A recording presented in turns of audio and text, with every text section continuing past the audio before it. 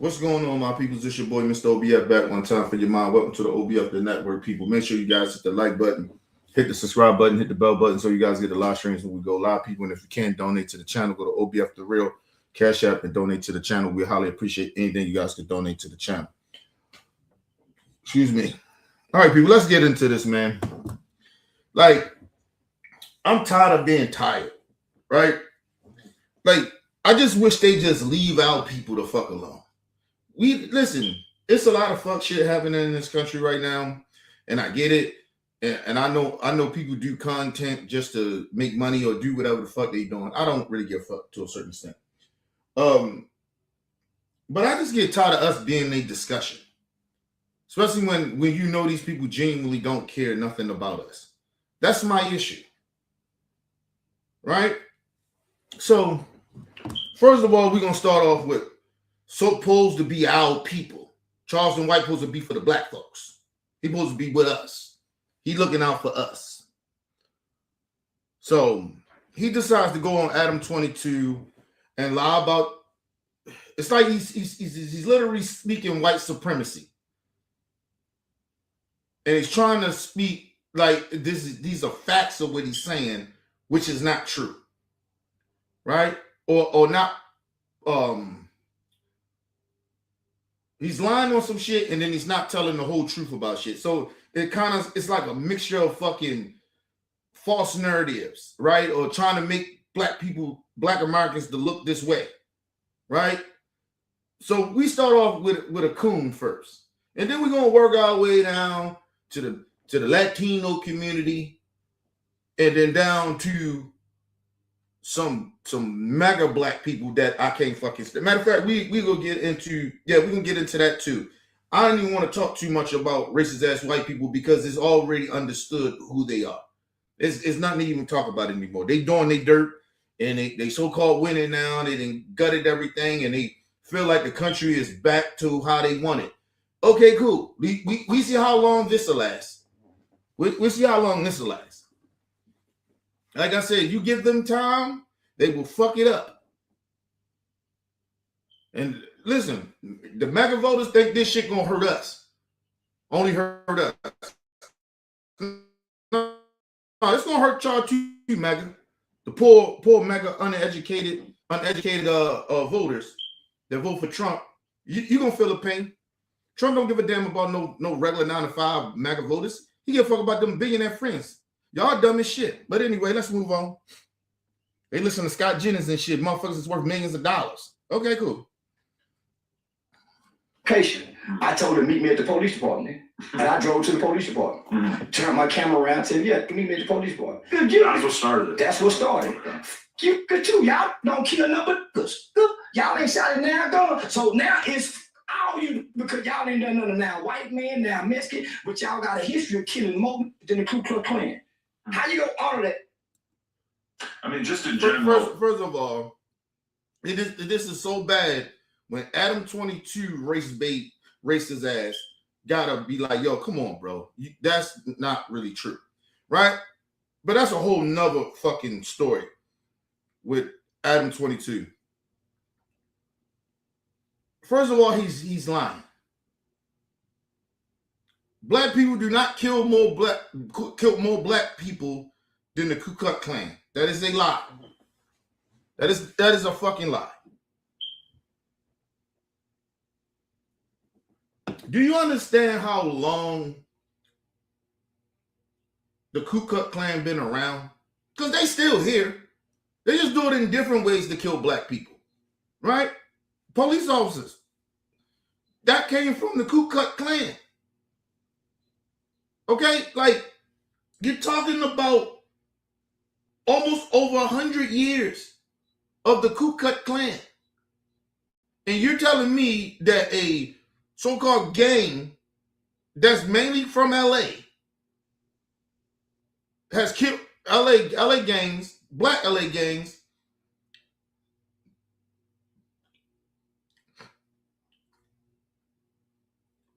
has killed more black people than the Ku Klux Klan?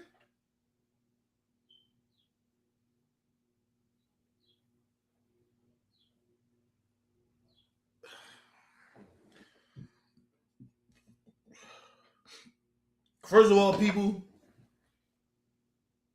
gangs, the Blood and Crip gang, it wasn't even built for that. For what you how everybody see the Bloods and Crip gangs and shit now. Like, this shit wasn't meant for this. This is a disservice of our own, of the way this shit went with the Bloods and Crips. It's kind of on us, right? And we had agents and shit that sold us out, just like they did the Black Panther, just like they did the Nation of Islam, a whole bunch of black groups that was founded by black folks. Shit, they even did it to the civil rights era, civil rights movement with Martin Luther King and them. It was agents and shit in there too that was selling Martin and them out. I mean, Martin and them out. This ain't, listen.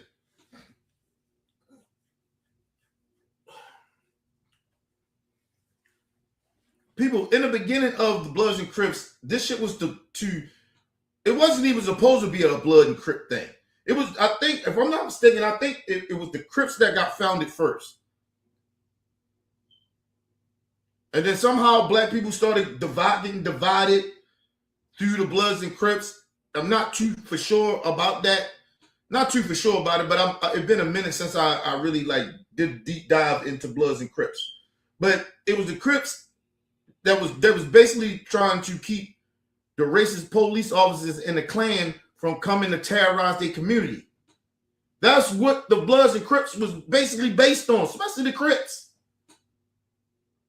So it's all just a bunch of bullshit. I think it was the Bloods. I could be wrong. It could be the Bloods that was first. But it's all bullshit. So Charleston White is intentionally trying to put this narrative and this stain on black people, which the white supremacists want on us. So when they see a black person and we dressed a certain type of way, or we got a haircut a certain type of way, or we got just tattoos, yeah, they Bloods. Yeah. They have this disdain for black people not even knowing who they are. This is the danger of coonery. But Charleston, while you can't tell him he ain't looking out for his people, you're the main person disrespecting your own people. But anyway, let's move on. But like I said, it's bad when fucking Adam 22 got to try to check him on some shit, and he still won't listen. Because he's pushing the narrative. He's getting paid to be a buffoon, but at the same time to disrespect his own people. And he's enjoying this shit. And this is what I call about these coons making money off of black pain.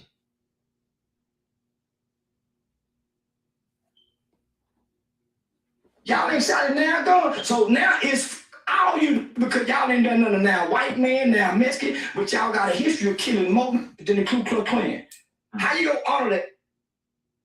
I mean, just in general, people tend to kill other people within their group. Show me People Jews. kill whites. Show me Jews killing Jews. Show me Asians killing Asians. Show me where they have a. Damn, he's stupid. And then the bad part about it is really pissing me off, because this is elementary work of researching people can do. He's intentionally lying. What the fuck did you call the Holocaust? Hitler was a Jew. What the fuck are you talking about, man?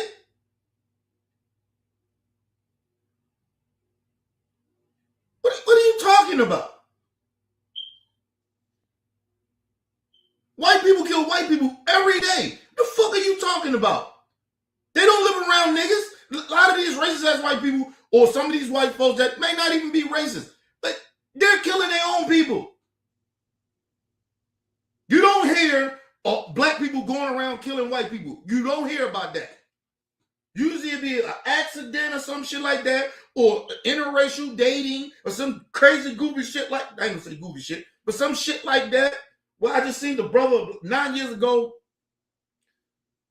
killed his girlfriend or some shit, his wife or whatever, and he was trying to take advantage of her. She divorced him. They had 2 kids. He wound up killing her because she wouldn't support him no more and divorce him because he was trying to get famous and all, some buffoonery, coonery buffoonery. Number one, he was already in the wrong for fucking with that white girl. Listen, I have no problem with interracial dating. Do you? But understand what comes with interracial dating comes with consequences. Okay? It comes with consequences like that. And for some weird reason, people don't want to act like I'm trying to race bait. It's not a race baiting thing. It's a fact. When something is a fact, doesn't mean it's race baiting. White people, marrying outside your race, that woman damn near got to grow up with you and respect black culture from the beginning out of the womb to really genuinely, and grew up with you to really genuinely somewhat understand what you're going through. Or the white dude, like whatever. But he wound up killing the white girl and killing the kids. He killed his own damn kids. So, come on, man. That's just pure evil. But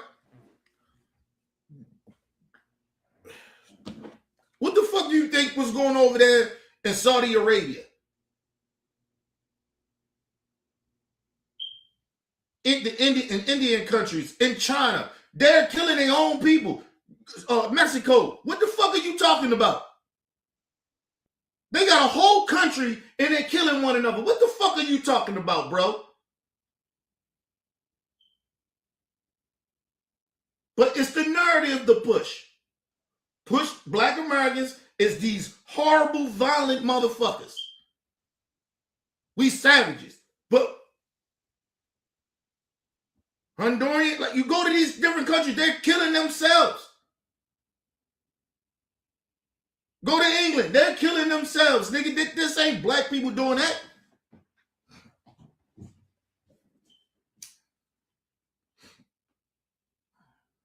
The fuck are you talking about?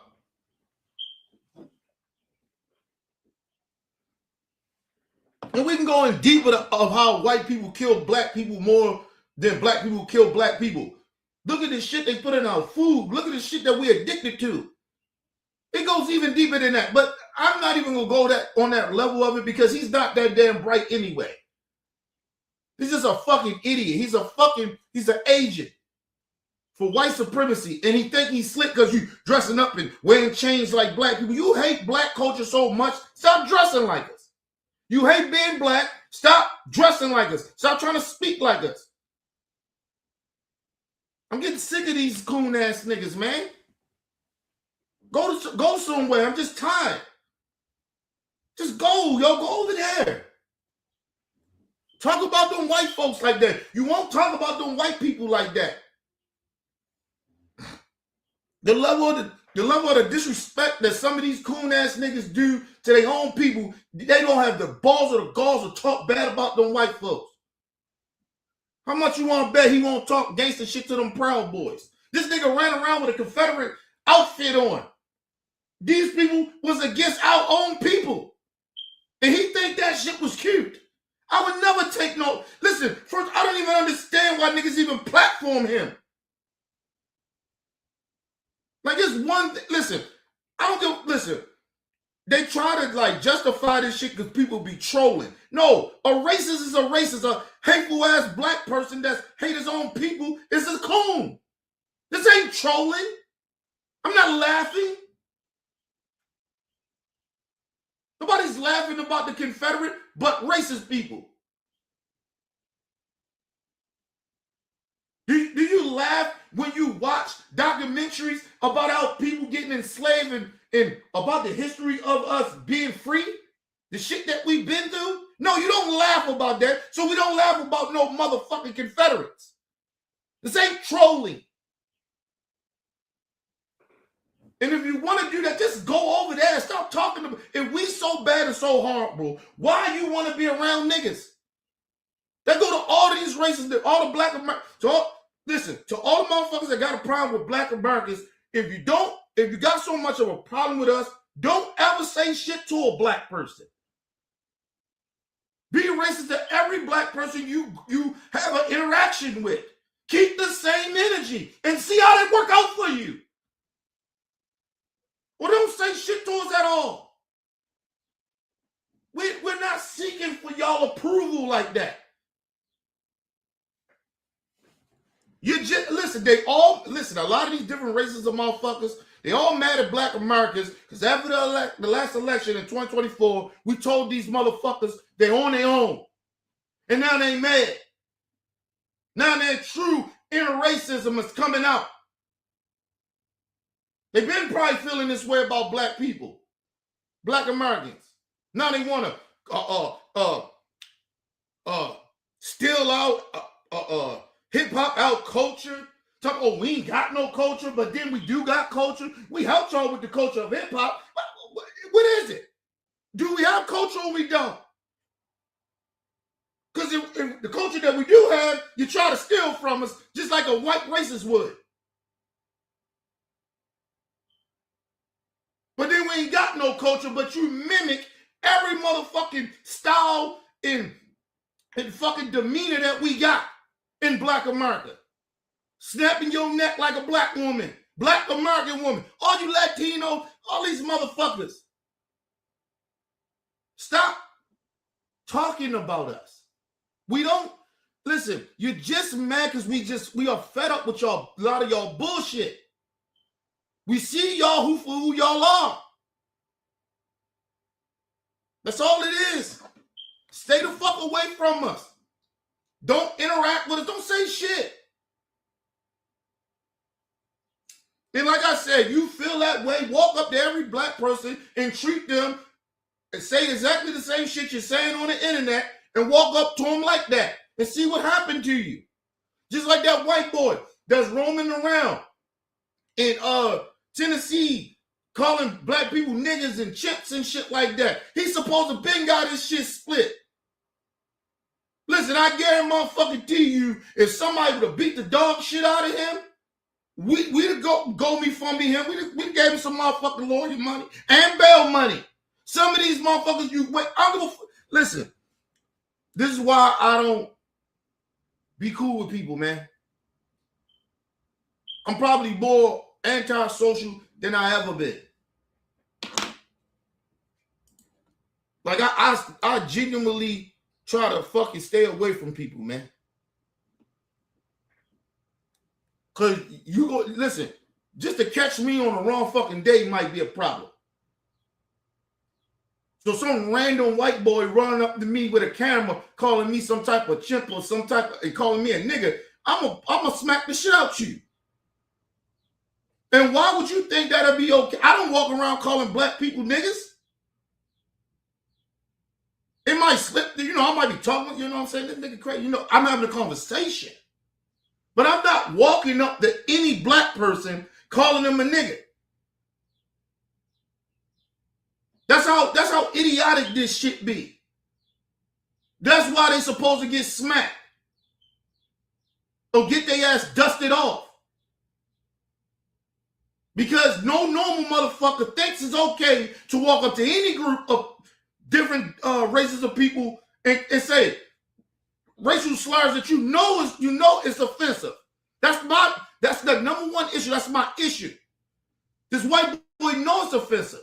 And he still thinks it's okay to walk up to Black people and call them all types of N-words. Like I said, I tell you one thing, what I do notice that he doesn't do, he doesn't go in gang neighborhoods where Black gang members are and calls them niggas.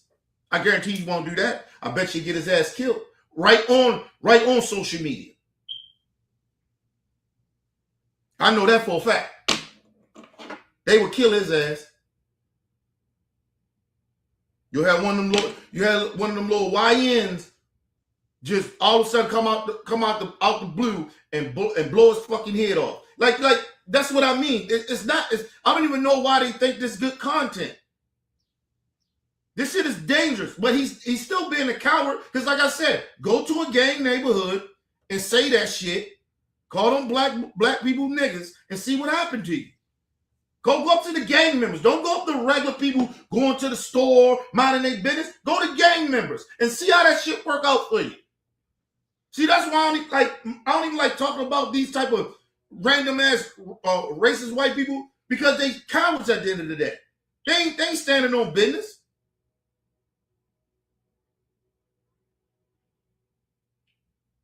I told y'all, they're not walking in hoods. They're fucking with people in safe parts or maybe the hood. Right? They somewhere where it's kind of neutral in a way.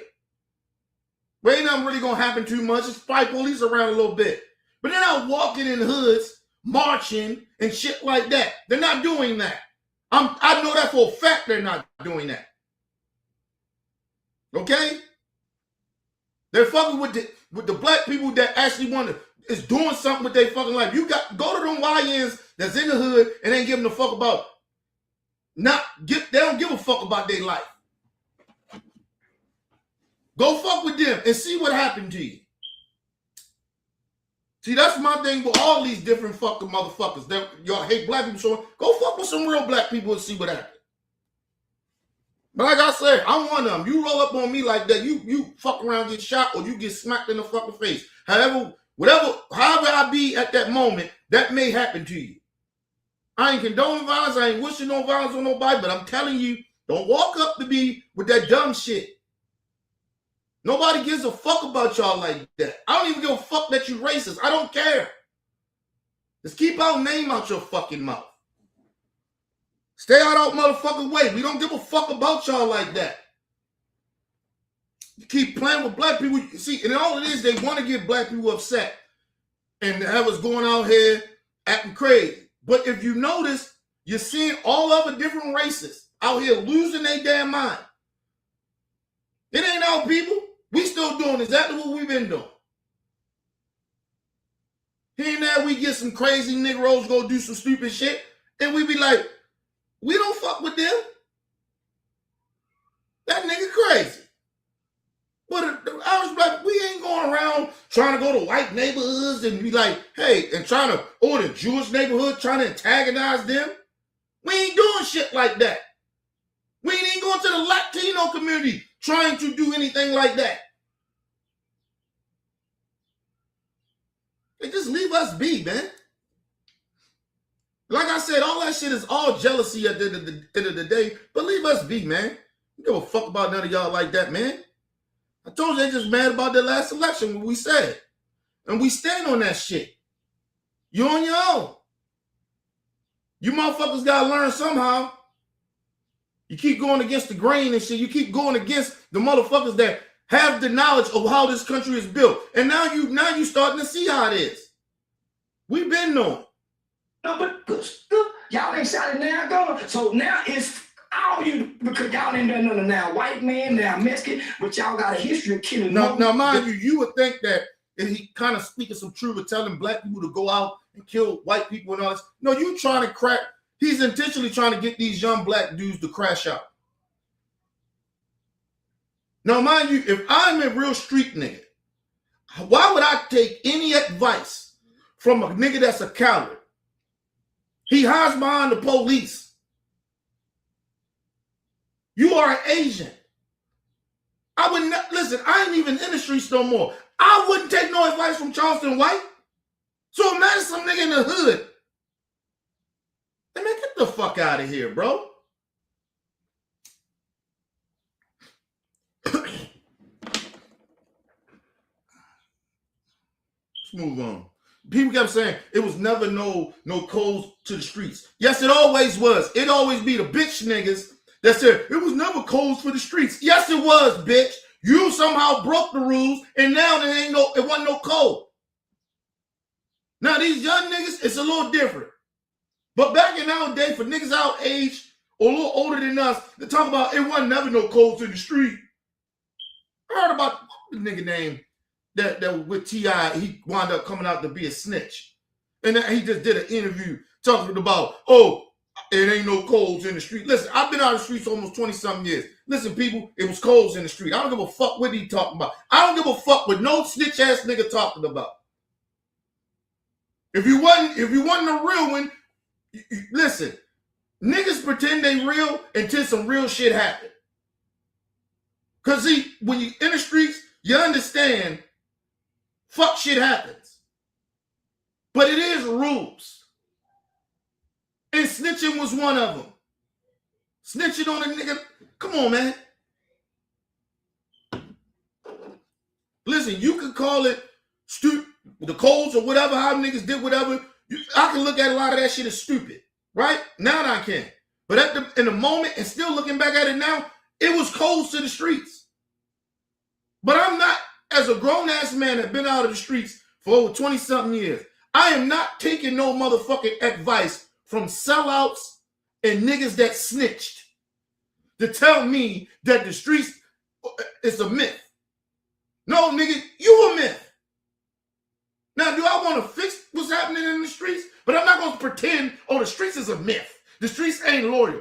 Bitch, you knew that when you got into it. What? I keep trying to, you niggas, are you slow?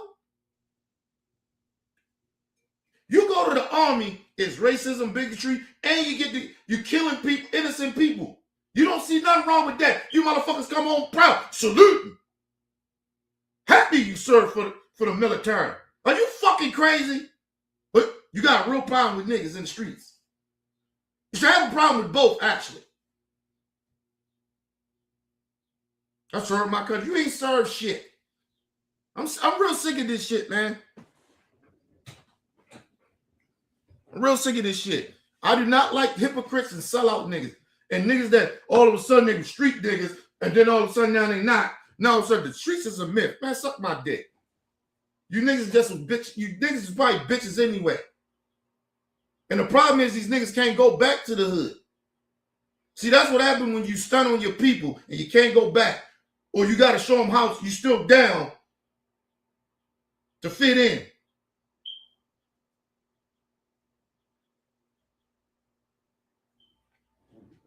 Listen, you never lose your edge. See, I can't listen. I don't like talking about this shit because these niggas are far from, these niggas beneath me in a way, because it's like, yo, I've been on the streets a long motherfucking time, nigga. I know how to move in the hood. I don't walk around trying to shit on my people, even knowing I might got way more than they do. I seen a nigga in the hood, I know so dope. Riding around in the Benz. I ain't got no motherfucking Benz, but I know motherfucking well he ain't gonna have that bitch in a year. He ain't gonna have it in a year.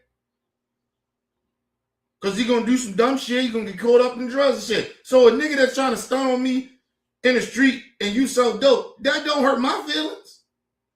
Because you can get a chick right now, you can fuck a chick that probably wouldn't give me a play because, you know, you riding in the Benz. I don't want to fuck with that bitch either. I'm a grown-ass man. I don't want to fuck with her. If I just wanted to get the pussy, I get the pussy. I wouldn't want to have no relationship with her. My problem is, if you make it out the hood, you don't supposed to shit on your people, man. That's the issue. A lot of these niggas, regardless of what occupation they in or how far they up the ladder in success, these niggas, the reason they say that shit is because they can't go around in the hood no more. You're not comfortable around the hood. I always tell people, I'm never uncomfortable when I'm in the hood. Like, honestly, I'm not. Never uncomfortable. I work in the hood. They got, like, come on, man. I'm not scared of my people. What the fuck I'm scared of? Enough. Listen, I've been not scared to die since I almost lost my life twice when I was in the streets. I've been not having no fear like that to die. So I would never let no other person or no man make me have this fear of getting killed or getting hurt. I almost came close to death twice, and I don't fear that shit. If it's my time to go, it goes. But these niggas can't go in the hood because they bitch ass niggas. Fuck out of here. And I don't need no police escort and all that bullshit. The problem is, I'm going to tell you why I can do that. I can move around because I don't disrespect my people. Regardless, down to the fucking crackhead. I don't disrespect no fucking body. Niggas is crazy out here. The problem is you motherfuckers lack respect. And that's why you can't go back to where you come from. Bitch ass niggas. Anyway, let's move on. Can't stand these niggas, man. Some of these niggas, man. Number, Y'all ain't shot it now gone. So now it's all you because y'all ain't done nothing now. White man, now Mexican, but y'all got a history of killing more than the Ku Klux Klan. How you gonna honor that? I mean, just in general, people tend to kill other people within their group. Show White me people Jews. kill whites. Show me Jews killing Jews. Show me Asians killing Asians. Show me where they have show me where they make up the smallest percentage of people in the country and they have most of the homicide. No other race has that. What else? No, we don't have the most of homicides. It's a lie. He's lying. Why is he lying? It's not true, people. There's more how people incarcerated, and we got the less of the population, but that was designed. But we have never, we have, oh my God. Oh my God, man. You can't make this shit up. But let's just move on, man. This dude is dangerous to the community, man. Does gangbanging The like that? Hispanics do it. The Whites do it. the Hispanic murder rate is not like the black on black It crime. might not be as high, but There ain't no such thing as black on black crime. Why you ain't calling Hispanic on a Latino crime? But our shit is black on black crime. You see the narrative that this bitch ass nigga pushes? Just to demean us? You can't reach out people by disrespecting them, bro. Listen, I learned that a long time ago. Mind you, Charleston White ain't that much older than I am. Fuck Charleston White, about like 49 or something. Like, nigga, you are not that old not to know this. But you know what? What is true, he don't come from the streets. I'm sorry, he do come from the streets, but he never was a street dude. Soon he got in a big situation that was getting ready to give him time, he snitched on all his homies. Listen, I apologize, but God already know how I feel. He know what I'm probably thinking most likely, right? Because I believe in a high power. Listen, it is shit that my homies have done, and I know they have done. I will never tell anybody.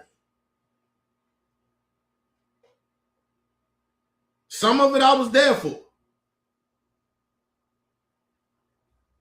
lot of it I know it happened for sure because of the people that I know that was there.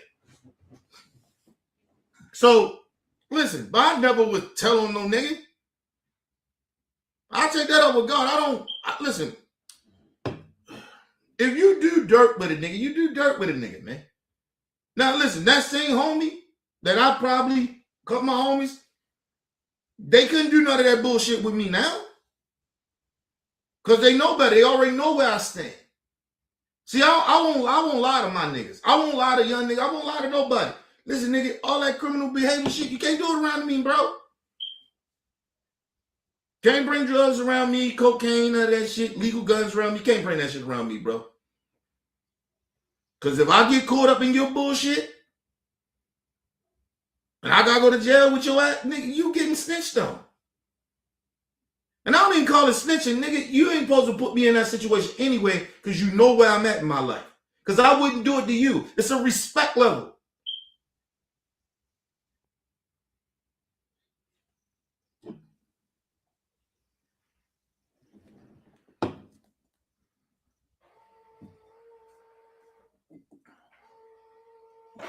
That's why when people be like, oh, the people in the neighborhood should speak up more about shit. First of all, nigga, you because you seen something doesn't mean you got to say something. Because some shit you don't supposed to speak on. If a nigga kill another nigga in the hood, you don't know what happened. You don't know if the nigga he just killed somebody that was close to him. You don't know. Listen, I'm not condoning none of this shit. I'm just telling you how the streets work. You can call it stupid, call it whatever you want, but niggas sign up for that shit. So anything goes to that shit. But the one thing it's always been ain't no snitching, nigga. And you snitch, nigga, you get killed. Niggas put hits out on you back in the day. Oh, what's the nigga name that snitched? The old gangster and shit.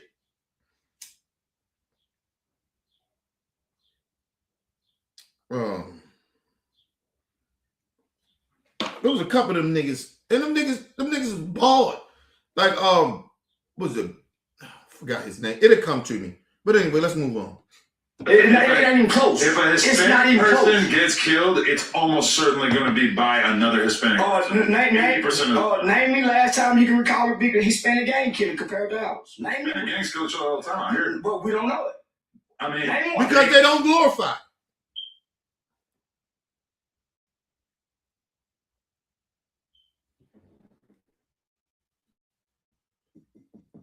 People,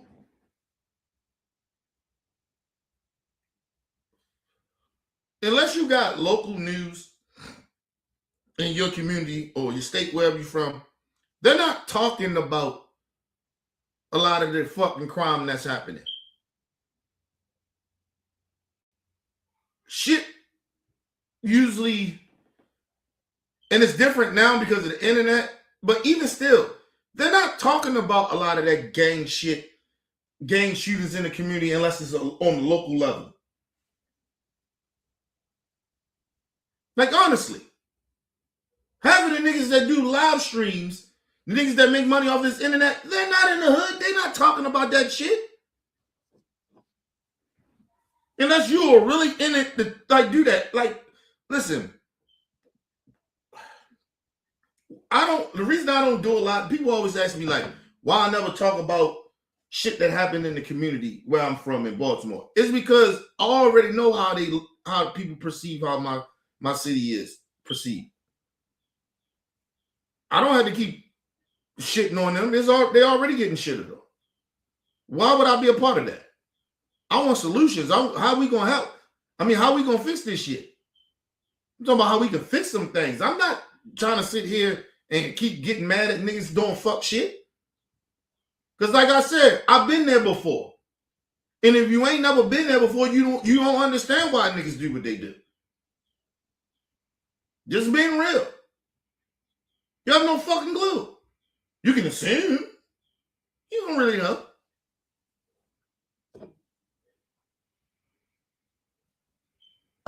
And like I said, sometimes people are wired differently. You got niggas niggas come from real fucked up situations where from the day they've been born, it's been chaos. Some motherfuckers has been pushed into this life, that lifestyle, and they had no choice. And then niggas be like, well, he could have did no, nigga. Not when you gotta keep going back home to this.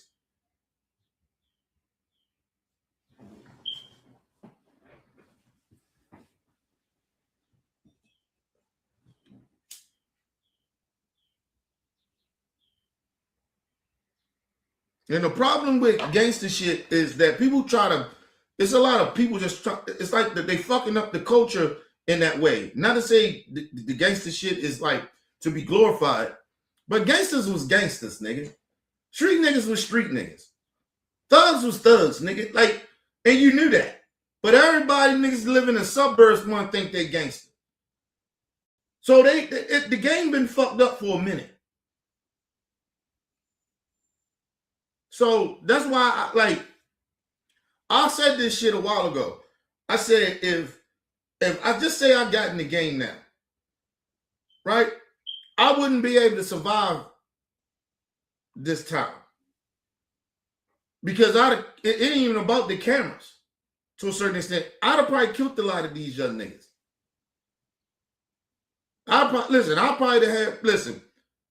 Before they catch me, I probably would have had about 10 bodies before they caught me and connected me to some shit. I'd have had about 10 bodies because niggas is reckless and they disrespectful. And the era is just different. And listen, even though we got all these cameras and shit like that, people ain't talking in the hood like y'all think. That's why a lot of these deaths, and the police department don't really care about black people killing black people to a certain extent. They don't. So a lot of these shootings that happen in the black community, they never get solved like that because ain't nobody talking. And the police ain't investigating these people's death. It's usually their family. Usually have to broadcast that shit. Make it, push it. For that shit to really get investigated. But people don't want to talk about that. But let's move on. Person gets killed, it's almost certainly going to be by another Hispanic person. Name 80% of name me last time you can recall a bigger Hispanic gang killing compared to ours. Name Hispanic me. gangs kill each other all the time. I hear it. But we don't know it. I mean, Name one. they ain't famous enough that people are putting it on the front page. Whether ours are famous or not, you're gonna hear about us. Nobody kills each other more than Black Americans. Nowhere on earth. You cannot compare that to anything. Yeah, I mean, it's probably a higher percentage. Yeah. First of all, he's a liar. He said nowhere on earth that black people, no other race is killing more than Black Americans. He's a liar. Because like I said, Mexico is killing their own people. Listen, people, let me just be honest. This is how idiotic him saying that. I don't even have to look it up, even though I already looked it up. Because I like to be factual. Mexico is Mexico. Iran is Iran, nigga. Listen, what the fuck is he talking about, man? Black Americans killing more black. We ain't even the black community and the black. Oh, this nigga pissing me off. Somehow we can. Where they getting all these niggas to kill?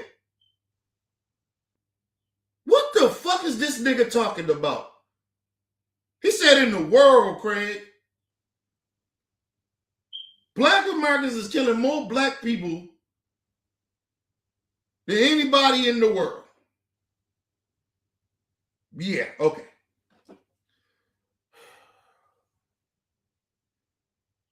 I'm sorry, he said we killing our people more than other people are killing their own.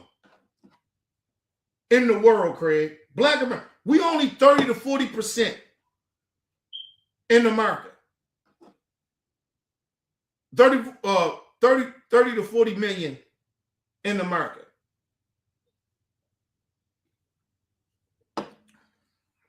Listen, I ain't even got to go that far. Like I said, we go to Mexico, nigga. Mexico killed way more of Mexican people than Black Americans kill black people. They tripled that. The cartel is over that bitch. They damn near run that country over there. The fuck are you talking about, nigga?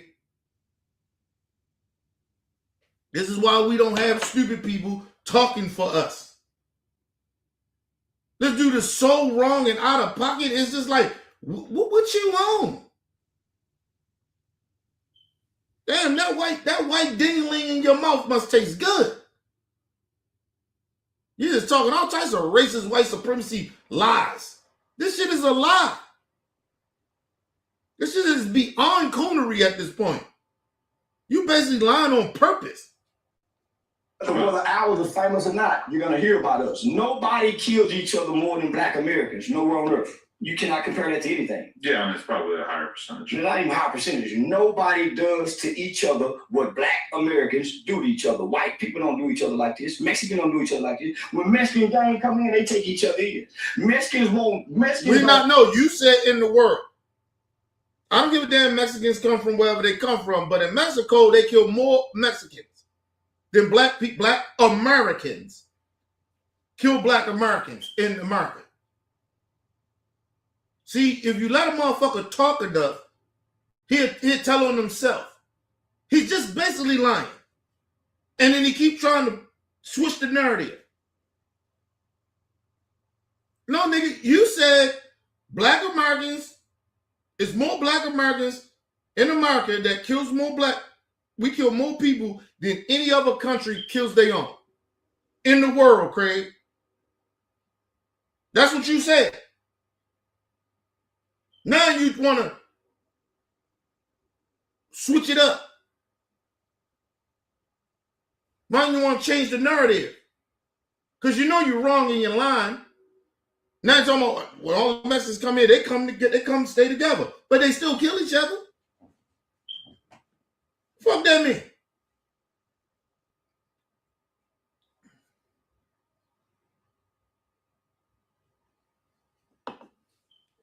Let me ask y'all a question. Do y'all know about MS-13? That's the biggest Mexican gang in America. You know where that came from? Mexico. It wasn't created here. MS-13 was created in Mexico. The fuck is this nigga talking about? Do you understand that these motherfuckers are sex traffickers? What black people you know sex traffic? See, now y'all want to get real about it. Let's get real.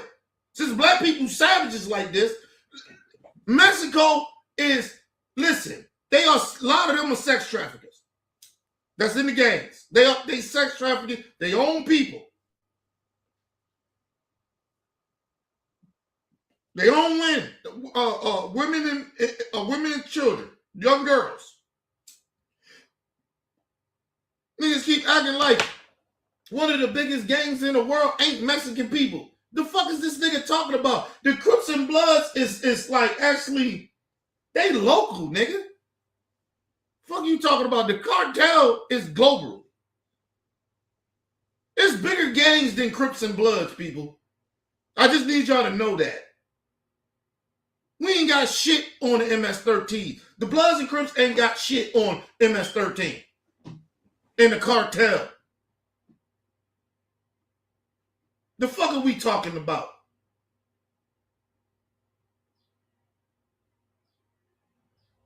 Listen, if you really want to be real about it, we outlasted the mob.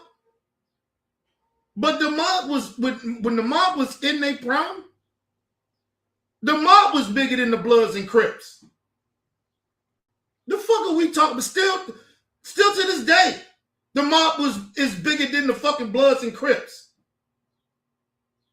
Because they're global. We local. Just a state say, man, nigga, we got Bloods and Crips down here, nigga. They moving like that.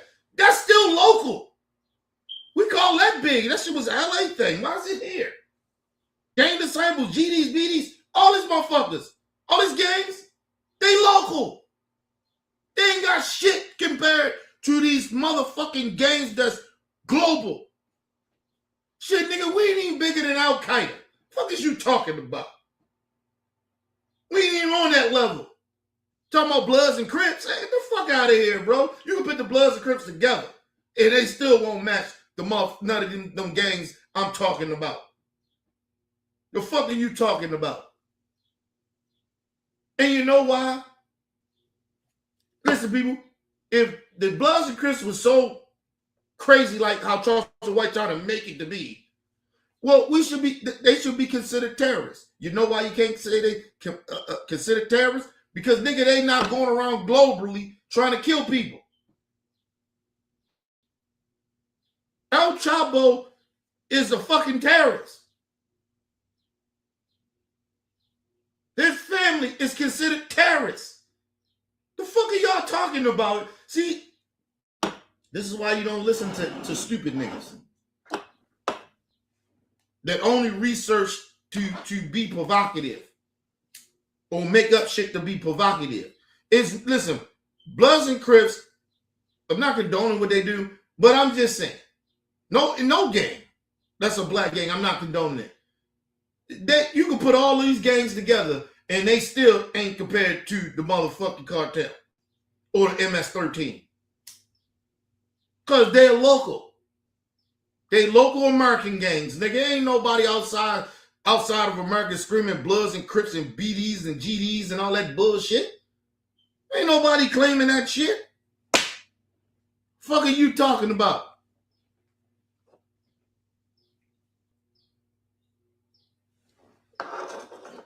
Motherfuckers is crazy. But you listen to Charleston White, we the most savage people in the world. We worse than Al Qaeda. That's how he's trying to present it. We ain't got shit on none of them gangs. I'm sorry, terrorists, because that's what they are. They literally terrorists. If black people only killing black people, how the fuck are we terrorizing the world? MS-13, the Al Qaeda and El Chapo and Mexican Mafia, all that shit. Nigga, they kill anybody to get what they want. Black people, black gangs ain't even nowhere on that level. As a people, as Black Americans in this country, we got a problem with unifying, even right now. So you think if the fucking gangs were smart, they wouldn't be divided the way they are. The Bloods and Crips. Or you come to like Baltimore City, some niggas fight for a block. You got that block, I got this block. You wouldn't be that stupid. But it's designed that way to make us look stupid and do stupid shit. I've been in the streets. I know what I'm talking about. Niggas don't have no unity. That's why we can never be on the same level as some of these gangs and terrorist groups. But you listen to Charleston White, we the most savage. Let's move on. Openly over each other.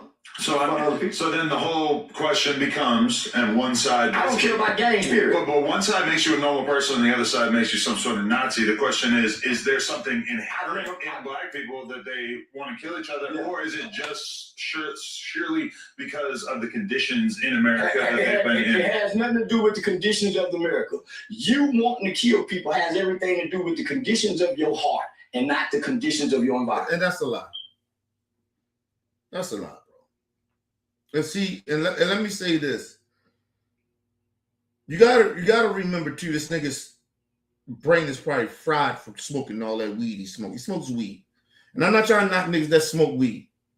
Nipsey smoked weed, and I believe at his core he was a good dude. This nigga here is just a self-hating nigga. It's in your heart to hate niggas. Hate your own people. Because what you just said was a lie. It's in your heart. How you know? First of all, Digga, you can't even tell somebody it's in their soul. How do you know it's in a nigga's soul? How do you know what a nigga thinking unless they tell you? Is it any data that tell you that it's just in black people's heart? No, nigga, it's not scientific or nothing. That's some shit that you just make up. You can't even on a spiritual level say that. That's how ignorant he sounds. Now, mind you, racist white people are looking at this nigga. He's cosplaying black people. Wearing what we wear, it has to change. You know how we dress, got our swag. And then you got this hateful nigga going around on platforms disrespecting his own people.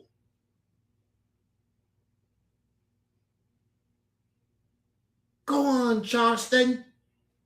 White power. This nigga's doing it for us, man. We ain't got to say it. Let them say it. Let them say it. Let's get more. Let's recruit more of them. Let's put money in their pocket so they can go around on these platforms. And listen, if he doesn't know this, it's sad. But if he does know this, it's harmful. But I believe he does, so it's harmful. So he's intentionally being harmful and selfish. Just blatantly lying, people. Blatantly lying. It's in their heart. Now he's going to tell all black people that come from that community if they killed somebody or not. How we act in our community, what we stand for, whatever. It's all in our heart to be this savage and this much of a demon. Let me tell y'all something. Let me tell you how idiotic he sounds. It was niggas that didn't grow up with King Von. When he got in the rap game and all that shit, people, you spread out, people get to know you. It's niggas that ain't even grow up with Von. I'm saying like, yo, this dude was a good dude at his core. Same shit with Nipsey. So it's in their heart. But the niggas that didn't grow up with him told you like, yo, excuse me, outside of not growing up or knowing Vaughn or Nipsey, he's a good dude. He was a good dude. He had a good heart. But we was ignore them motherfuckers and just listen to Charleston White, because Charleston White somehow can tell you what was in King Von's heart and Nipsey's heart and the rest of the black people that come from that life.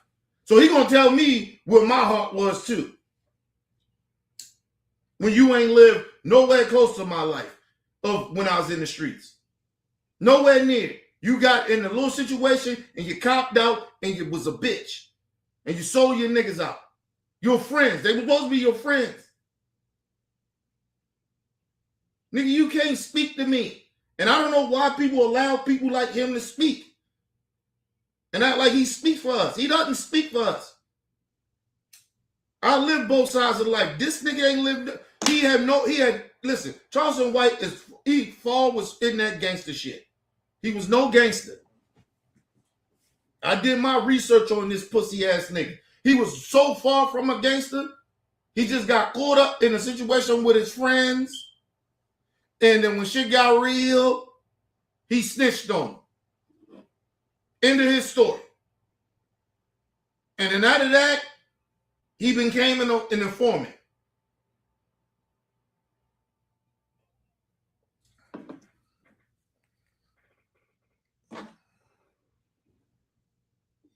Listen, I'm a rare breed of shit, right? Because usually a nigga that come from where I come from, that been in the shit that I've been in, usually a few things got to happen for you to make it, right? To be on a thought process that I be on, right? How I think.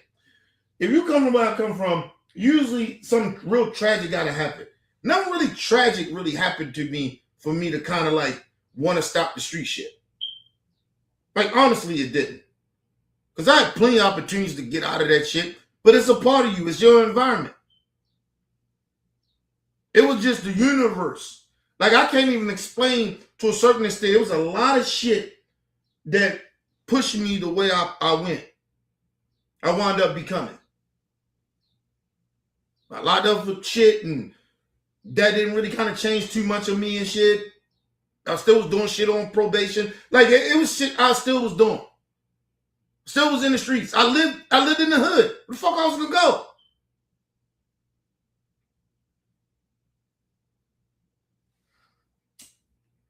Listen, a lot of times you don't feel comfortable around shit that you don't know.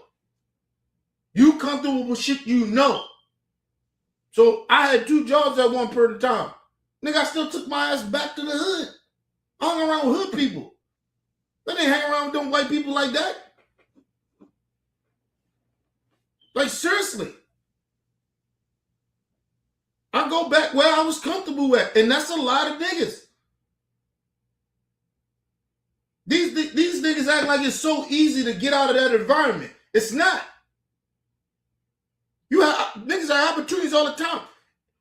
You can feel so uncomfortable. And the one thing about niggas that come from the streets like that, they don't even understand their potential. I didn't understand mine. So I know they don't.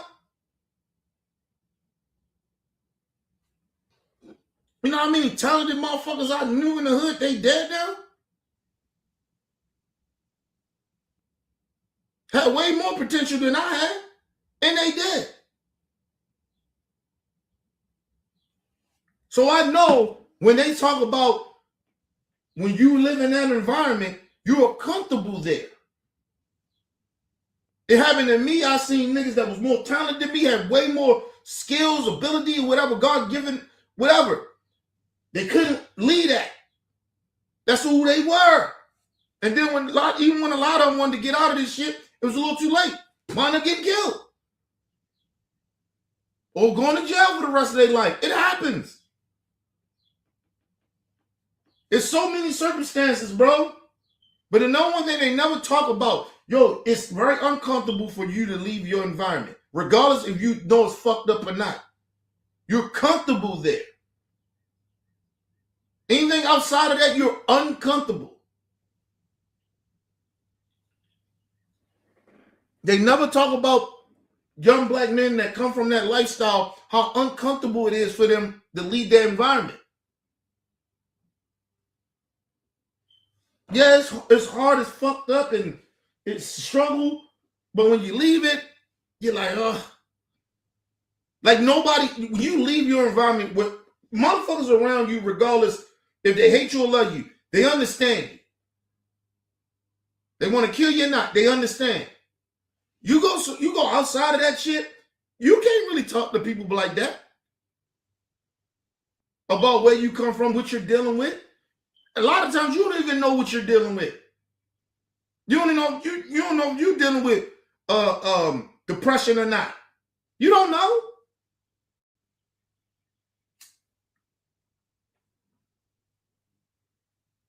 I always tell people I got lucky to get out of the hood. Because it wasn't one specific thing that actually pushed me away from the hood. It was a lot of shit that was happening. It was, like I always say, it was the universe. I was one of them lucky ones. That's it. Other than that, I can't explain how I got out of the hood. It's nothing, I don't know how to explain that. And a lot of niggas can't tell you that. Because a lot of them dead or in jail.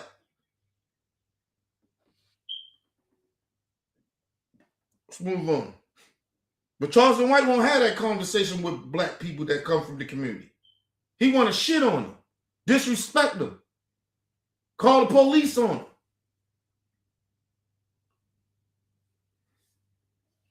Nigga, listen.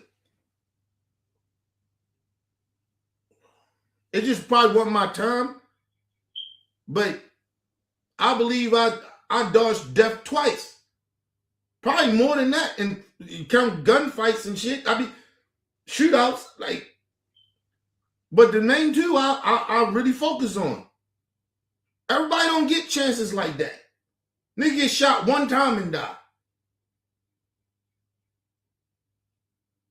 So, let's move on. The conditions of your heart are going to be determined by the conditions you grew up in, right? I know plenty of people grew up in the conditions and don't kill people or hurt people or gangbang. Well, it's not going to transfer to everybody. I know people that grew up in worse conditions than LA gangbangers grew up in and don't kill people. So what's in the heart of a black man that he just wants to kill? First of all, it's people that live in those gang neighborhoods that don't kill people either. But see, that's the narrative he's pushing. I said this shit about these type of niggas. Everybody in the hood ain't killing everybody, man. Everybody ain't in the gang killing people. These niggas acting like it's just Bloods and Crips just ruling these neighborhoods. Like took over the houses and everything. Ain't no elderly people there. Ain't no moms and dads there. And cousins and like it's people there. Everybody ain't doing that. It's elementary school kids there. What the fuck are you talking about, nigga? But anyway, let's move on. But like I said, his whole purpose is to demean our people. To make us the boogeyman. The savages. Because he get paid to do this shit. And Adam 22 should be ashamed of himself for allowing, but then he ain't. He's a racist as damn. So that's why he let him on here. And then try to pretend that he's trying to speak highly good about black people. You're not trying to, you don't try to defend us, nigga. You a racist your damn self. Excuse me. Because this nigga, as much as Charleston White is disrespecting the community of that gang life and shit, Adam 22 does it in his own racist way.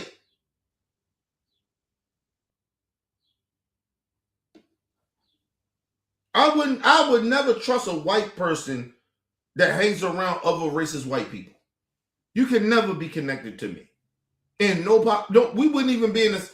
Listen, we can't have a conversation. Okay? I'll trust a gang member before I trust a racist.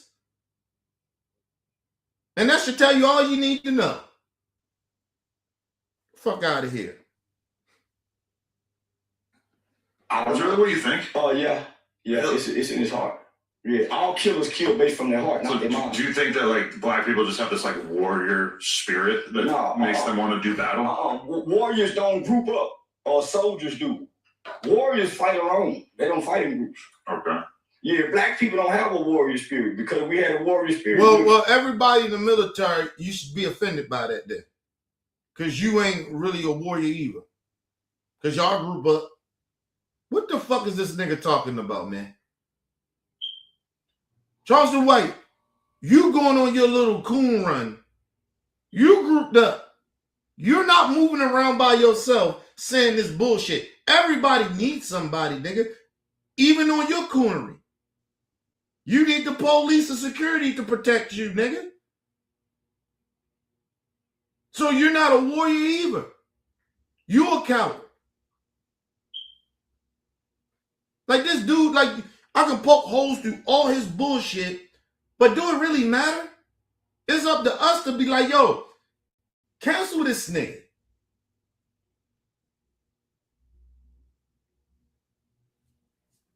Let's move on. A white man as soon as we can think about it. Right. We have a coward spirit. That's why we hurt each other. Yo, it's Big Ant, the spokesman, man. We back. Another edition of Urban Politicians TV, UPTV. Make sure you stay on your pivot at all times, man. Had to come tap in. It's y'all boy. Let me say this.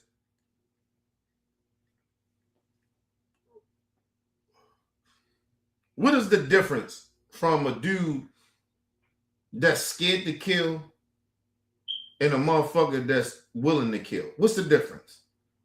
I'm throwing that question out there to y'all. What's the difference? A motherfucker that's a coward that'll kill you out of him fearing or whatever. That a motherfucker, you know, he willing to kill you. Right? Like, I tell a motherfucker this, right? At my core, I don't want to hurt nobody. Right? But if I got to kill a nigga, I'll kill your ass. I'll kill anybody fucking me wrong. If I think my life is in doubt, I'll kill you. And wouldn't care. I ain't gonna say I wouldn't care. It'll bother me. But if I was back in the day, it probably wouldn't have bothered me. But now it would bother me if I had to kill you. But I ain't scared to kill you. I wouldn't even blink twice if I think my life is in danger. Right? But imagine a motherfucker that's scared to kill you. What is really the difference? Nothing is the difference of it. Because if you think of the motherfucker that's scared to kill a motherfucker, he's most likely doing it because he feared that motherfuckers gonna kill him. Right? Then the motherfucker is not really that much different of a nigga that'll kill you. Because a part of him thinks that, oh, that's my daughter's phone. Kanaya! Kanaya! Kanaya! She must be asleep. That's her phone. Thought that motherfucker was dead. It was sitting on the counter. Okay. Anyway, but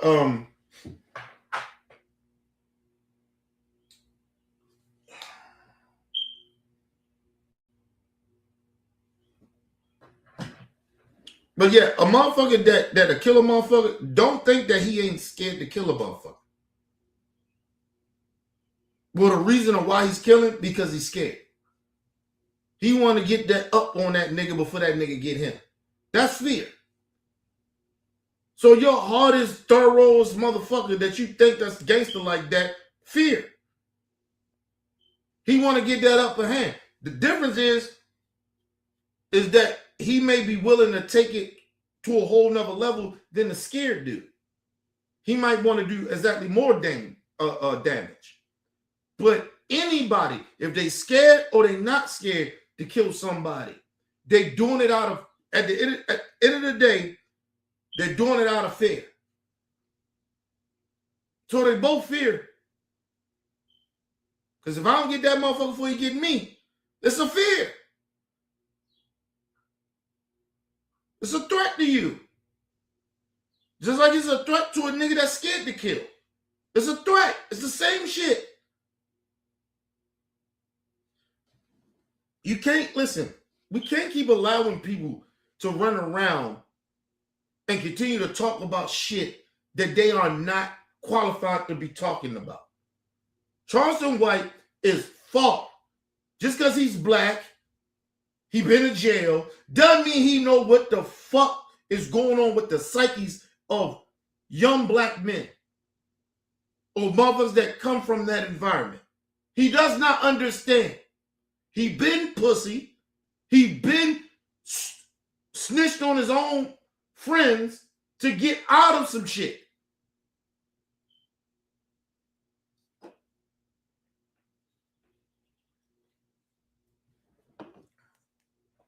Listen, people, where I come from, listen, I done took cases for my homies.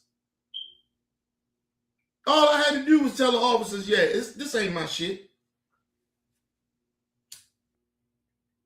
And my homies and shit would have went down for years because they wasn't even paying me no attention.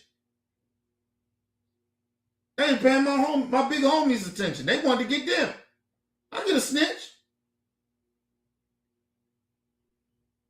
But I understood the rules. I was raised in this shit. I was raised in street life. So, and against the shit. Like, so a part of me, I'm only ashamed of what I did. I'm not ashamed from coming from it. Because a part of it made me who I am. Right? So I make moves a lot of the times and I do things or not do things because I came through that. I grew up in that. I was raised in it. So I don't make some of the bad decisions that I used to make anymore because I know they bad. Right? Like, you get what I mean?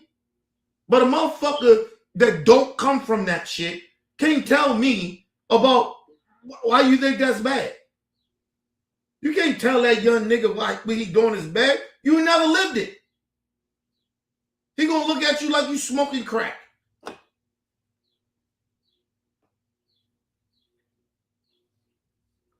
And understand, them young niggas, they are in the trenches of that. They're not listening to niggas like us.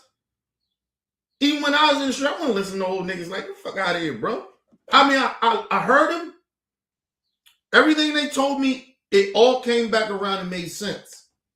I listened to some of it, but I probably should have listened to at least half of it, and I probably would have been well off. But I didn't. And that's a lot of young niggas in the hood. They're not listening to that shit because you are in the moment of this shit. That's how I know I relate to these young niggas. Because I get it. I listen to that nigga. Hey, man.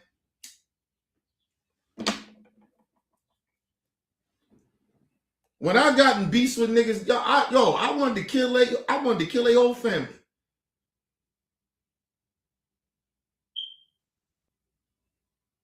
I wanted to kill everybody in their clique. Let's catch all them niggas and just burn their ass off, just roll through the block and kill all them niggas. But then we had codes. No women and children. It could be kids out there. There were plenty of, listen, that's why we didn't do drive-bys like that. We did a couple here and there, but not like that. We had to really set that type of shit up to get niggas like that. But nigga, we never did drive-bys. It could be kids out there. You don't know who out there. Had to be very, very careful of doing that shit. That's why, like back in the day, niggas will roll up on niggas in their hoods and shoot them. We ain't getting into no cars and all that shit. Nigga, we just rolled up on niggas and started blasting. And we kind of was on a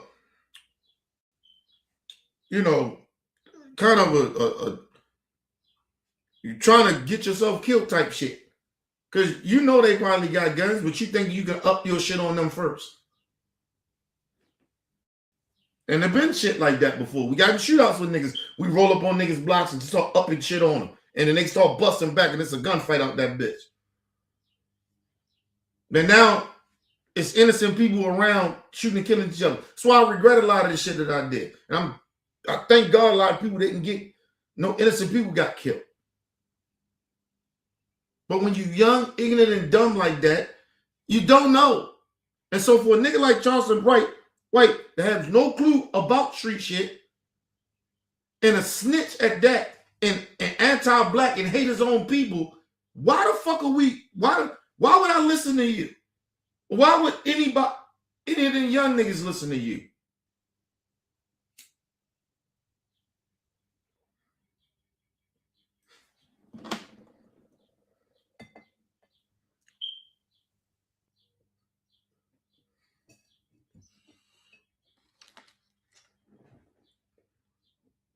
Listen, and it's different from our generation to our moms and them generation too, and grandparents. It was expected that we was going to die. So a lot of our parents prepared for it. A lot of our parents prepared, like, oh, our kids in the streets, let's prepare for these niggas going to die. So they mentally prepared themselves for it. Not that they was okay with it, but they mentally prepared themselves for it. Us, our generation having kids and shit, it's a little different. We don't prepare for that shit.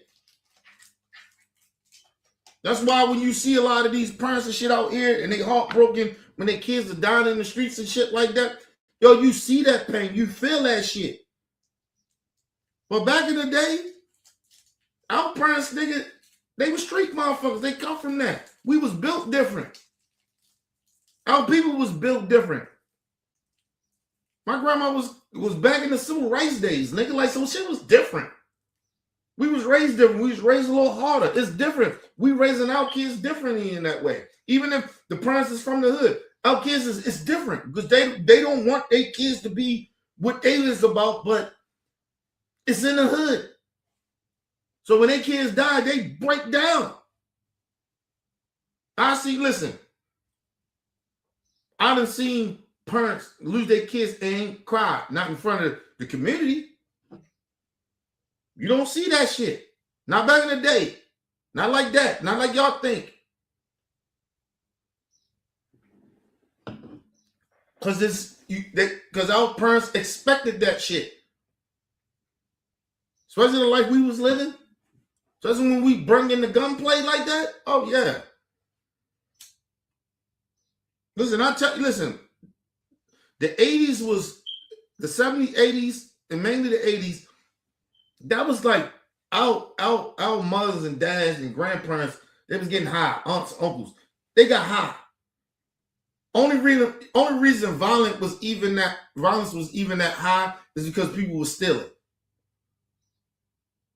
Right? And people trying to claim blocks, right? For drug reasons. In the 90s,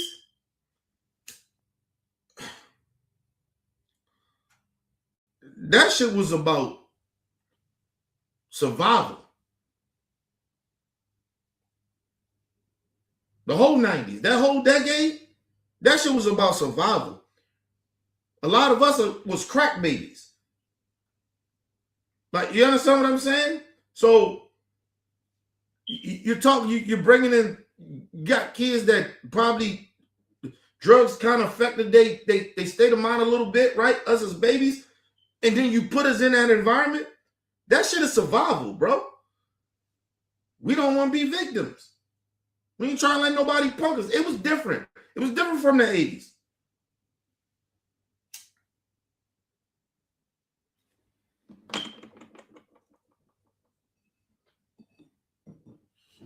Listen, I seen my aunts, uncles, God rest a lot of they so nigga, they was at the point they was finished with niggas. They was finished with me. Motherfuckers come from the streets on that bullshit. They were so done. It was like, what the fuck is you niggas doing? Bring that shit around here, like, yo, telling you. And listen, and at that time too, you still gotta understand, our elders, my aunts and all them, grandpa, they still had a say to the 90s niggas that was raised in the 90s. Right? They still could say certain shit. They still had authority. Now you ain't got no authority over these young niggas. They getting raised by motherfuckers they age. Motherfuckers, listen, I'm only 14 years older than my mom. I mean, younger than my mom. Just imagine how close this shit is now with these kids.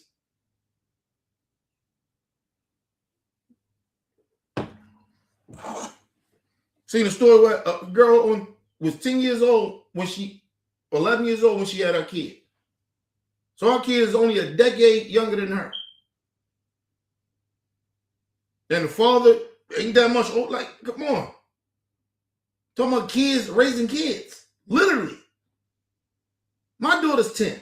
The fuck we talking about here? These kids are listen, these young folks are much younger. The parents are much younger. This shit is a bad combination here, people. Niggas be like getting like almost shot. Like mothers be shot. I got a kid that's 10 and I'll be 45 this year. I'm like, nigga, that's kind of, it's late, but it's not really late. Right? Come on now. It's not really late.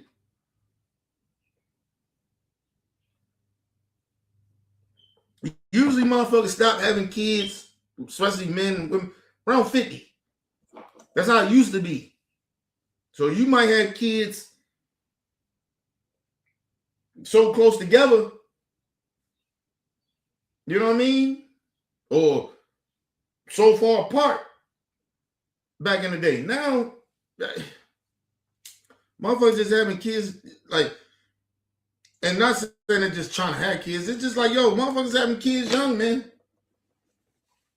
You talking about a lot of these, especially a lot of these young kids, you got, think about it, was an epidemic with the young kids, the young folks having kids young. My generation in a way. My generation kind of started that. When motherfuckers is barely 14 having kids at 13, 12 years old. Teen pregnancy. Remember they had a whole reality show on MTV of that shit. Like, yo, this shit been happening. So a lot of these young folks, these kids are young, man. And then the kids that you had that's young, now these kids are having kids.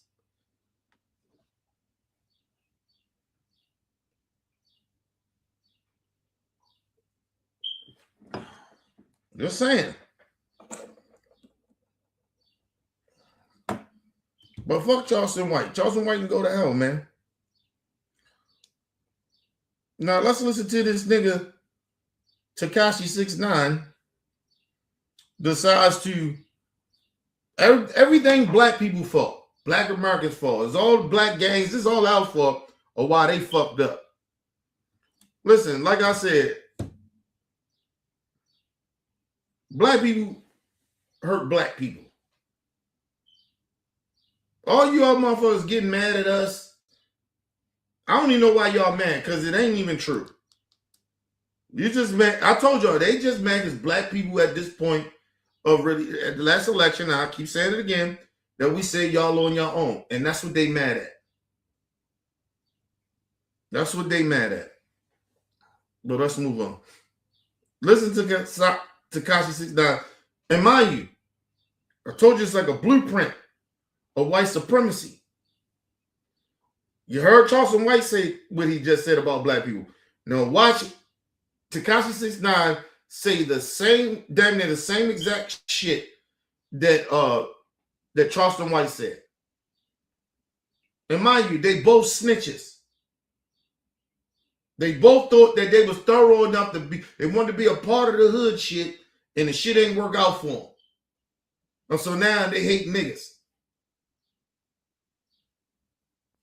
Let's move on. Where did that hate come from?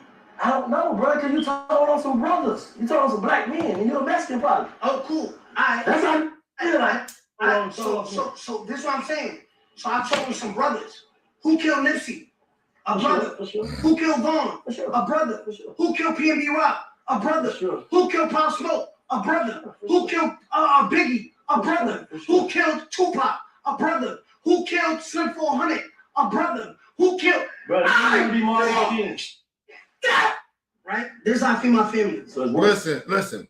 And all that shit he named, It's all white supremacy talk.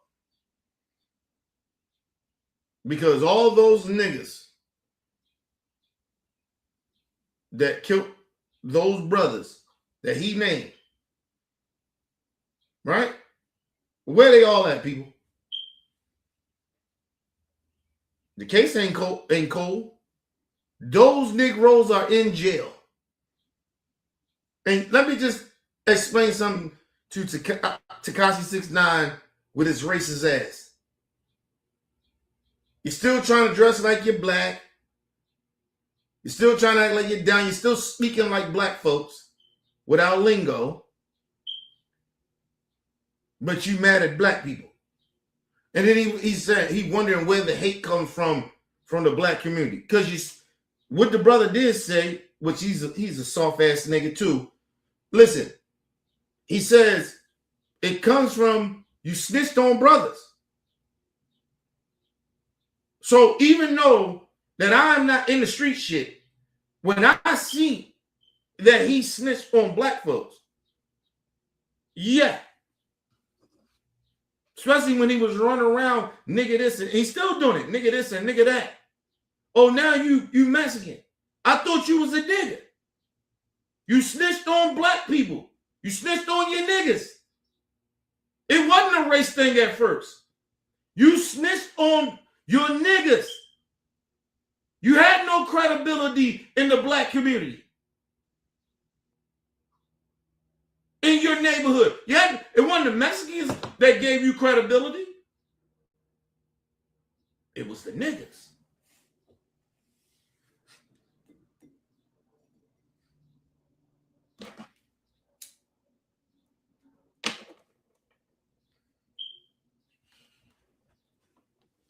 I'm gonna get deep into this. Give me 1 second, y'all. Yeah, check on my daughter.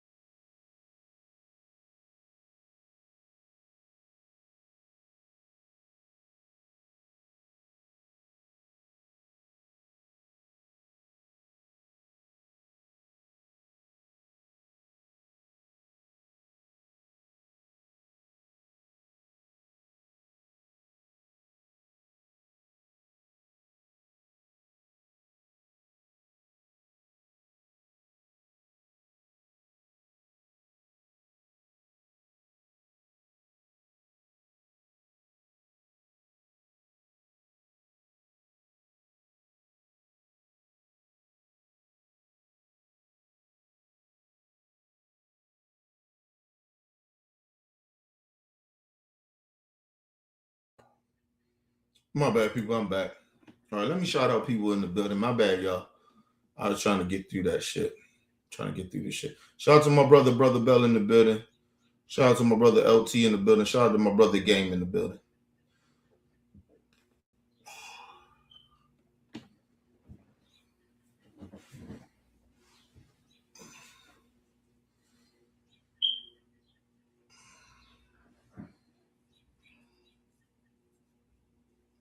The gangster name that switched. LT said.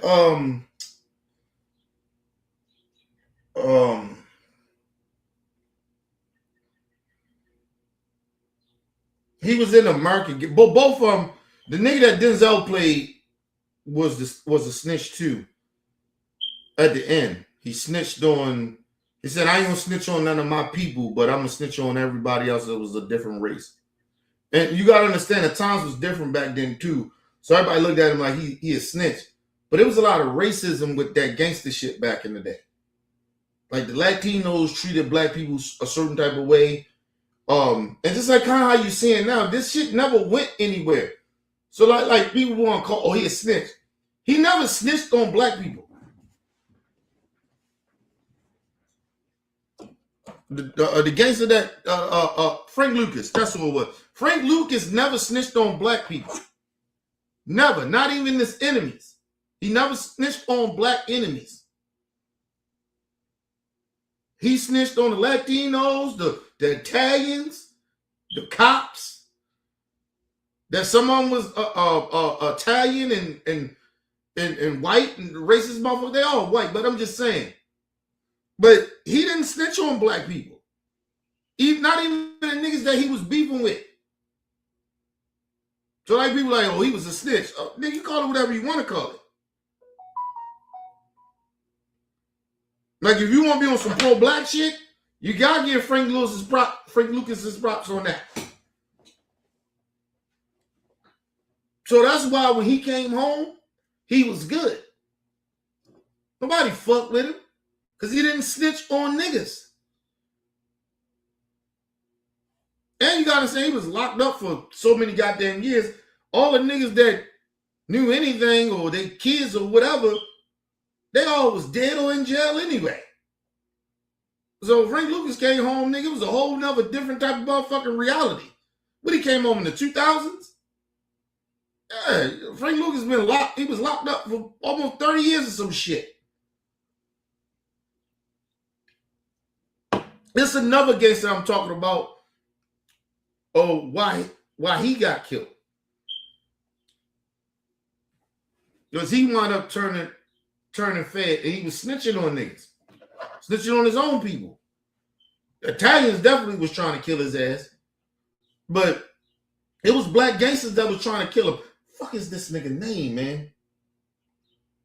His character was in American Gangster. What the fuck was his name?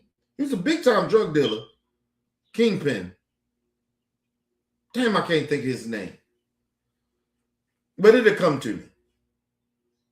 But so back to this Tekashi 6ix9ine bullshit. Listen, it's very easy for this sellout ass. I mean not sellout. This racist ass little white Mexican boy, Latino boy, to now be mad at black rappers and shit. Because that's the thing to do, is to be mad at black people for the shit that you was a part. See, he's the worst motherfucker because he was a part of the culture. Like they brought him in.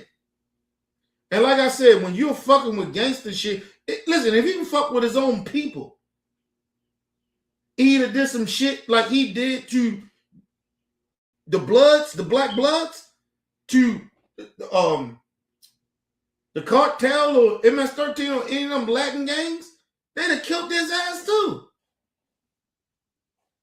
First of all, I believe they probably would have killed him. He did that to a Latino gang. Tekashi would have been dead. They'd have sent the crash dummy to go kill him. That's his name. LT. Nicky Barnes. I could not think of this nigga name. Nicky Barnes. Nicky Barnes was a fucking snitch. Niggas ain't heard of Nicky Barnes, and I mean, we don't even know. People say Nicky Barnes dead. We don't know that. That nigga went into hiding. Because he could not. First of all, it's one thing of snitching on other motherfuckers. It's another thing you snitch on your people. Now, your people might not kill you, but you ain't doing no business with them. It was like Frank Lucas. By the time motherfuckers really understood who Frank Lucas was when he came home, even Jay-Z, I don't think Jay-Z probably knew who Frank Lucas really was. A lot of motherfuckers, when they go see that, they thought this nigga was thorough gangster nigga. You do the history, then the movie came out, they're like, this nigga was a snitch. But the thing people missed, he didn't snitch on his people because he grew up in a different generation. Where white people, to a lot of those black people back in the day, that was gangsters, because he came from the South too. Nigga, listen, I know uncles and shit great uncles and shit that grew up in the South, come from the civil rights era, come from, you know, all that shit. Nigga, they hate white people. They very cautious with their shit, but they can't stand white people. Literally. I told you, my dad don't like white people. My dad act just as phony as racist white people act towards black people when they trying to pretend that they ain't racist. Only reason my dad can't be racist because he ain't got no motherfucking power to be racist as a black person.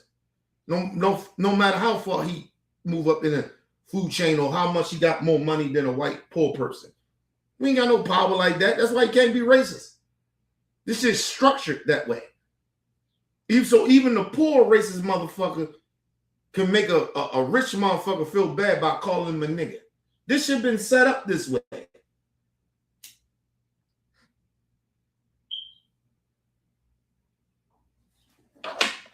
That's why, a part of me don't understand racism to a certain extent, especially from white people. Like, motherfuckers that's white. Like, I don't get it.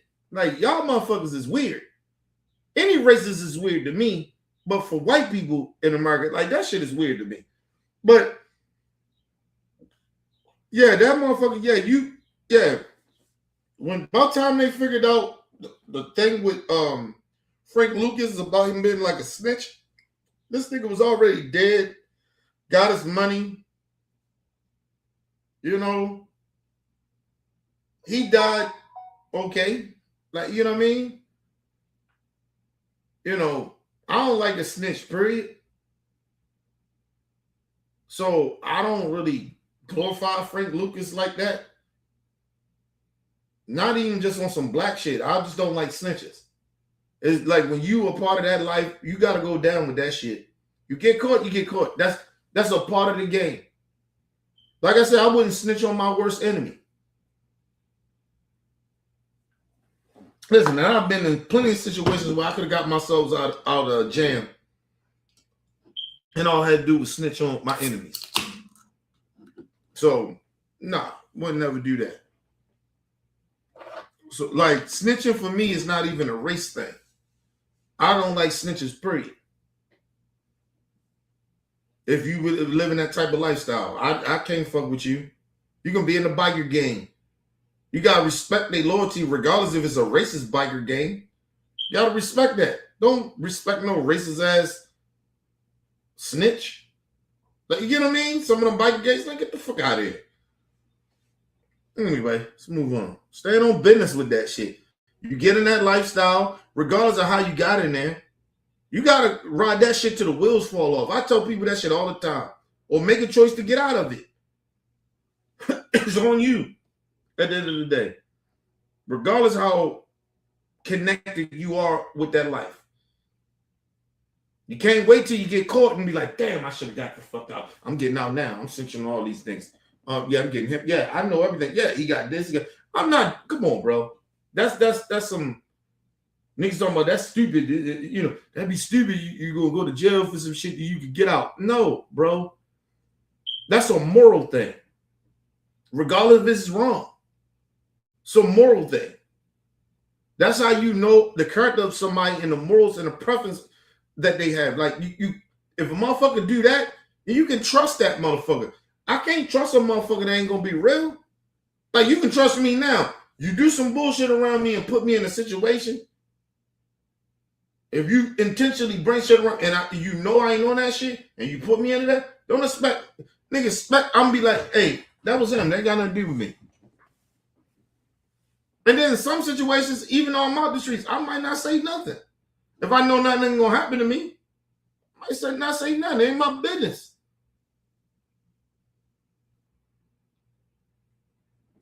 Anyway, let's move on. This work, but it feels funny. If people didn't know, I don't know if you want to cut this out, I'm paying you to be here. I'm not saying what. I'm paying you to be here. Correct. You know what I mean?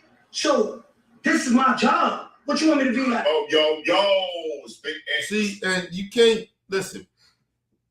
The problem is that you're using, oh, this is my job I'm making money off this shit. It's even worse because you're using black pain, disrespecting black people to make money off of them. You're not talking about your own people. Because you know why he ain't talking about his own people? Because he can't relate to them. He grew up around black folks. A part of who Tekashi think he is, he really think he black. He comes from hip-hop culture, right? He grew up in it. He's not connected to the Latino community like y'all think.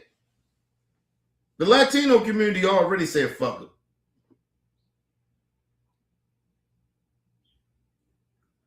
I keep asking y'all, what's the most popular music in the world? In the world. Hip-hop. Not Latin, not Jamaican, not Italian music, none of that shit. Rock, none of that shit, even though we created that lot of shit. Jazz, none of that shit. Rock and roll, soft rock, none of that shit. Pop music is not, it's hip-hop. That's why they copy our shit. We gave them country, and country music ain't been shit since black people stopped fucking with it. Now the black people come fucking with country music. Now the shit's starting to get a little push. Which was our shit anyway. We created it, but we stopped fucking with it.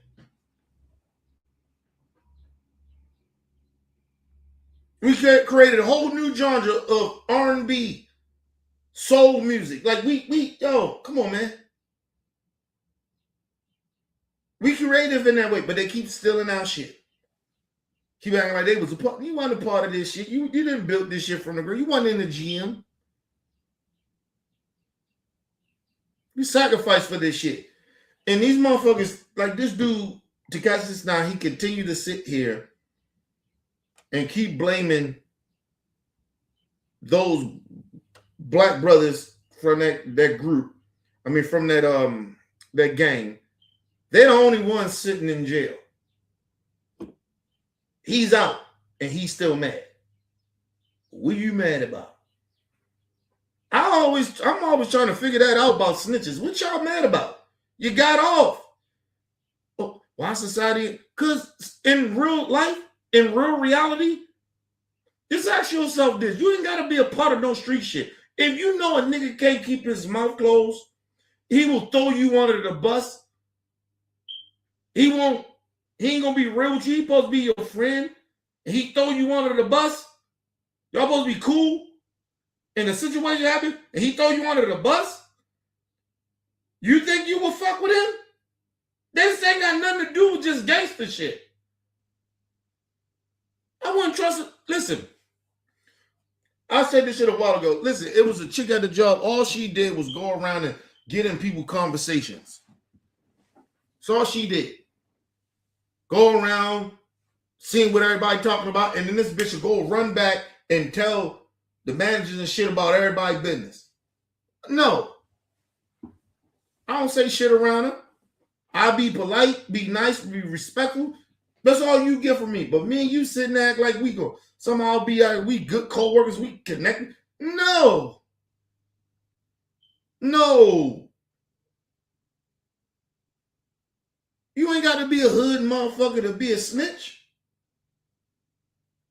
You got to come from the hood to be in the hood shit to be a snitch.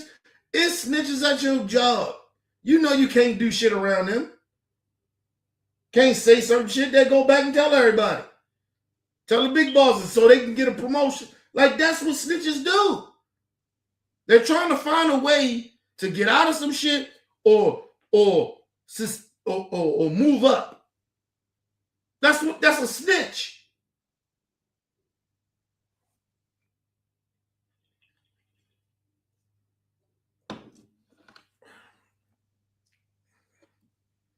It's just sad, man. It's sad. It's sad that we in these times and people trying to really act like motherfuckers like me be tripping. Like, yo, this ain't just about no gangster shit.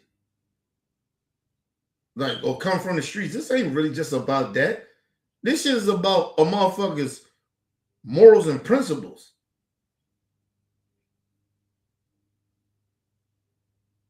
Come on, man. There's certain shit you just can't snitch on your niggas about. Or snitch on people about. Niggas, some shit ain't your business. A lot of people trying to make shit their business too. Or if they see an opportunity, yeah, I seen them do it. Yeah, just to let you know, yeah, he did it. So they can get in good graces with the motherfuckers that's on top. So they can get in them rooms. Like, you can't trust nobody like that. They ain't no different than a rat from the streets. Anyway, let's move on. All right, let's get into this part. Back to black sellouts. That you got on one side, you got black liberals, and then on the other side you have black megas, might as well say. And the black megas, and mind you, these are all women. These are not, it's not mixed with women and men. These are all women on both sides.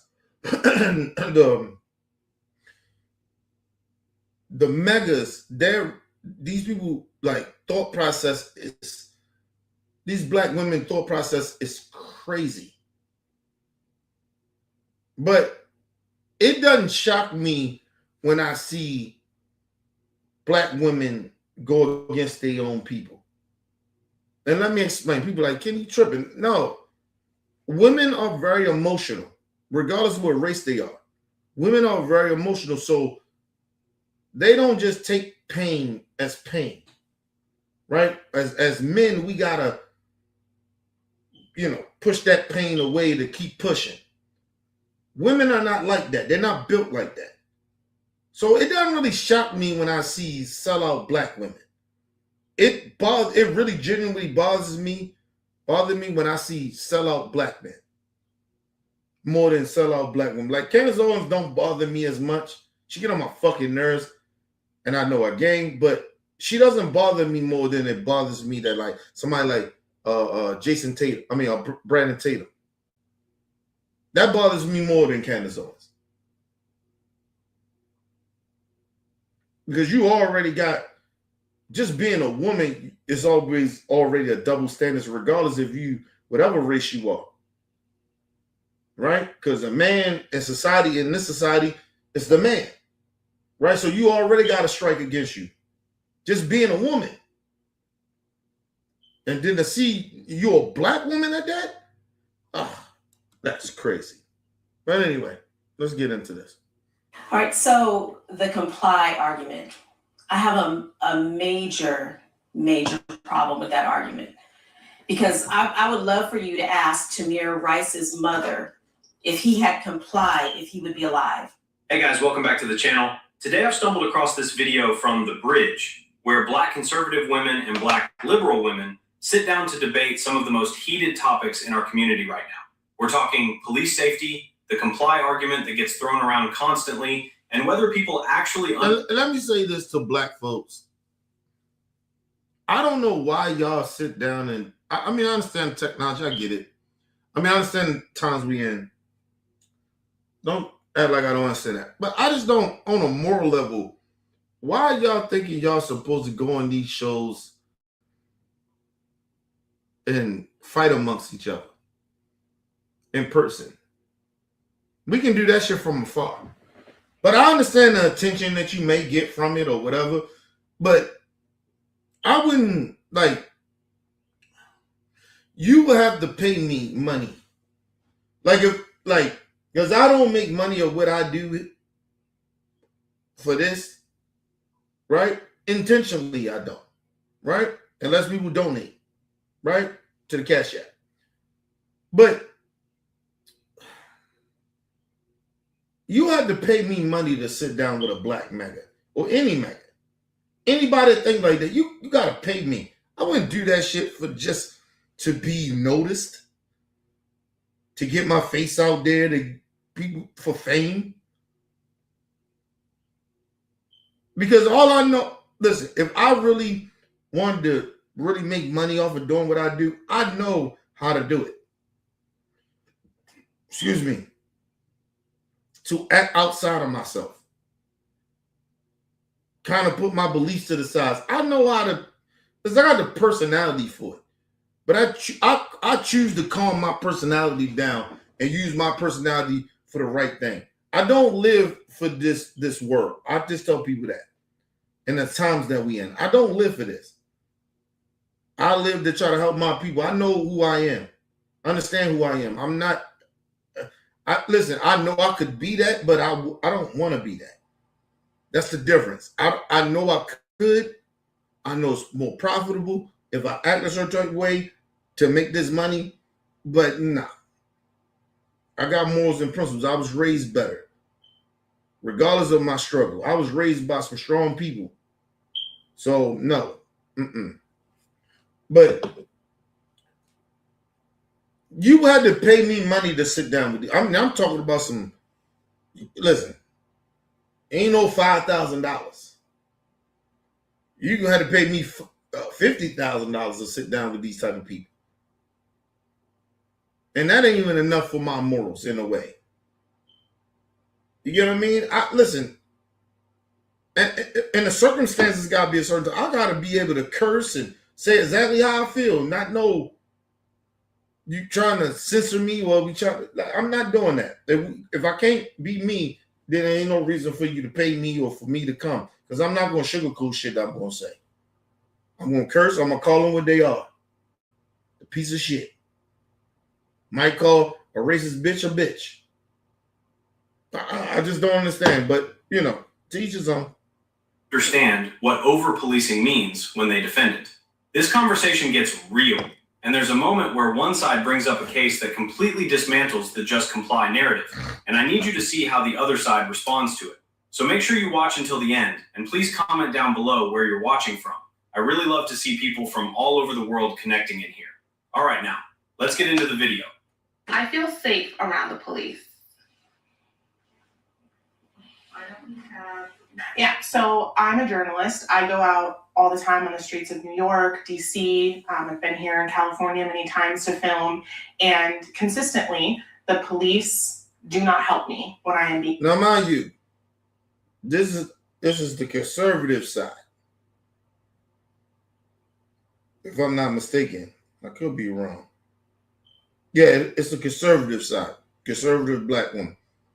She said, I've been to DC, I've been to New York and LA. And the police don't help her. Why are you not in the South? Because most likely you just named all these places and you most likely ain't from the South.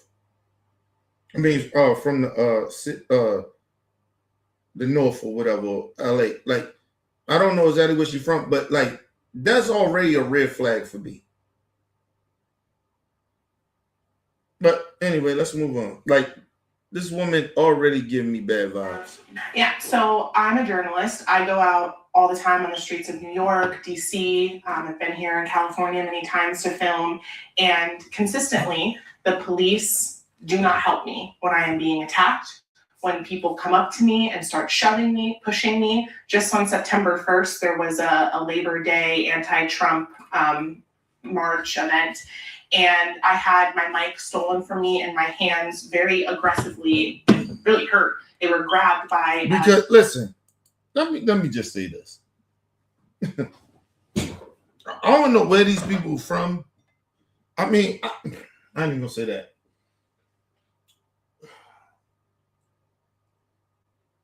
Man, you already give off the vibe the way. Just listen, and I'm not trying to knock the shit on people that speaks proper, right? Not trying to knock on that. Because there's a lot of proper black people that's down for our people, right? The way they talk, but they still got a little swag. This lady looks corny. This lady looks like Just the way she dresses throws me off. But she's corny as fuck, right? And I'm not trying to say all white people are corny, but the racist shit of white people are corny, right? Because they make you gotta fit in a certain type of way. And that's how she seems. She said, and not mind you, she said the police didn't help her in these cities. You was at a anti-Trump rally. Why? And then the first thing she tried to throw out, oh, I'm a journalist, so that's supposed to justify her stupidity. Why are you a Trump supporter? Why are you at an anti-Trump rally and you ain't with your people? But, you know, that's a whole nother story. But let's listen to this ignorant bitch. Because seriously, I don't have no time to be playing around with sellouts. A anti-Trump march event, and I had my mic stolen from me and my hands very aggressively and really hurt. They were grabbed by this young man, and it caused my mic to fly out of my hand. And let me say this. She could be telling the truth, but I highly doubt that she's telling the full truth. Right? Those things, her mic got flew over, but what was you doing? Was you putting your mic all in people's face, asking them questions while they in the moment of the anti-Trump shit? You thought that was a good reason, saying all this shit? You gotta understand, these people are antagonizing these people at the rally. I'm a so-called journalist.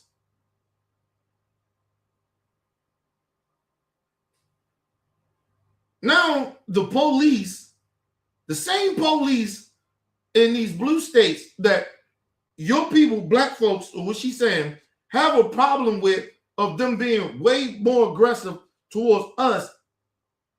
Now, somehow she got a problem with them because they weren't more aggressive to what happened as her situation. It kind of don't make no sense to me. But, you know, this is what happens when you have somehow black people push the narrative of white supremacy. They are like, it's not that they're comfortable around it. They're defeated. This is the way we got it. This is the way I can succeed. It's the only way I can succeed in life because I got to cower down to white people. They understand the power of white supremacy. They're the cowards. They're mad at the rest of us because we're willing to fight it. Now, we the cowards because we race baited. No, motherfucker, we ain't turning the blind eye to racism. But let's move on. And I also ended up with a big scratch. The cop saw everything. He saw what the guy did, and the mic went rolling somewhere, and the cop looked at me and said, well, there's nothing that I can do. And I'm like, but you just saw this happen to me. And I don't think that there is an overall issue where like the police focus on one race more than another for racial reasons or racist reasons. I think there are just good cops and there are bad cops, but overall my experience with cops have not been super. Now, this is where this shit get fucked up at. This is where the white supremacy, that coonery should come in. Now the cops is bad. It's bad cops. She's still trying to, play that line. It's good cops and it's bad cops. Listen, ain't no such thing as good cops. I will always say that. I say that in front of a cop that I know that probably did no bad shit. They're complicit. Have you ever seen a mutiny of good cops say, look, we ain't going to keep working these streets, man, if these motherfuckers keep being out there and we know what they're doing? Have y'all ever seen a good cop do that? I'll wait. No, you haven't seen it. Because it doesn't exist. There's no such thing as a good cop. You work for a system and you ain't did no change to fix it. Even when you put certain black people in there, they are that want to fix the system. They handcuffed because they ain't got enough people in there to fix that shit. And a lot of the cops that's good cops, they're starting to turn corrupt, or they stay silent and stay complicit because they don't want to ruffle feathers. So they're going to stand by the corrupt cops or not say nothing at all or pretend they ain't see nothing. Excuse me. So there's no such thing as good cops. The system has to be torn down for it to be good cops.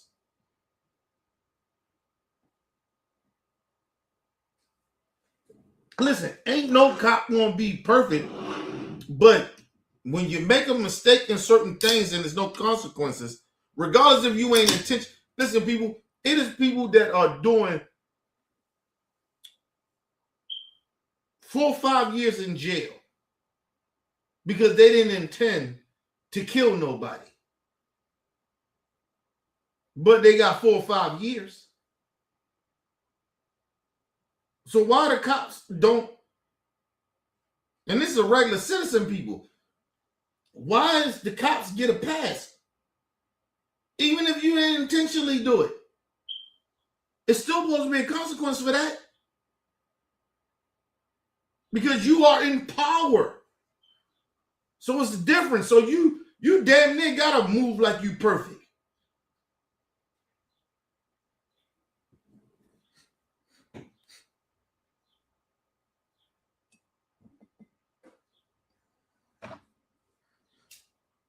You notice why black people always defend Barack Obama? Not because he's the first black president, right? It's because that nigga didn't do nothing compared to any other president in history. Not nowhere close to it. To be like, well, look at his family, look at that. They just make up shit. The right gotta make up shit. Even somehow black folks that voted for, we gotta make up shit. He ain't doing enough for black people. What? Nigga, that's not how politics work. If you ignorant to it or not, but that's not how it works. You thought he was gonna go in there and do all this shit for black people. Only black people, huh?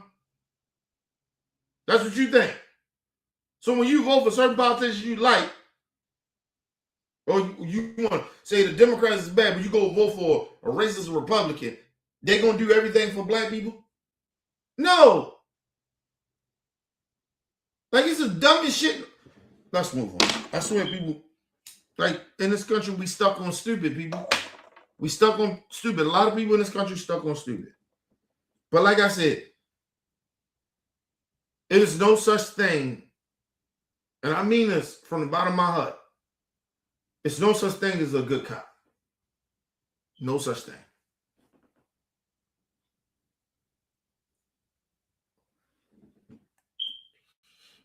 Because the system has never been fixed. Do y'all understand that law enforcement, police, it was created to patrol black people, which came from the Ku Klux Klan, was the police.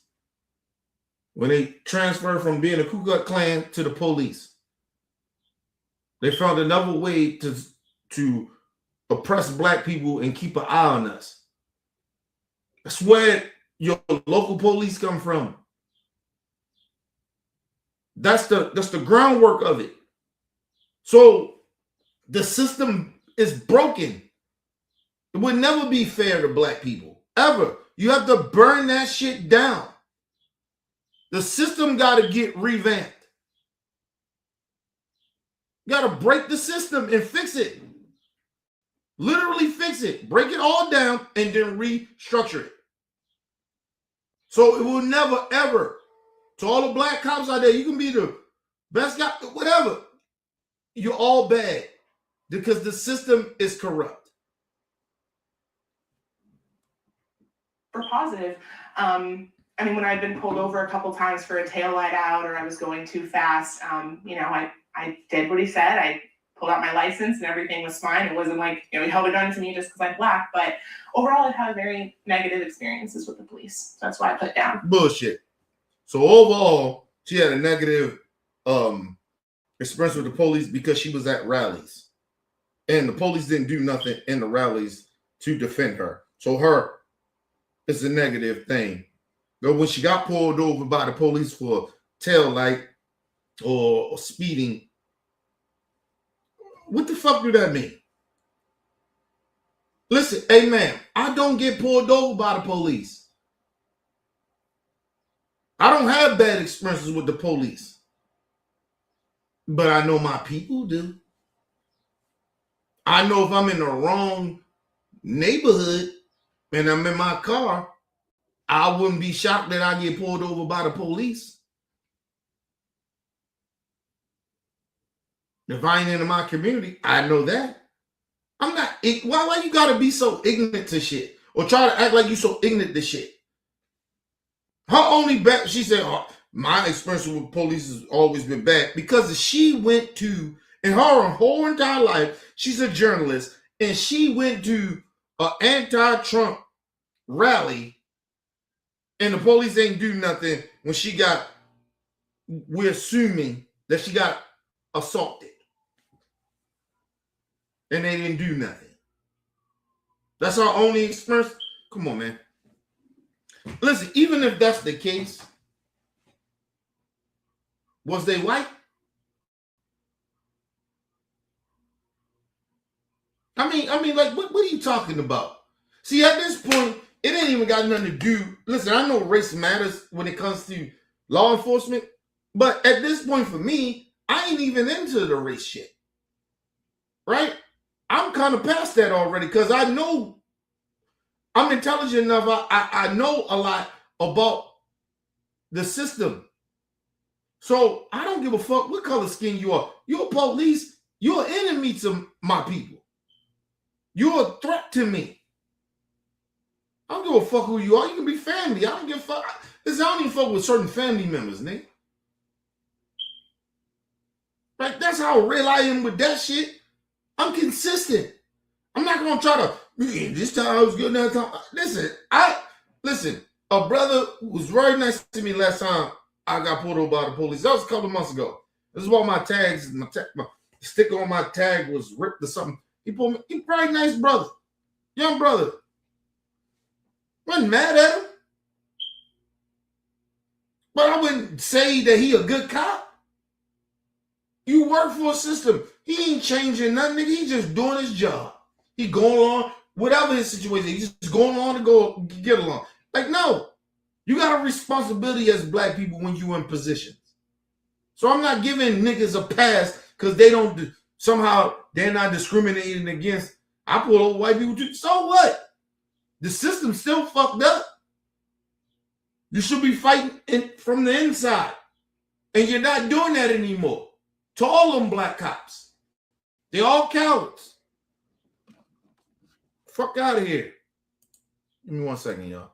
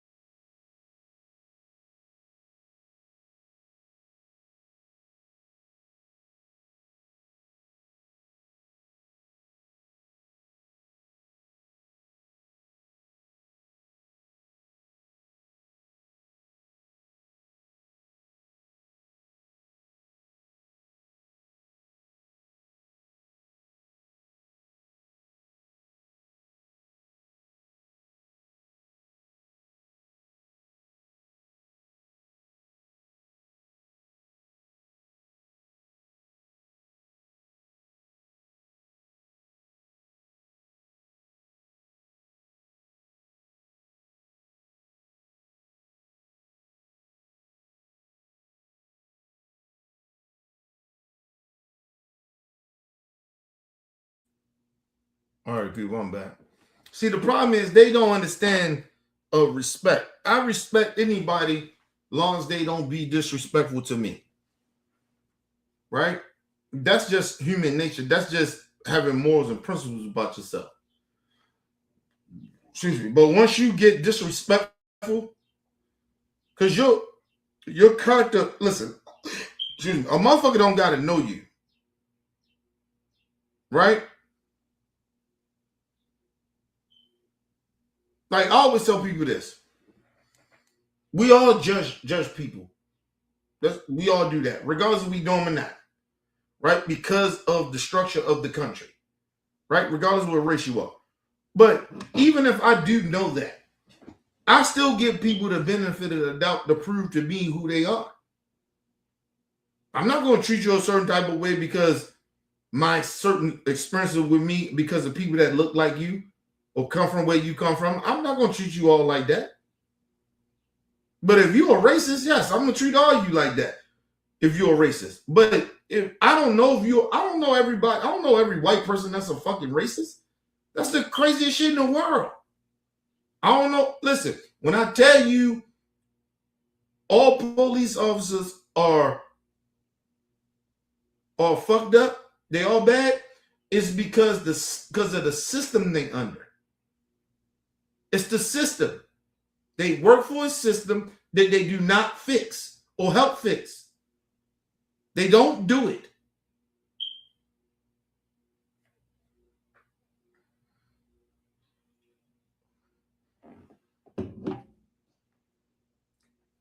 It's a big difference, people.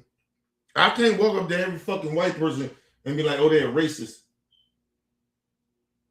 But I ain't walking up to every fucking cop that's black and say, oh, you're a sellout. You're hurting out people. I'm not walking up to them like that. I'm not having that type of conversation. But if you come off that way, then it's something different. But I'm not doing that. I show everybody respect. I don't know if a motherfuckers are racist or not until I know, especially if I don't know them, until they show me who they are. Right? But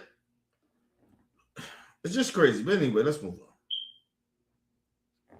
Interestingly, in regards to your specific experiences, what I think is happening is that the police have been so vilified by the left, telling people that the police are violent, are aggressive, that they now don't even feel comfortable interjecting in many things. Like, it's actually safer for them to keep a distance than do their job. Because if they come in and they get involved in what's going on, and now you've got 8 million people with cameras saying, they clip that 1 10-second clip where the police shoved someone off of you. And first of all, that's a bullshit ass excuse, because it's not true, because there's cameras everywhere. There's bullshit everywhere. Bullshit everywhere. There's cameras everywhere. That's bullshit what she's saying. You can give the police that pass a couple of years ago, but you can't give them that pass now. They are intentionally, a lot of them are on camera and know they on camera and being racist and bigoted, even when they on a job or not on a job. Or discriminate. Now get the fuck out of here, lady. Listen, is it possible that it's a small percentage of cops that saying, I don't even want to get involved in none of that shit because, they feel attacked? Yes. But I'm glad they feel that way. What that should do is spark something in them to do the right thing. Not do nothing, to do something. But they choose not to do nothing. So that's more of the character of the police officers than to laugh. The fuck out of here, bro. But that's right-wing talking points. That's where they get it from. But let's move on. Go back a little bit. Then do their job. Because if they come in and they get involved in what's going on, and now you've got 8 million people with cameras saying, they clip that 1 10-second clip where the police shoved someone off of you and threw them to the ground. Now the police are brutal. Now we've got, George Floyd type. No, that's not true. And that's their thing. These right winger, even if they black, these black white supremacists, they always go to the extreme. If I'm seeing people beating on somebody, right? It's on camera. and then the cop come in and throw people off in an aggressive way, how are you supposed to, hey, stop. He supposed to do that? No! It's his job to protect and serve. No, I wouldn't. Listen, it's all white supremacy talking points. Fuck, I get mad at a cop for doing his job. Literally doing his job. Somebody's getting attacked. Yeah, I ain't supposed to throw him off. I don't give a fuck how aggressive he get. Just throw him off and then like, hey man, chill out. Now, if he getting more and more aggressive, then that's something different. He still got, come on now his safety is involved at this point in question. So yes, but it's the way you do this shit. It's not complicated like people think. And it's not as simple as people try to think. It's a line that you can't cross. But as a law enforcement that say you protect and serve the country, you better be very great at your job in all those situations. Nobody's saying you can't make mistakes, but if you make mistakes, take accountability for it. That's my issue. Because no one perfect. If I fucked up, I fucked up. I got to take responsibility for it. Even sometimes when you don't think it's fair to you. Because you just made an innocent mistake. You didn't think you intentionally did it. But you still got to take consequences that you did do it. But you ain't intentionally do it, but you did.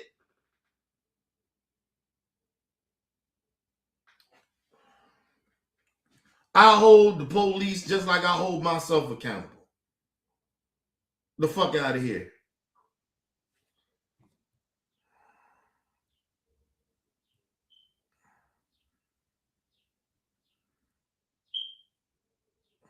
Feel comfortable interjecting in many things. Like, it's actually safer for them to keep a distance than do their job. Because if they come in and they get involved in what's going on, and now you've got 8 million people with cameras saying, you know, they clipped that 1 10-second clip where the police shoved someone off of you and threw them to the ground. Now the police are brutal. Now we've got, you know, George Floyd. But let's leave. Hold on, talk about before she keep constantly bringing up George Floyd. But imagine your intention. Let me understand this. You decide to go to an anti-Trump rally and you don't think nothing gonna happen? That's like me going to a mega rally. And regardless, yeah, it shouldn't happen. But I ain't that damn naive. Some bullshit. I'm coming to antagonize these people in a way. Right? I don't want to spark violence, but I'm coming to antagonize people that's already riled the fuck up. They're there for a reason. It's a Trump rally. And I'm going there with a different perspective. And I'm going to get in the middle, ask all these people questions, and try to debunk what they say. Like, I'm intentionally antagonizing them when I know it ain't no hope to change these people's mind. It ain't no same. It's the same thing when the right so-called journalists go to some of these anti-Trump shit. You know what you're doing. You are antagonizing these people. You're putting yourself in harm's way. And then now you're upset. Now you're in harm's way. Come on, man. We got to live in real reality, man. I just don't understand these people, man. And what's going on. And now you've got 8 million people with cameras saying, you know, they clipped that 1 10-second clip where the police shoved someone off of you and threw them to the ground. Now the police are brutal. Now we've got, you know, George Floyd type protests happening. And I feel like this, what's happening to you or what happened to you in those instances is like, it is an actual result of us screaming for 3 years, defund the police. We hate the police are horrible. Even back, you know, with like, F the police. Like, we've been anti-police for so long in this country. Yeah, like, we've now made them the enemy and they don't feel as, you know, comfortable. Can I ask, where do you feel? I mean, where does that fundamentally come from? The F the police comes from what experience? So I think one common misconception amongst people that look at the conservatives is they think that we just think racism doesn't exist and it doesn't happen. That's not true. Of course, terrible things have happened and we've needed to respond appropriately. No, and she's lying. Yes, you do. If you are a conservative person, if the law is not on your side, you think the law is unfair. If it's not happening to you and it's happening to people, regardless of your skin complexion, sometimes it's okay for that to happen to them. You will find any excuse to deflect from what the cop did to this person. But if it happened to you, then it's a different story. They bad police. But if it happened to somebody else, you justify it. That don't think like you. That's the difference. So, man, please don't. You see, that's the thing. And she's black. And this is what's bothering me about some black people. Stop being lazy. You're lazy of saying this shit. It's lazy. Come up with something new. It's lazy. It's easy to debunk. Excuse me. And like I said, this shit comes from generations. Police ain't never been black people's friends. Ever. We trust police from what? From what? Their history is mad long. The history of the police in the whole country comes from the KKK. So are we shocked that we see racists in the police and the justice department and all the power positions? No. We're going to run into some good ones, but is it enough of them? Did it really change the system? No. The system's still the same because it ain't been broke down. And what I mean by new rules and legislation where black people have a say in this. We don't have no say on what the laws is. The damn near the fucking Constitution damn near cover these people. State rights and all this other goofy shit. Fuck out of here. Motherfucker talking about state rights. Black people ain't created a lot of these state rights. Come on, man. These people are lost and delusional. People that look at the conservatives is they think that we just think racism doesn't exist and it doesn't happen. That's not true. Of course, terrible things have happened and we've needed to respond appropriately to those things. And there is a rational fear that there's generational trauma that exists. I'm not discounting. What you do then? What you do? What you do? Because I know what our ancestors did. I know what happened with the George Floyd shit. I know what our people did in this generation. I know what they did. And I guarantee you wasn't one of them. You were signed with white supremacy. Because we looking at you now.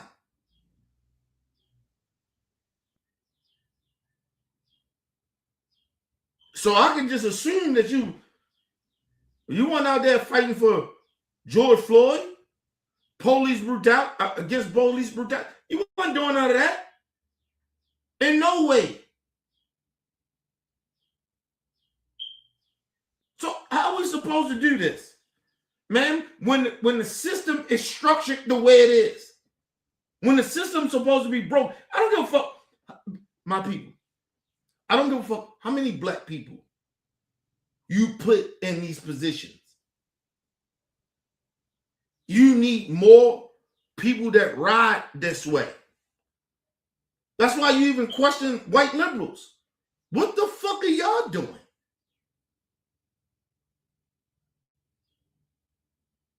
You keep wanting black votes, but what you doing? You don't want to alienate racists? What? Listen, and I think this is the issue now with all of them. All the different races of people with black Americans. We ain't falling for the okie doke no more. What are you doing? White liberals, it don't matter. Whoever the fuck you are, we gotta change the structure. Why y'all think that it's so easy for the Republicans right now, the MAGAs, to destroy everything that black people built to benefit everybody, even they white women? This shit goes against they white women. Civil rights, all that shit goes against the white women. White women, y'all gonna be mad discriminated against once y'all get in office. Y'all trying to get a position. They ain't gonna give it to y'all, even if you qualify, because you ain't no white man. And then some of you white women going along with it because you eating off of it. But they trying to put your ass back in the house, in the kitchen, working the farms.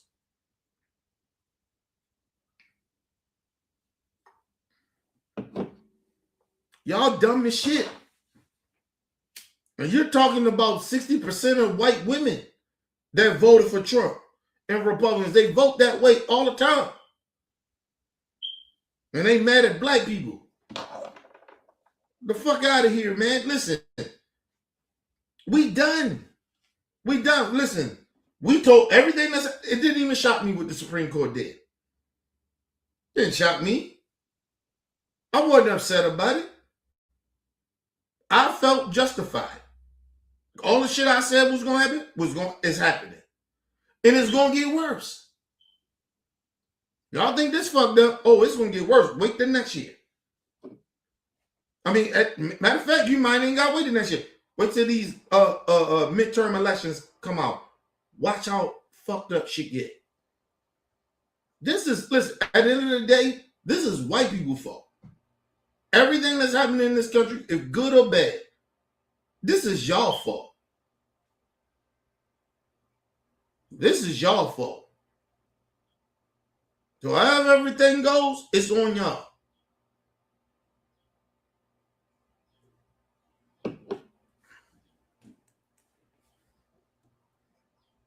Go back a little bit. Happen. That's not true. Of course, terrible things have happened and we've needed to respond appropriately to those things. And there is a rational fear that there's generational trauma that exists. I'm not discounting that. But I do think that there is a... Listen, this is not generational fear of the police. This shit is happening to our kids now. And to us now. This ain't just a generational thing. This shit is happening now. These ignorant ass black folks, because they think that they're not living like they living good lives and they hang around them white, so-called good white folks. This ain't happening. It's not as bad as it used to be. Yeah, it is. That's why when black people that come from the hood, and listen, it's wrong, but I get it in a way. When we see black people like this sit up there and talk all proper and I got all this education, I went to the good skills, I was hung around white people, you have no fucking clue of what you're talking about then. Even as a black person, you have no fucking clue. You don't understand the mental of people that grow up in this type of society. You hung around white people. They were subliminal with their racism. So you think nothing of it? Oh, it happens. You probably thought you about, yeah, it's going to happen to you. So, just let it go. Not to stand up against it, let it go. That's what your parents tell you. Growing up in that white neighborhood, huh? You coon ass bitch. Your parents might say, let it go. When the police come, just comply, and everything's gonna work out. They can call you niggers and they can demean you in front of your friends, in front of your family. It's all okay. Just comply. You don't come from our people. You the lucky niggas. You don't come from where we come from. You don't even come from where our ancestors come from. At least niggas in the hood got some type of connection to our ancestors, to our elders. You're a token white black person. And I never try to disrespect black people that live in, they grew up a certain type of way, but I can't stand a black person that have no fucking clue of what other black people that really come from that struggle, and they downplay the struggle. Like this shit, it's not as bad as y'all think it is. Yeah, it's not bad for you. It's not bad for you. And that's okay. It's like my daughter. You think I want my daughter to grow up in this bullshit or the shit that I grew up in? No. She raised a certain type of way. But one thing about my daughter is she's respectful. That's my number one goal. And she autistic a little bit, so it's a little different for her. She's not going to understand like my nieces and nephews may do. But I'll be trying to speak, and my godkid, trying to speak to them. Hey, man, stop acting like y'all, listen, I get it. I want them to be prepared for racism. So you know how to interact with that shit. Not to be caught off guard crying and shit. I've seen too many young folks cry when that shit happened to them. Because they don't know. Because motherfuckers ain't telling them how to respond and how to act. They doing this dumb shit or this what this woman talking about. Just let it be. When they grew up in the hood. Listen, none of my nieces and godkids ever sold dope, none of that shit. They might know dope dealers. They may hung around them and shit like that. But they ain't never sold no dope. Never did nowhere compared to the shit I've been through in my life or a lot of our elders went through. But they grew up in it. And I guarantee you, they had experiences with police because they live amongst their people. We showed them from gangbanging. Listen. We shield our motherfucking kids. Shout out to my sisters, all my homies and homegirls. The shit shielded our kids from our lifestyle. But they ain't stupid like that. It's not they don't know what's going on. Nigga, they live in the hood. They live amongst our people. They just want better because we want them to want better.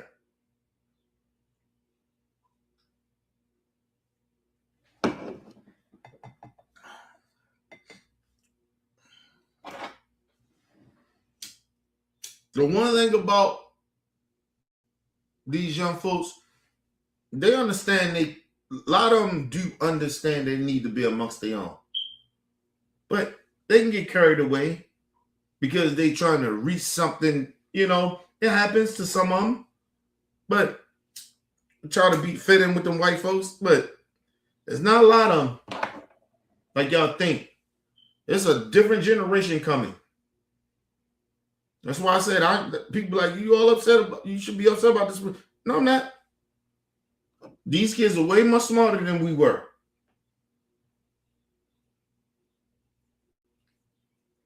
All we supposed to do is explain the history and explain what's going on to them and how this shit can affect them. Other than that, it's on them. I get a young folks all the responsibility. Y'all gotta fix this shit. We backing y'all. We behind y'all. It's on y'all.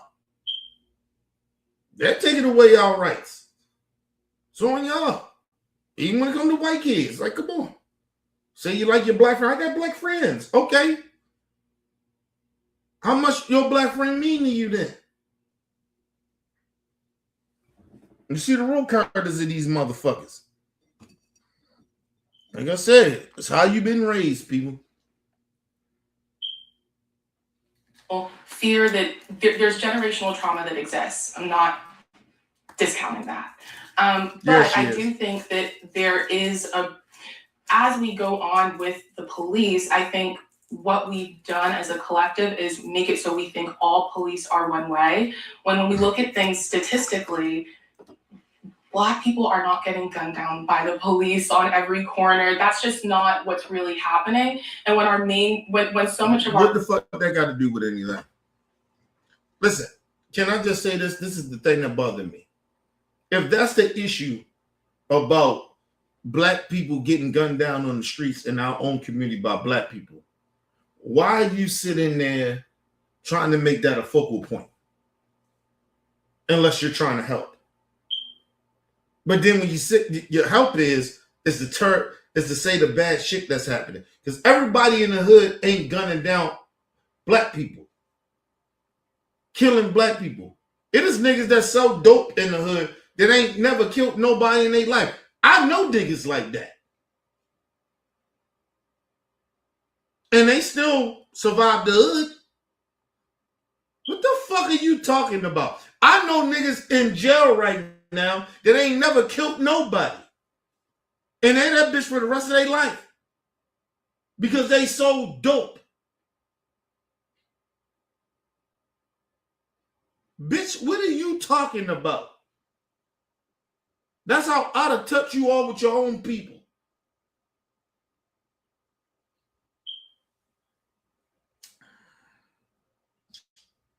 Let's move on. And it's sad that you see a whole line of these coons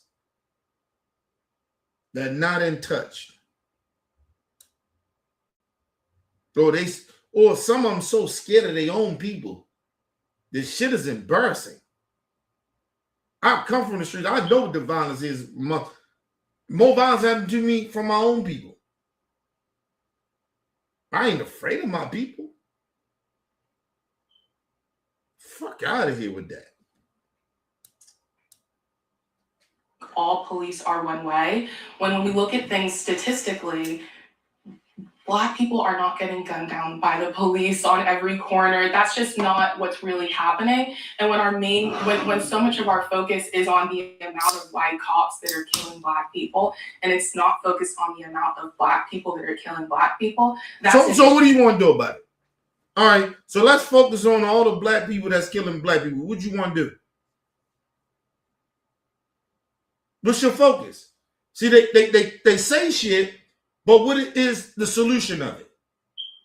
Because it's deeper than that. It's deeper than what the fuck she talking about.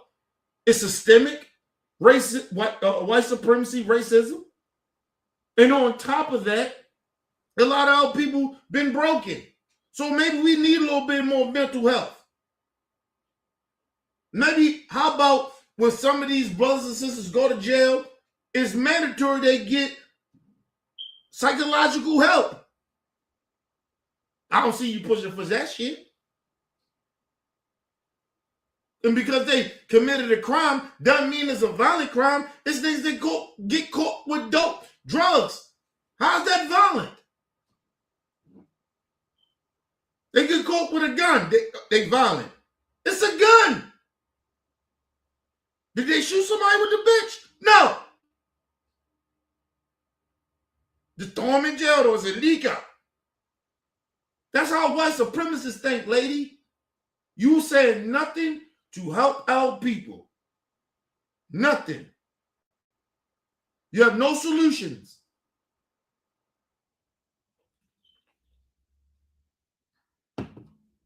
People, that's why I do not take cool motherfuckers seriously. When they talking about our people, see when they all in, what are you doing? What are you doing? Or you at the top, or you help people get in the door. So what? What about the people that need help to get out of the situation, to get towards the door?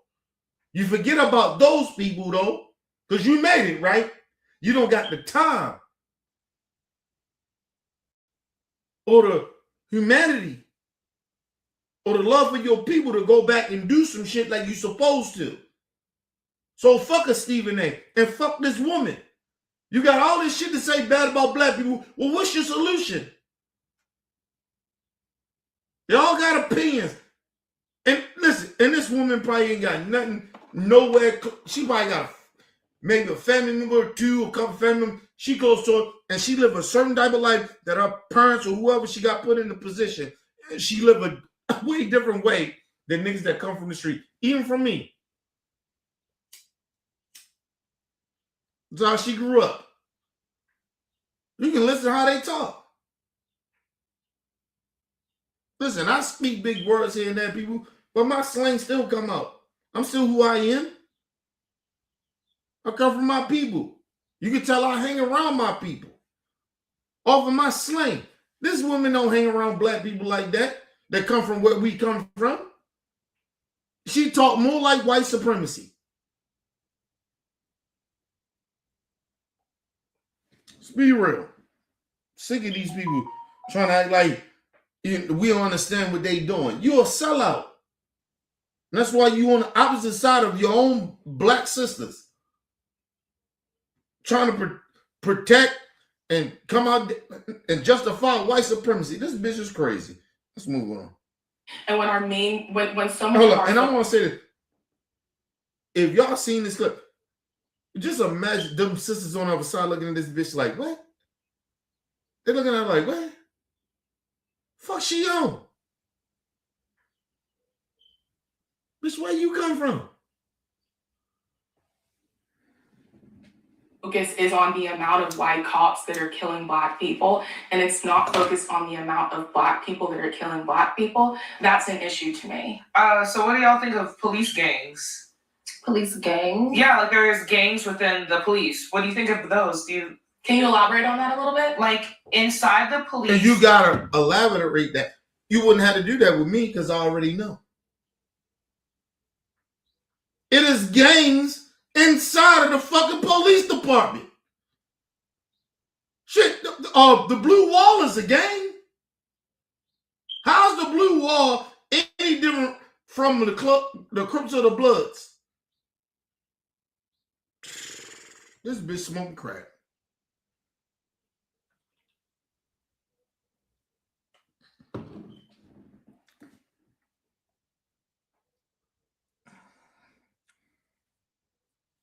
Listen, let me say this to my people.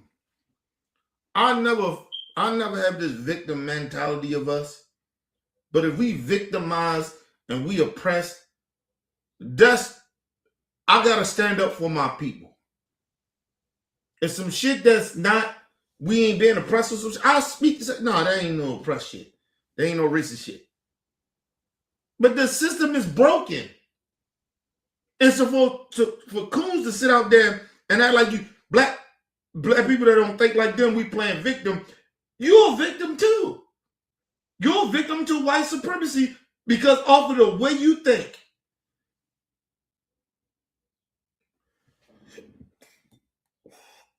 Hey, listen, no rational black person will think every incident that maybe happened with the cops or with anything, right, is all racism. You're downplaying black people intelligence or comprehending shit or being aware of things. When you say that, all black people don't think that every situation that they end up in is racism or bigotry or oppression. When shit happened to them, it's not that. But that's how you downplay your people. And you're part of the problem, lady. We're not playing victim. This shit happens. And just because a lot of this shit doesn't happen to some of us, doesn't mean it doesn't happen to a lot of us. Because at the end of the day, I may not be going through everything that my people go through, but I'm black. And I love being black, and I'm about my people. If they hurt, I hurt. That's how that goes. All of a sudden now people got a problem with that. We sticking up for our own. We riding with our own. All of a sudden all over different races, even the coon niggas, got a problem with that. We don't see color. Well, bitch, we do.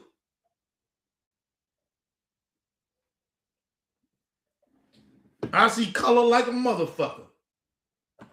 I see your black ass black. What I supposed to not see? Close my eyes, open them up. You're not black no more. I see no color. You want to run around nonchalant that you don't see color. That's the stupidest shit in the world. That's not real reality, bitch. Anyway, let's move on. The sister get ready getting our ass. But hold on. That's an issue to me.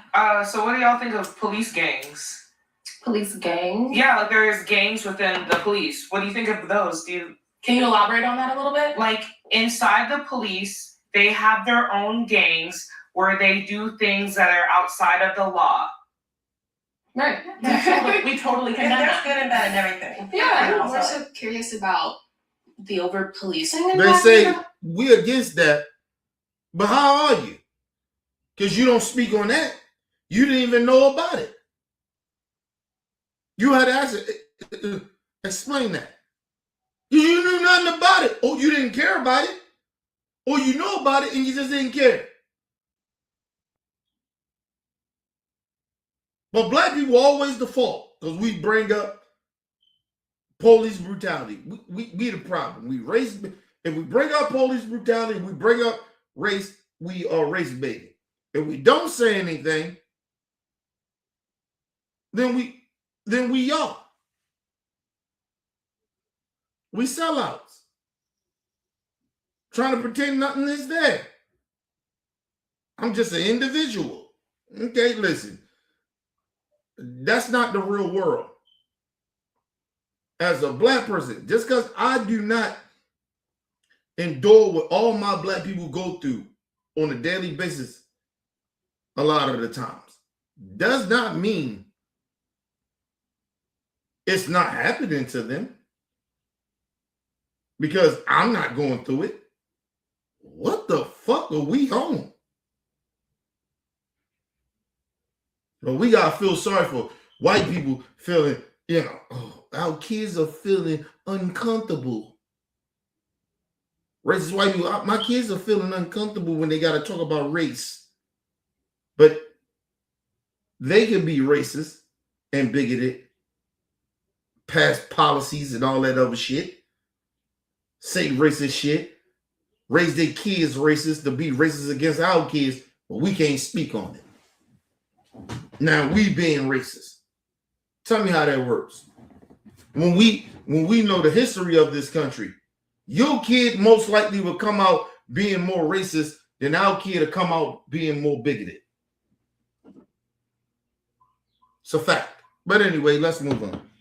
It's like, how do you conceptualize that? Well, Why are they over police? Why?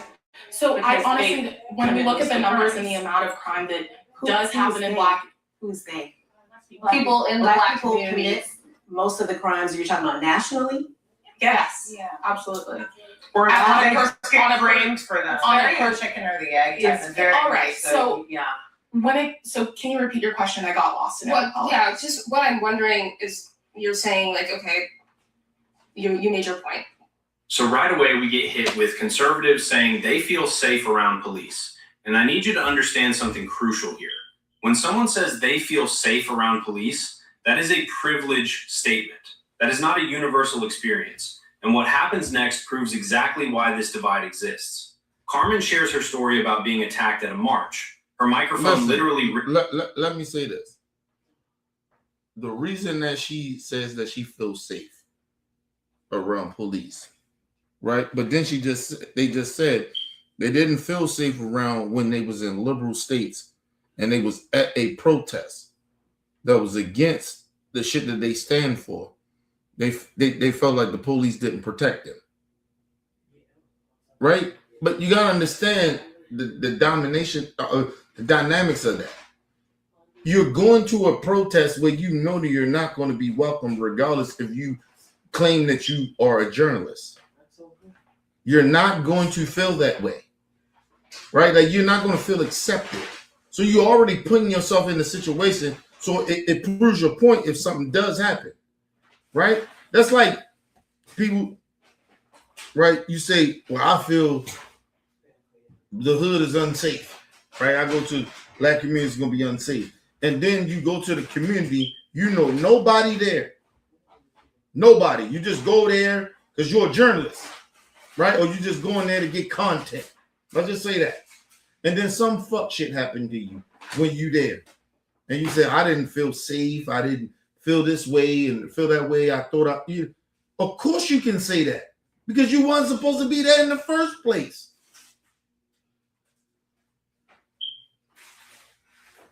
Everywhere around the country is territorial in a way. You can't go to certain places and think that, especially you go into a place where you know you're not going to be welcome and you're trying to antagonize the people that you feel like you're not going to be welcomed by. Of course you're going to feel that way. It's the stupidest shit in the world. These people roll around and like I'm supposed to feel free everywhere I go. No. Why would I feel free to go to a Klan rally by myself? Me and my cameraman, we go into some racist neighborhood, and we know that's the Klan there. You think we gonna feel safe? It's the stupidest shit in the world. I'm a journalist. I'm just trying to figure out what's going on. Get the fuck out of here, man. You're not supposed to go someplace where you know that you're not safe. When you disagree with their whole ideology and they respect it. That's a protest too. You know, all these people that are against what you're saying, but you want to go there to do what? To do what? You are intentionally trying to antagonize them. You ain't got to go. It's going to get covered regardless. But you want to be a part of it. You want that action. Anyway, let's move on. It's not a universal experience, and what happens next proves exactly why this divide exists. Carmen shares her story about being attacked at a march. Her microphone literally ripped from her hands, and the cop who saw everything told her there's nothing he could do. And listen to how the conservative side tries to spin this. Savannah jumps in saying the police have been so vilified by the left that they don't even feel comfortable interjecting anymore. Hold on. So you're telling me that police reform advocacy has made cops too scared to do their jobs? That's the argument? Because what I'm hearing is an admission that police are selectively choosing when to protect people based on optics. That's not about being First of all, he right about that. If I'm a good police officer, I'm not scared to intervene when some fuck shit happen. If I know I'm a good cop. Because my number one purpose in a lot of these situations that happen is to de-escalate. That's what I'm trained to do. So why am I uncomfortable?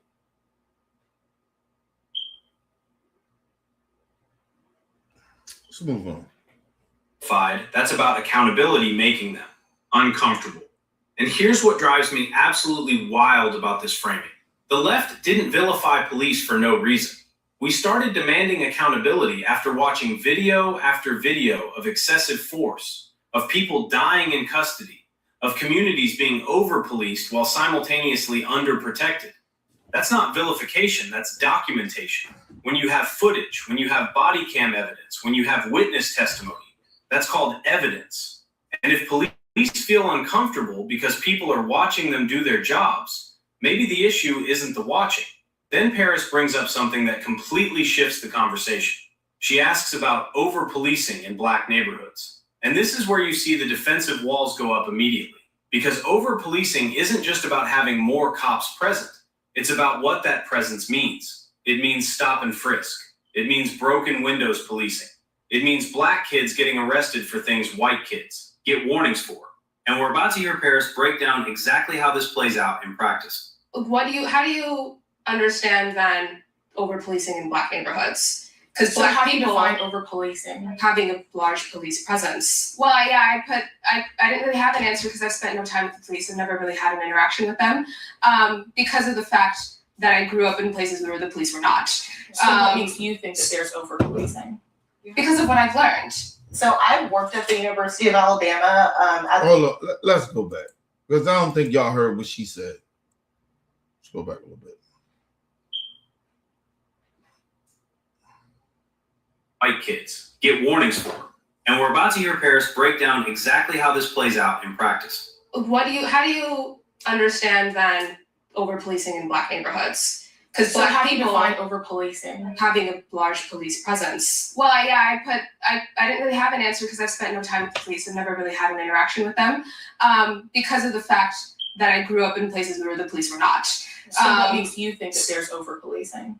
Because of what I First of all, what she's saying is, when she say is that I wasn't in a community where police was, it was more police there, right? They was all protecting the community, which they're not.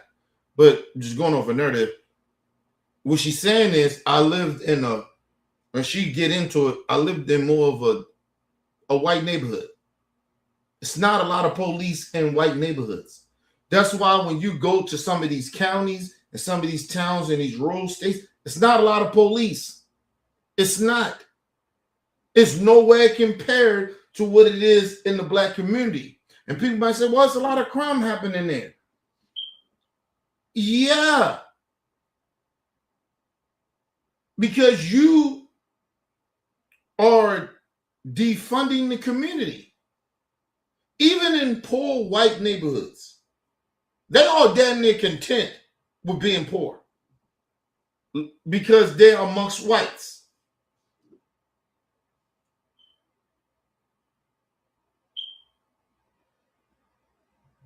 And like I said, this shit was intentionally to where we even talking about the black community or how we're talking about it. This shit was intentional.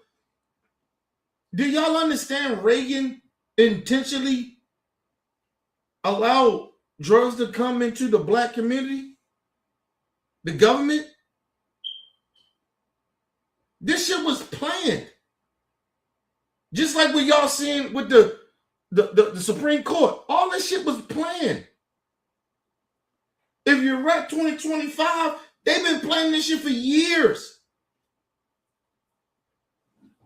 The biggest mistake that black people did, honestly, to be very honest, was to support gay people. That's partly why we in the situation that we are in as a country. Not as a black community, but as a country. Because when you get rid of civil rights, you get rid of, white women think that they're not going to have a problem. But like I said, that's why people like, oh, Kenny, you ain't mad about what the Supreme Court. Why? I knew they was going to do this. Everybody kept acting like, oh, it's the Latinos, the immigrants, it's all they fault. All the different races of people. That's who they targeted. No, they not. They wanted us to be distracted from what they was really trying to do. They was trying to take away black people's power, which is voting. Well, part of it is voting. Motherfuckers disrespect Martin Luther. Listen, these racist MAGA people disrespect Martin Luther King. When they bring up Martin Luther King, they mocking him. They don't really believe in what Martin Luther King believed in. They're mocking him. They're mocking his family.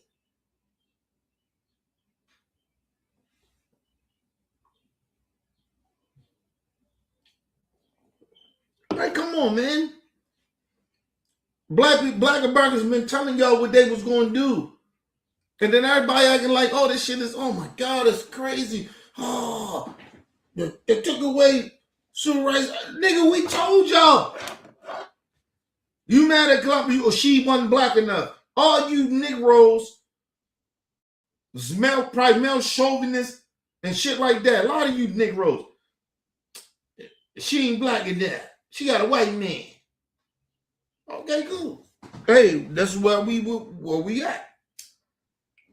When they take you off the voter rolls on purpose in the South, when you start going down the South and you go in these places and they start calling you niggas and start really being openly calling you niggas and disrespect you, and ain't shit you can do. You can't sue. You can't do nothing.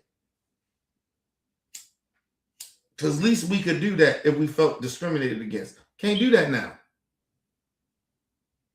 You motherfuckers are stuck on stupid. All the coon niggas, all of y'all. Don't racist white people, and you accept them calling you niggas. You call black people, you accepted white supremacy. Okay, that's cool with y'all. But don't bring your ass back over here when shit don't work out for you. It's happening to Brian Donaldson, Candace Owens, all them coons. They all turning their back on them. Only was saving Candace Owens because of her white husband. But don't be, I'm saying it now. Told you karma's a bitch. Can't predict karma. So I don't know when it's going to happen. But it's very, very highly possible. When Candace Owens stops being as popular as she is, her husband going to divorce her ass.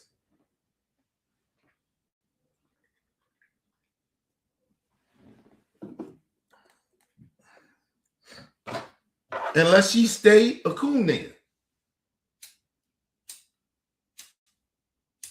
Do y'all know anything about Candace Owens' husband? You know nothing. Oh, that white man gonna want his place. Especially when he see the country move the way it's supposed to move and how it's moving. Where the white man is say all be all.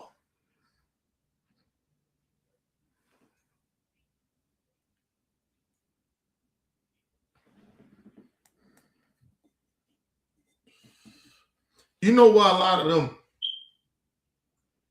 racist, homophobic,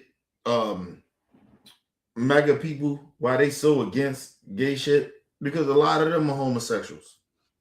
A lot of them in the closet. They don't want that shit to get out. Because it'll ruin their family life. The shit they kick saying they stand for. It's all starting to crumble. Listen. Let me tell y'all, what y'all will see, excuse me, and you might see next year, we see a lot of these politicians that pretend they evangelical Christians and all this shit, they men's men. You're going to see a lot, especially if the Democrats do what they do with the blue wave. If shit go the way it's supposed to get, you're going to see a lot of them, a lot of homosexual shit come out. Because they're the gay ones. At least on the left, we know who the gay people are. At least a lot of them. At least 90% of them, we know who gay. On the right, you don't know who gay. Them motherfuckers still in the closet trying to hide. I'm a Christian. We don't like gay shit. Teaching our kids how to be gay. A lot of them gay. Let me put this to conservative white women.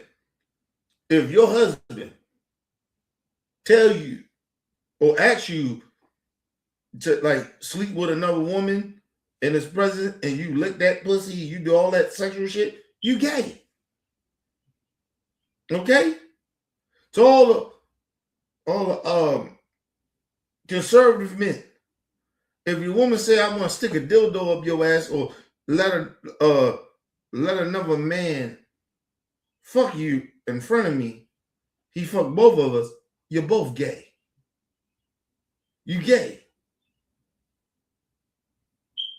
Because that's what homosexuals do. Homosexuals is not on just girl on girl shit.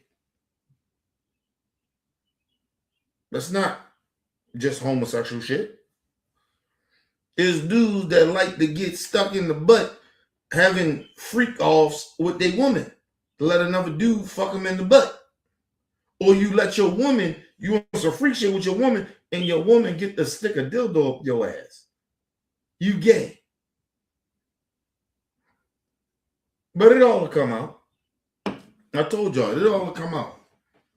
They all trying to pretend that they ain't gay and they God and all this other shit. Okay, cool. We'll see. See how long it lasts.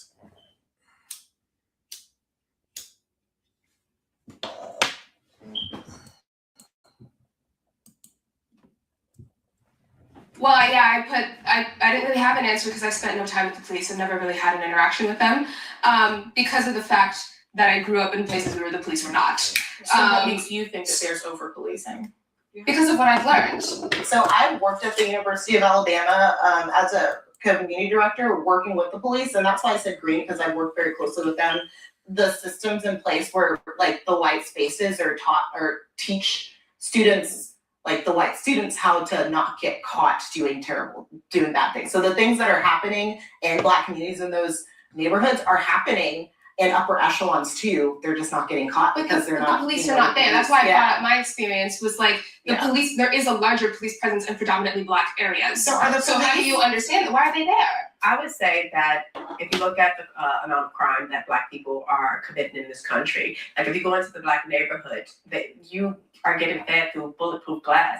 So it shows you that there's a problem within the neighborhood because the people that are serving you are scared of you. The people that live within the neighborhood are scared of you. And to deny that is First of all, man, I'll be more scared to be in the white neighborhood. And I'm the only Black person there. Yeah, it's experience. But if you hang around violent motherfuckers that look like you, of course you're gonna be scared. Right? But I'm not afraid of my people like that. You see, I had experience outside of my community. You do not hang around Black people in the Black community like that. That's why you're afraid. You did not get raised in it. Right? You don't have to get raised in the community, but you damn sure got to be a part of it. You have to go there sometimes. Okay? You have to do that. But if you don't do that, of course you're going to be afraid. You're going to be afraid of your people.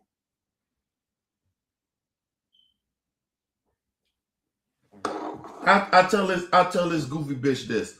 How about this? You think everything all good in a white society? Ask them racist ass white people to take you to a Klan rally in the South. Them sundown states. Go there. And you probably live there and you probably just you've been disingenuous.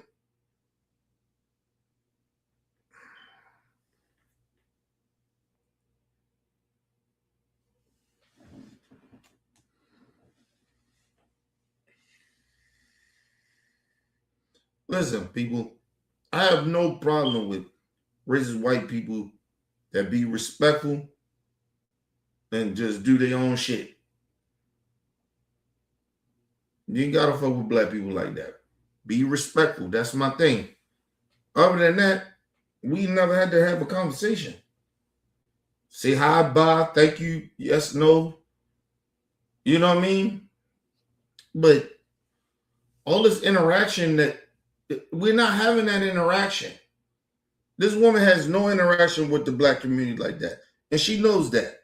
And she's sitting there trying to pretend that she does. For her to say that let me know you have no interaction with the Black community. You have no interaction with sisters like that on that side. And you don't want to. But anyway, let's move on.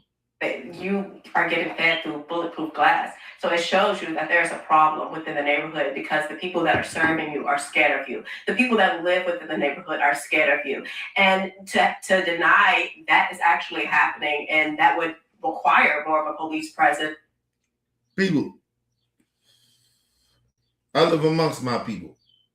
I work amongst my people. I ain't scared of my people. I'm cautious, but I ain't scared of my people. You scared. People still, I get that. You listen, people, do y'all understand that people still in the white neighborhoods? I've seen white people get upset. I'm in a white good neighborhood. Get upset and say, no, you have to deliver this right here. Call me, because people steal. People take things. They got all these different shits, and it pisses me off a little bit sometimes. But I can understand it in a way. You leave a package there, it gets stolen. It's not just happening in the hood. Violence happened everywhere. Crime happened everywhere.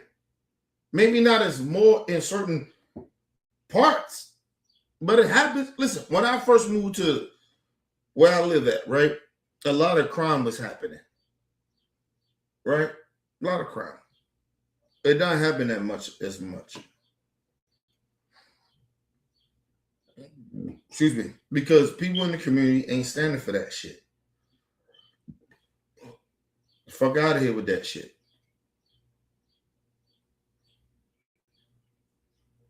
A lot of the motherfuckers that was doing that shit, they out of here. But I never was scared. I was cautious, but I was never scared of my people. You gotta just move the fuck around. Listen, do I want to live around my people that's doing shit like that? No. But I ain't never scared of them. I ain't never scared of them, nigga. Shit happens. You could be anywhere. I be in a white neighborhood. I could be with a whole bunch of white people and don't know they racist. Happen to black people all the time. Man, young black people all the time go to college and come back. I mean, go to college and nigga, they don't. Nobody know where they at. Their body's gone. The investigator, they committed suicide. What? This motherfucker was joyful about life. And all of a sudden he gone like that? Nah. Anyway, let's move on. It's just a disservice to the Black community. Now, I do think that there are good cops and there are bad cops. I'm not here to say like all cops are bad, all cops are good and everything is perfect. But I do think that like specifically Black men, they don't have conflict resolution skills. They don't know how to deal with conflict when it comes to the police. A lot of the things you see online is like you could have just complied and you would have never went to jail. First of all, man, you stuck on stupid. Because I don't know what you looking online. Usually it's Black women that's very confrontational with the police. Honestly, my opinion, but maybe I could be wrong. But for me, that's what I see. But for the men, let's go to the men. She said the men. And just like the women, I'm going to say the same shit about women. Imagine you being disrespected in front of your kids. See, they don't talk about that. Who the fuck want to be disrespected in front of their kids? Or their kid? Who the fuck wants that? Listen, I sat down with Black men that got kids and asked them this question. I asked them, I say, is it a difference between when you have an interaction with police officers by yourself, or is it a difference when you with your kids having a conversation when that incident happened with the cop? They said yes. They said, I would think that most likely these cops are fathers, regardless of what race they are, that they will understand and showing me respect in front of my kid. But a motherfucker that get pulled over by the police by himself, it's kind of like, okay, all right, but it is what it is.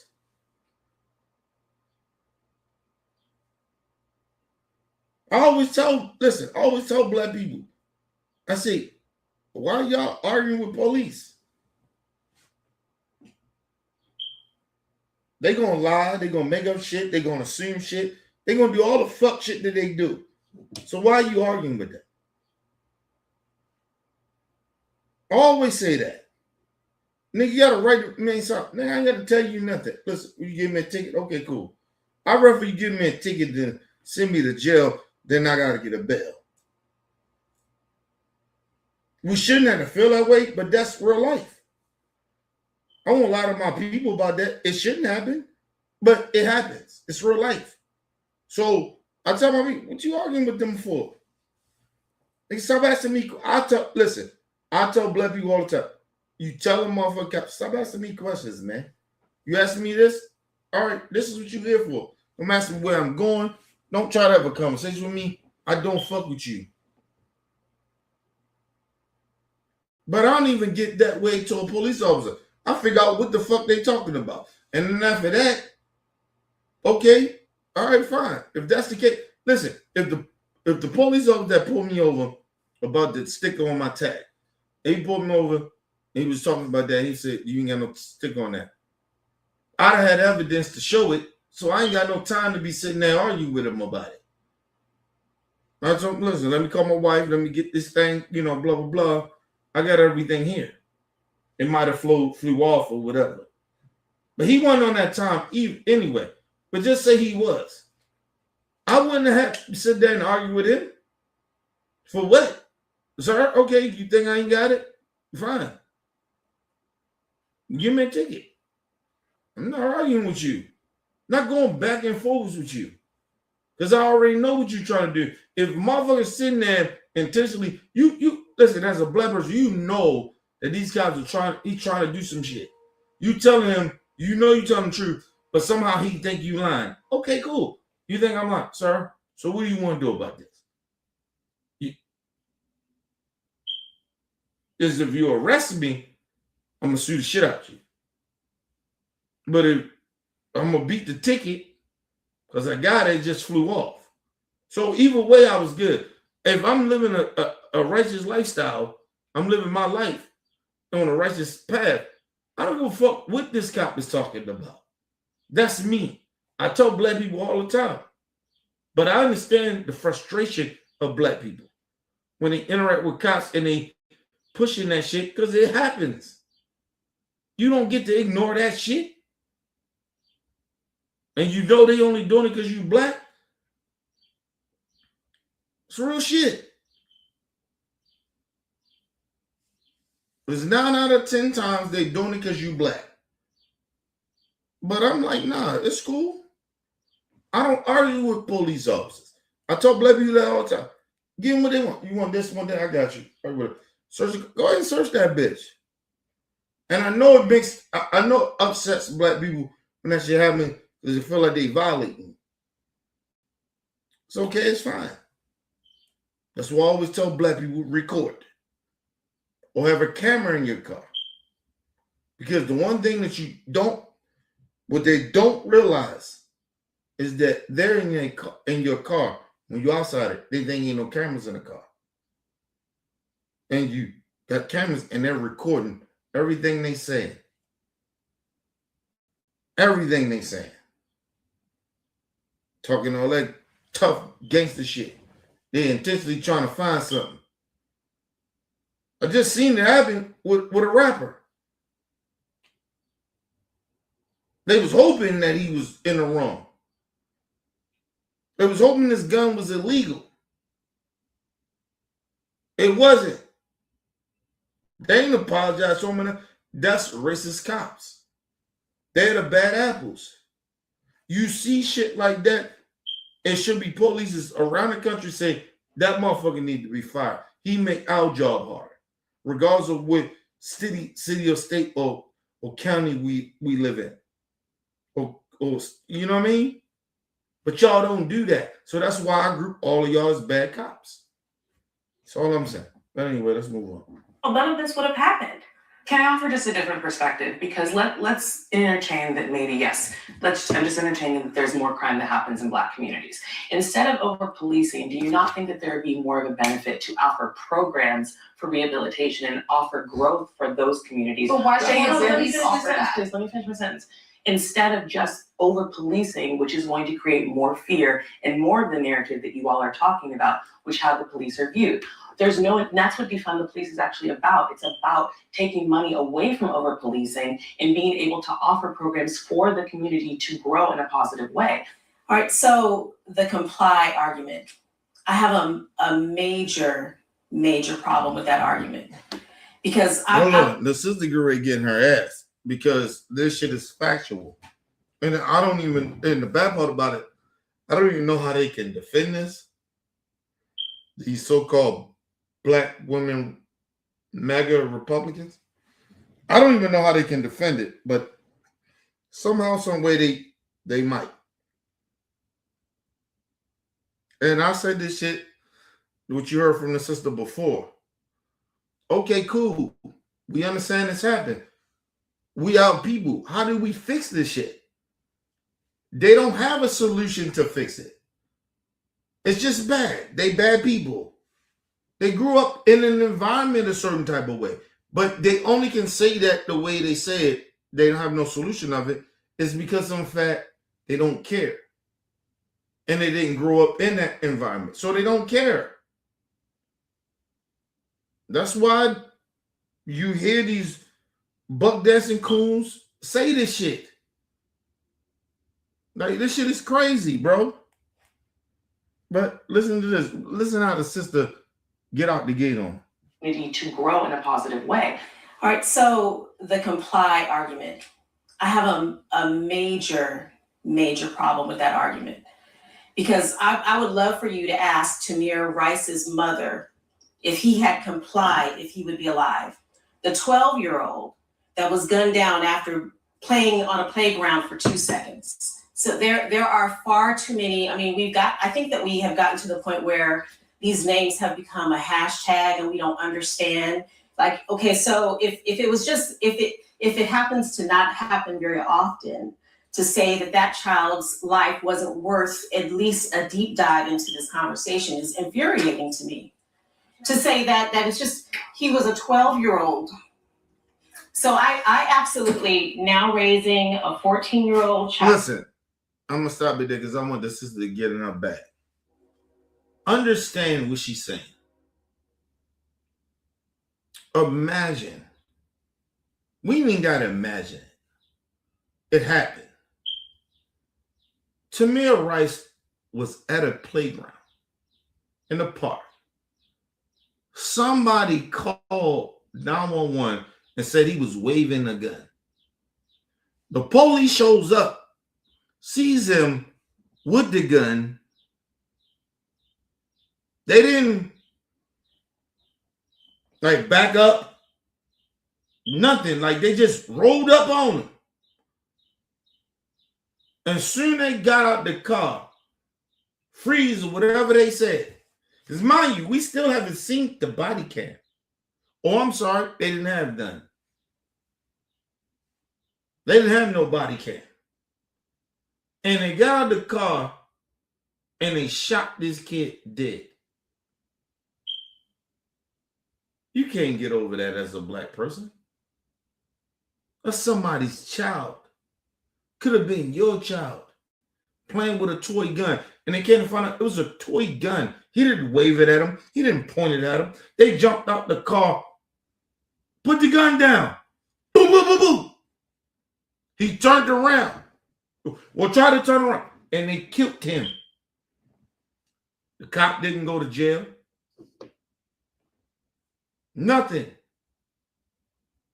Nothing happened. So these black coon-ass women are sitting out here trying to protect white supremacy. Nigga, I'm still fucked up off the Tamir Rice shit. This young man supposed to be alive right now. Supposed to be 20-something years old. We don't even know what he could have been. They killed this kid. They murdered, they assassinated him. That's under assassination. Freeze. And you're ready to try to turn around. Boom, boom, boom, boom. I seen the gun. When you ain't supposed to roll up on that kid like that. Number one, you ain't supposed to roll up on them like that. If it was that big of a threat like that, even the call said it was a threat like that. Okay, you don't roll up on that situation like that. But they did. And they murdered, they assassinated that kid. That was a child. Could have been our kid, our god kid, grandkid, nephew. And you don't care about that? I still respect police. No. When I seen them kill Tamir Rice, nah, fuck out of here. Respect what? Respect who? They ain't respect that kid life. They give a fuck about his life. And they still try to defend it. Racist dude on the right. And these motherfuckers, these coons still over there with them. And they hear this shit. These sellout ass coons hear these motherfuckers justifying what happened to Tamir Rice. Oh, it wasn't about no race. It doesn't matter if it was about race or not. They killed the kid for nothing. They didn't even get a kid a chance to explain.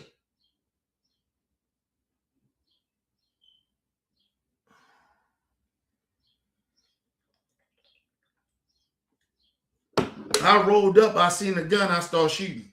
I felt my life was in danger. That's basically what they did to Tamir Rice.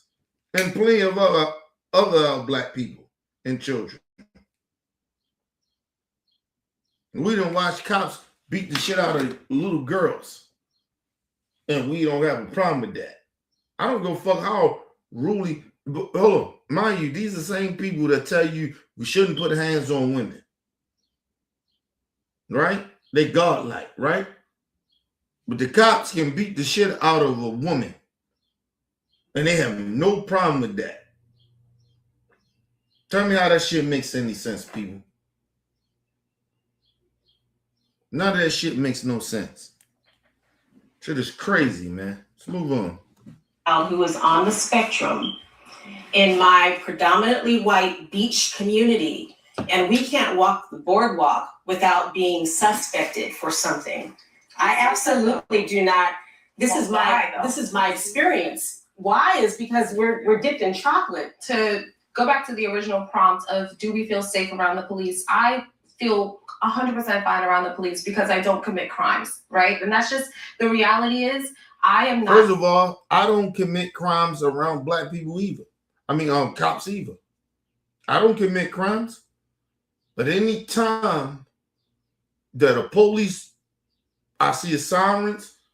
The last time I got pulled over, I told you for my tag thing, the sticker. My heart got the beating. Because of the experience I had. So for this ignorant bitch, sellout coon to say, I feel safe around police. Well, that's your experience. And I'm glad you don't feel that way. I'm glad you don't feel the way I feel. But I do. That's like telling somebody that went through trauma in their life. I have no clue what she went. It's like a motherfucker that got a man. Let's say a man got molested. I couldn't understand where that man come from because I never got molested. So I'm supposed to just be like, you just a pussy. Pussy, you let that man fuck you like that as a boy. You soft. He did to me when I was about 6, 7. You pussy nigga. That couldn't happen to me when I was 7. Imagine telling somebody they got sexually assaulted. People like, it's not the same. Yes, it is. Because it traumatized black children. And that's what they doing. Trying to downplay black people that as children. We don't get to feel that way because it didn't happen to them. It's like telling a damn near rape victim or somebody got molested, you shouldn't feel that way because it didn't happen to me. I don't understand how that went, how you let that happen. What? The fuck are you talking about, lady? I don't go through a lot of shit, but that I gotta have some empathy and sympathy there. Damn, that happened. That shit is real out here. Just because something don't happen to you doesn't mean it ain't real out here. How many motherfuckers say that they on this show? I mean, for us to subscribe. How many of y'all can say y'all got almost came to to death twice like I have. Not a lot of y'all. I guarantee you it's a very low percentage. But y'all both say, oh, fuck Kenny. Yeah, nigga, we went through, they deserved it. What? I wouldn't say that to you. And I never said I hate people. I should hate black people because the 2 times I came close to death was black folks. So I should hate my people, right? But I don't. This is what this ignorant bitches and coon ass niggas do. They sit out there and pretend, I ain't never been through. How the fuck you so upset about that? What? What, bitch? What coon ass nigga? What you talking about?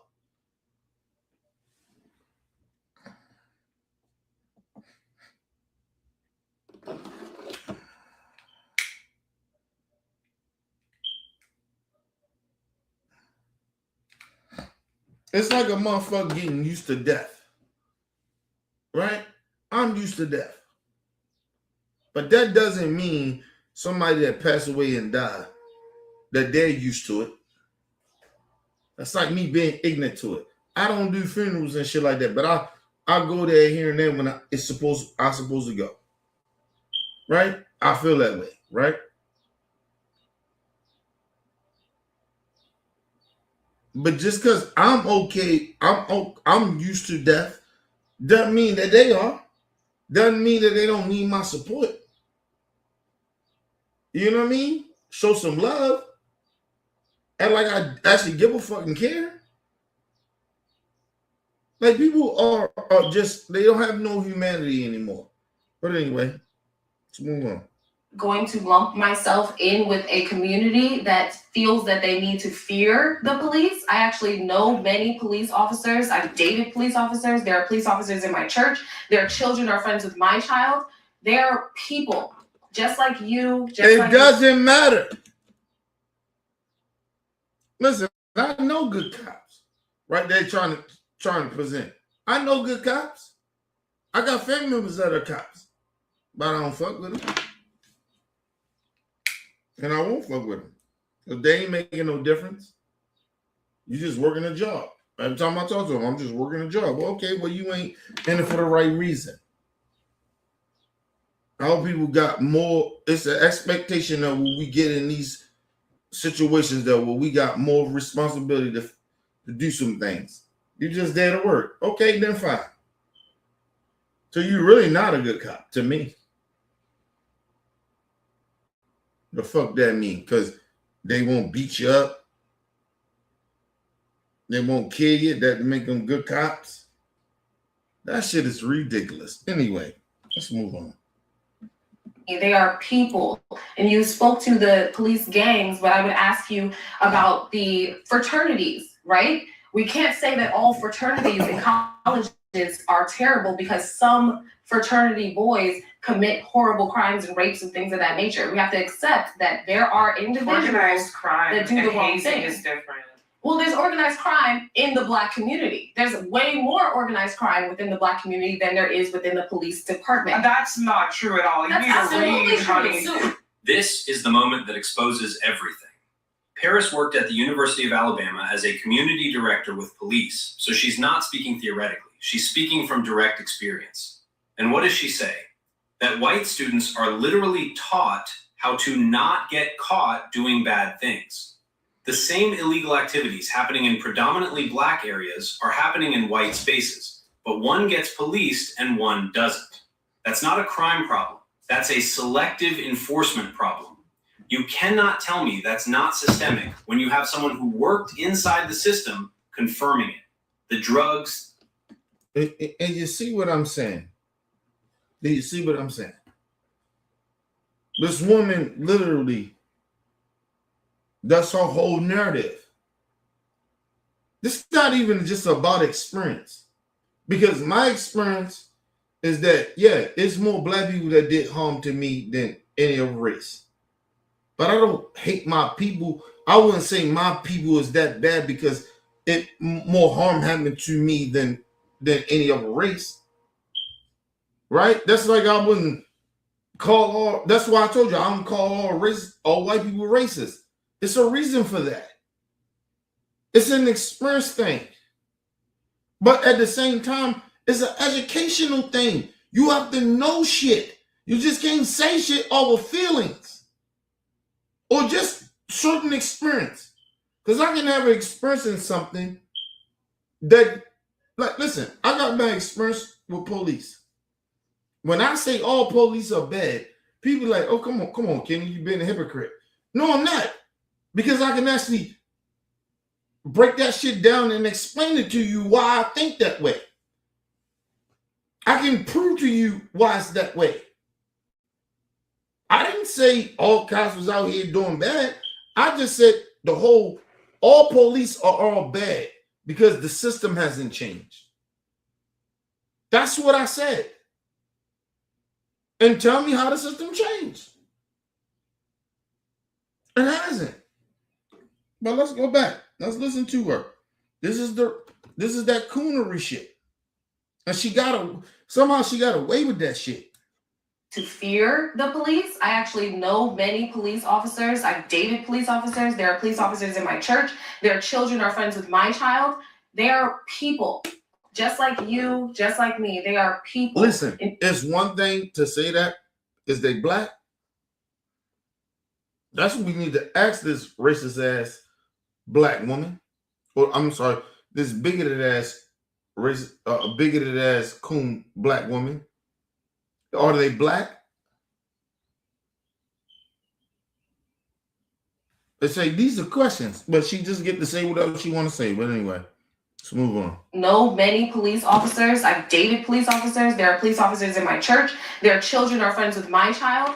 They are people.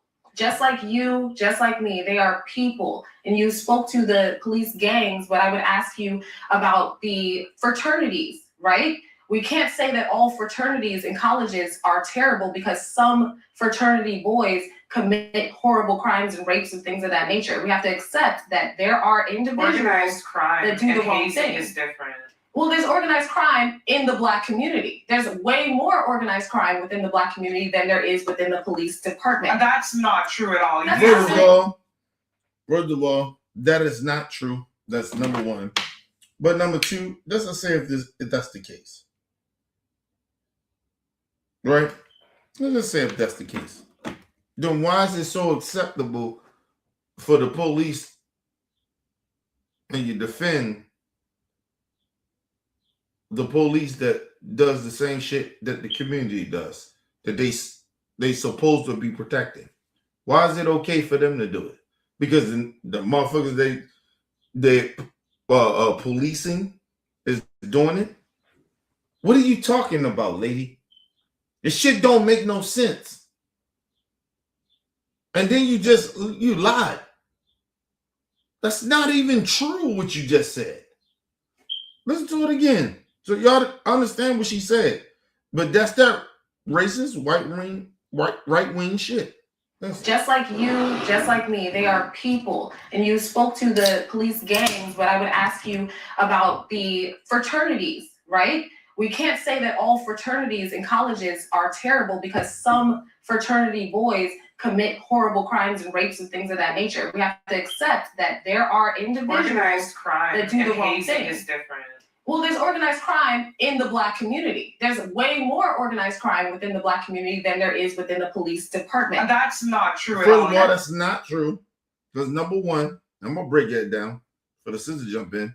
That's not true because of the simple fact of this one thing. It's been in the system of white supremacy. It was created through white supremacy as the Klan. The Klan and the government, the U.S. government, created the police to police Black people. So that's not true. It's not true. But that's how ignorant she is. That's how fucking of a much so much of a coon she is. She is a sellout. You blame black people for all the violence that happens in the community. And then it's almost like everything that's violent that happened in the community, everybody in the community, ain't, mind you, people, it's about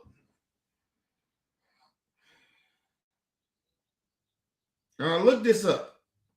It's about 60% of black people do not commit violent crimes in the black community. It's that 40%. And they have more of an edge or you know, people scared or whatever, however you want to look at it. But it ain't no different than Republicans. They're not popular. No, their policies are not popular, but they keep winning. There's more good people that don't fuck with them. But somehow they win elections. So what the fuck is she talking about? When Democrats win, they cheated. What? Let's move on. That do the wrong hazing thing. is different. Well, there's organized crime in the black community. There's way more organized crime within the black community than there is within the police department. That's not true at all. You That's need to absolutely read, true. honey. So, This is the moment that exposes everything. Paris And worked she told her, you need to read, honey. And that's the problem. They don't read. They live amongst them racist ass white people, so they don't read. Even if they in the community where they supposed to be educational, they only know what's being taught amongst themselves around the white folks. They're not educated. They just go along with because the white people say it. Or they show them a certain thing and they be like, that's true. Which it may not, most likely it's not true. But they go along with it. But anyway, let's move on. at the University of Alabama as a community director with police. So she's not speaking theoretically. She's speaking from direct experience. And what does she say? That white students are literally taught how to not get caught doing bad things. The same illegal activities happening in predominantly black areas are happening in white spaces, but one gets policed and one doesn't. That's not a crime problem. That's a selective enforcement problem. You cannot tell me that's not systemic when you have someone who worked inside the system confirming it. The drugs, the parties, the violations, they're happening everywhere. But police presence determines who gets arrested and who gets to go home. And when conservatives try to justify this by saying, well, there's more crime in black neighborhoods, they're ignoring the causation. You police an area heavily, you're going to find more crime. Listen, do y'all know when white people, this is a fact. I told y'all about parties and shit I used to throw back in the day. Do y'all know them type of parties that I would throw? They already throwing. They throwing crazy. This shit is even bigger than what I was doing. Do you know a lot of rape happens? Do y'all know that? Do y'all know a lot of rape happens in them white so-called conservative parties of women? Regardless of what color skin they are. But it's a lot of rape happens. Have y'all heard black institutions? The way you heard about it was rape happening.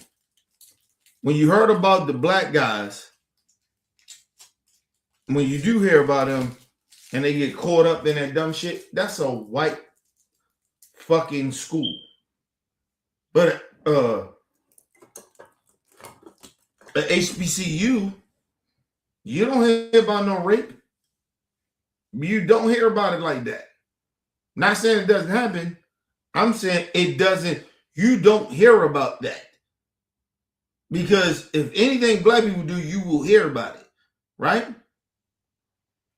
You know a lot of rape of women, sexual assault, it does not happen in HBCUs. That shit happens in those white schools, whereas the dynamics is white. These are facts. But she'll never speak on that. That's not a fact to her because it debunks her dumbass narrative. People, young women get raped in these fucking white schools on campus. It happens a lot. More than y'all even know about it, because they covered a lot of that shit up too. But in the black colleges, you don't hear about that. They had no problem with that though. But they won't tell you how many black people killed. Listen, let me just say this too. I'm not condoning or accepting black people killing black people. My problem with even these cool black people and these racist ass white people, why you worrying about black death?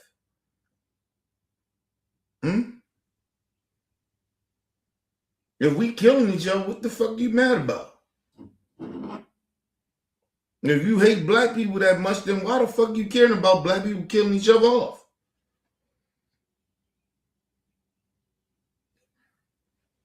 The reason is, it's not what y'all think. They don't care about black people. This shit is all a facade. They want to show black people as the villain. I'm sorry. They want to show us as the victim. We the villain. They gotta show us as savages. We fucking shit up. We fucking society up. When at the end of the day, if they want to be very honest about this shit, right? Or you cool niggas, you want to be honest about it? We don't have the power like that. If we did, white people would be in trouble.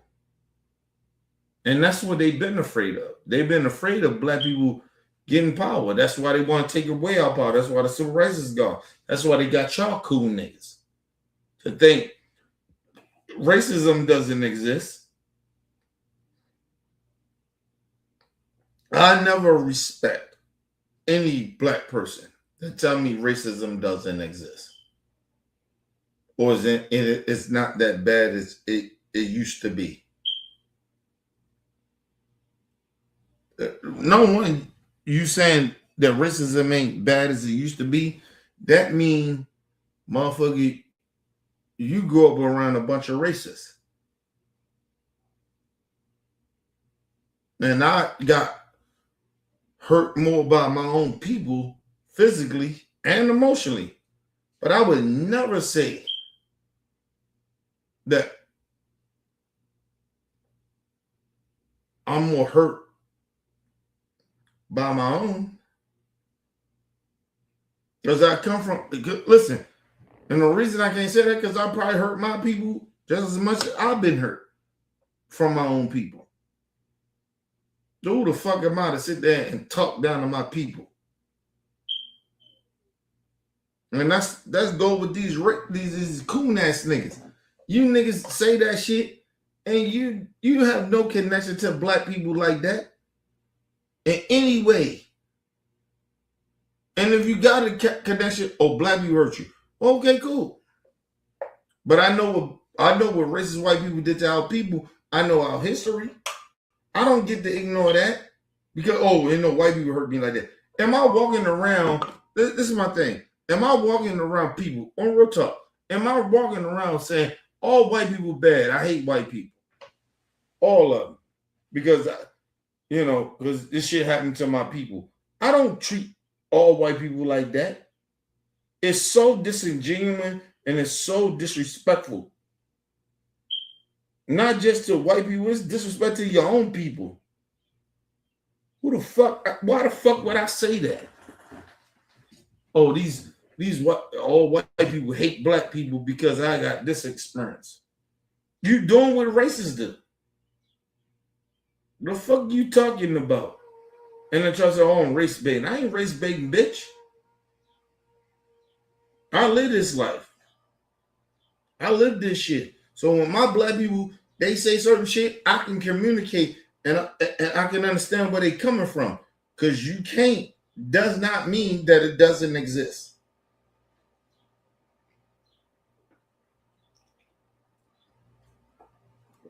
And I ain't trying to kiss ass to black people because I get in my black people ass.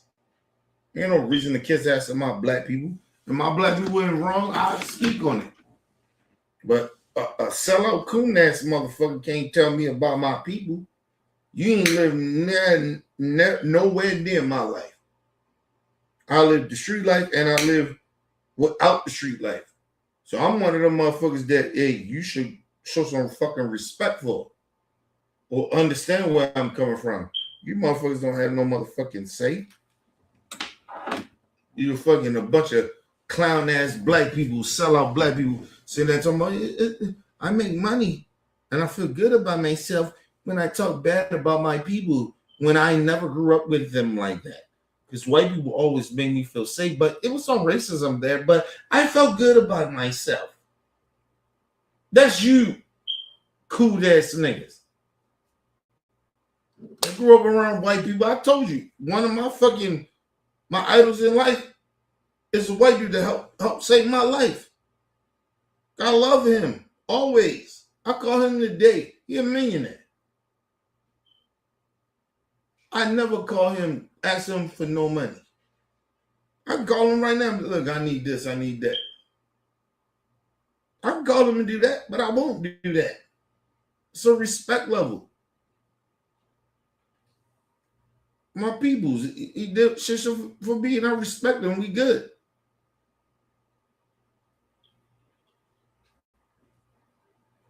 Listen, don't get me twisted. He preferred me to reach out to him more and do shit more with him, but I won't do it.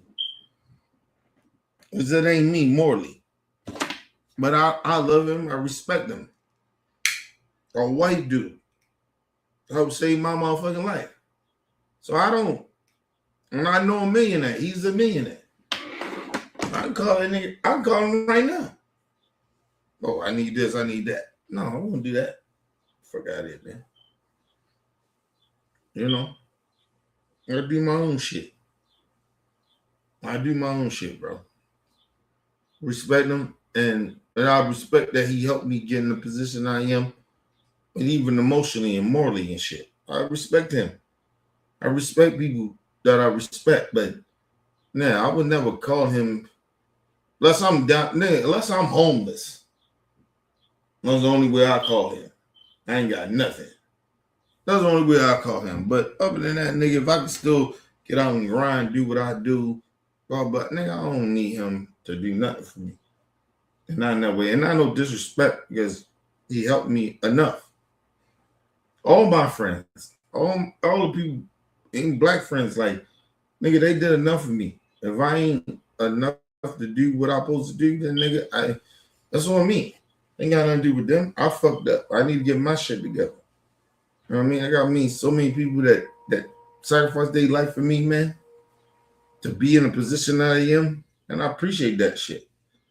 But I never keep that type of shit to go at people like that, man. Get the fuck out of here. These people crazy, man. They don't live life. They just live in life over that dumb shit, and they live in a circle, in a bubble. I don't live that life. I never did. That's just math. Meanwhile, white college. Students are getting insider tips, and Melissa, he hasn't with the back who upset her. I believe that people who are, you think you're doing everything right. It should be a baseline. But for too many people, it's not. Reparations are just and necessary. Okay, go. Just and necessary. Okay, I actually am glad you repeated that because I thought you said they were just unnecessary. Yeah, so I'm going to say, like I said, that I believe that people who are enslaved shouldn't get reparations from people who are never slave owners. And it's just like, how would that even work? And then what about the black people that own slaves? Like, it's just so much to go into it. Instead of looking for a handout. First of all, that's ignorant shit. right? And they think that shit makes sense, but it doesn't. And they doing that shit for racist ass white people. Let me say this when it comes to reparations, right?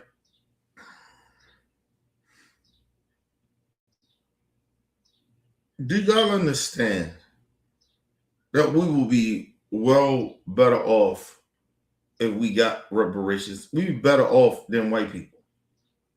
Because they owe us. We built this country. All the shit they stole from us. And they still steal from us. This black woman don't understand that. She's just a fucking clown. They stole shit from us, man. Even just you want to ignore the slavery shit. Bitch, they stole our inventions. And we don't get nothing out of it. And you think it's okay.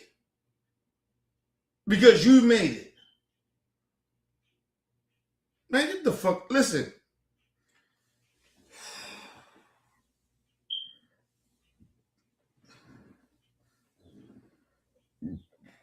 I tell people this.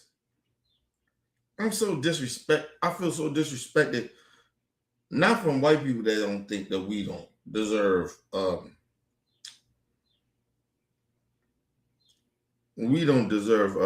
what's the name? Reparations, right? It's the black people. Like, that's what disturbed me more. Like, what the fuck are you talking about, bitch? Like, yo, imagine black people. The Jews got what they got. We paid the Jews. We had nothing to do with what happened in Germany. They came here, we paid them off. We gave them money. People want to talk about welfare. Welfare fucked out people over. It took the man out the house. That didn't happen to the Jews. The Jews got reparation. It didn't take the man out, not to be a man in the house. But it did it for welfare. It did it for us, though. And welfare was never built for us. That shit was built for white people, white men that came home from the war. We didn't receive none of that money. All the black men that served for the country, they didn't receive none of that money. But these ignorant ass niggas want to keep talking. Listen, stop talking to me. Listen, I'm going to say this to all you coon ass niggas. Stop talking about black shit. You don't even have a fucking clue of what the fuck we've been through. Telling us we don't deserve reparations. Okay, bitch. If that's the case, then you don't take the reparations. But don't tell us we can't. Listen, if black people get reparations and you turn it down, that's on you. But don't tell us we don't deserve it. Because you don't understand and you're not educated of generation of oppression, or why we so fucked up, or why somehow people grow up in this lifestyle that we grow up in. My people come from slavery. I don't know what you on. All these bitch ass motherfuckers, they sitting there acting like we tripping off a reparation. Nigga, listen, we owe that. We are owed that. Not because we won it. No, we owed it. We are owed reparations. And the problem is they don't want to give black people reparations. With your goofy black asses. Some of you motherfuckers. Don't take it. That's number one. Don't take reparations. Okay? Don't take it. But black people deserve reparations. Our ancestors are dead. And look how they disrespect our ancestors now. All these different races of people, they acting like we the horrible people in the world when we was the civil rights era. We made them motherfuckers, we fought for citizenship for all of them. Well, wasn't no question. We fought for everybody. But we don't deserve reparations from slavery in this country? I don't give a fuck about other countries that own slaves. I don't care. I'm talking about America. They didn't never ever pay us back. They had us for slaves for hundreds of years. Are you fucking kidding me? And we don't deserve reparations? They owned us. They raped our women. Listen, let me tell you how fucked up this is, right? To all you racist pieces of shit and all you coon ass niggas. The two black people that fuck with me and really real with this shit. Do you understand when slavery happened, right? Do you know that that's why we so mixed? Do you understand why some of our people are, like when you look at Barack, you be like, oh, he mixing white. Why you think that? That come from slavery in America. They never paid us back, but the Jews did. The Jews got paid back, not by the Jews. They got paid by the Americans. Without taxpayer money, well, we were still slaves and still, not just slaves, but disenfranchised. They took our tax money to pay the Jews. That's why I don't even understand why the Jews be upset at black people. Are you crazy? And y'all don't fight for us to get reparations? Your family got that. Y'all got more stake in America than we do in the political realm. Even the party, the Democrat Party, they ride with y'all. Even though we like, man, fuck that shit with Israel. You have no respect. Listen, my people, my black folks, stop allowing these people to talk to us like we stupid. Fuck that shit. Nigga, we deserve reparations. Don't ever get discredited by that. We deserve that. Not even deserve it. We owe that. It's not we deserve it. We owe that. The Jews came over. We ain't enslaved the Jews. When that shit happened to Hitler, we had nothing to do with it. You know what we was doing? When that shit was happening to them, we helped fight they motherfucking shit. The Jews never talk about, them racist Jews don't never talk about that, do they? When Hitler was doing what he's doing, who was over there? Huh? Black Americans. Black Americans. They give us no respect, no love. But then when we talk about, oh, they don't deserve that. We wasn't Hitler either, bitch. We didn't hold y'all hostage like that. The fuck are you talking about?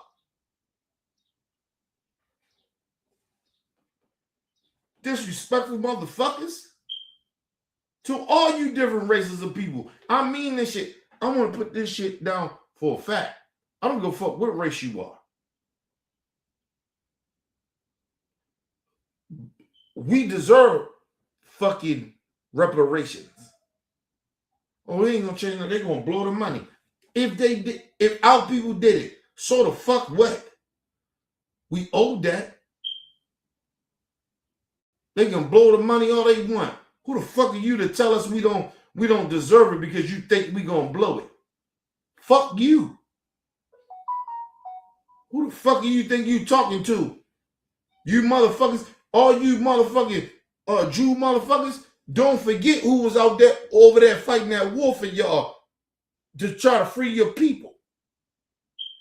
But you got this level of disrespect to black Americans. Are you out your fucking mind? And we still had to sit in the bus, sit in the back of the motherfucking airplanes and the trains and all that shit. Y'all sat in front of us because y'all was quote unquote white. The niggas sit in the back. Stop trying to pretend that shit didn't happen. Because it did happen. It's in the motherfucking books. It's in history. You disrespectful motherfuckers. These niggas acting like we owe them something. We don't owe Jews nothing. We don't owe any of you motherfuckers nothing. They mad at black people. Or they got an interaction with black people to make them feel, they hurt them. Get the fuck out of here, dang. Black people hurt me too, but you don't think I'm supposed to hate black people like you do. But I don't.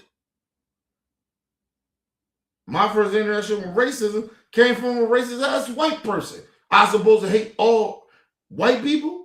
Are you stupid motherfucker? I didn't know what racism was. To a racist white person did what they did to me, but I didn't hate all white people. That's on you. That's your stupidity. That's your ignorance.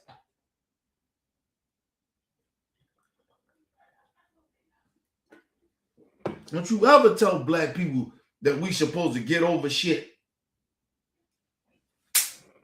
And then you want some coon niggas to come in. What the coon niggas said, fuck them coon niggas.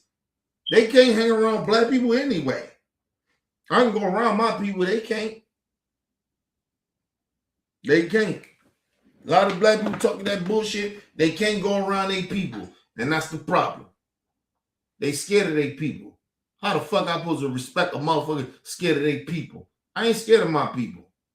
I can go any hood. Crip blood, whatever. I go that bitch. Ain't never scared. You motherfuckers scared. I can't be scared of my people. I love my people. I want my people to do better. So I ain't never scared of my fucking people. I live this life. I know what this shit is. You motherfuckers, a lot of you motherfuckers be playing. You ain't really like that, motherfucker. Think about these motherfuckers. These Jews.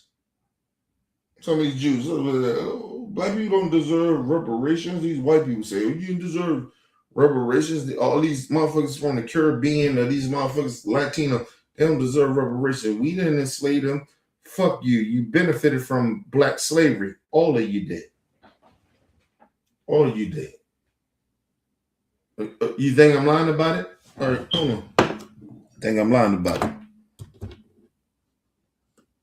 Hold on. See if I can find the shit real quick. Think I'm lying?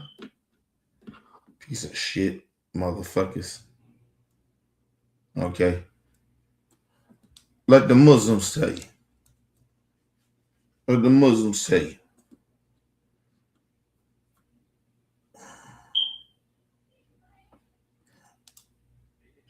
Honest with ourselves about this issue of immigrants in America.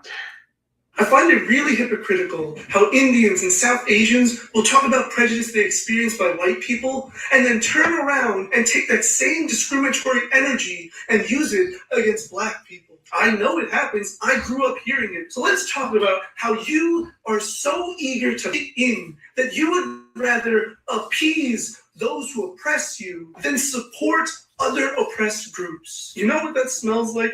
Desperation for acceptance. And the sad part is, no matter what you do, no matter how hard you work to blend in, you will still be seen as an other.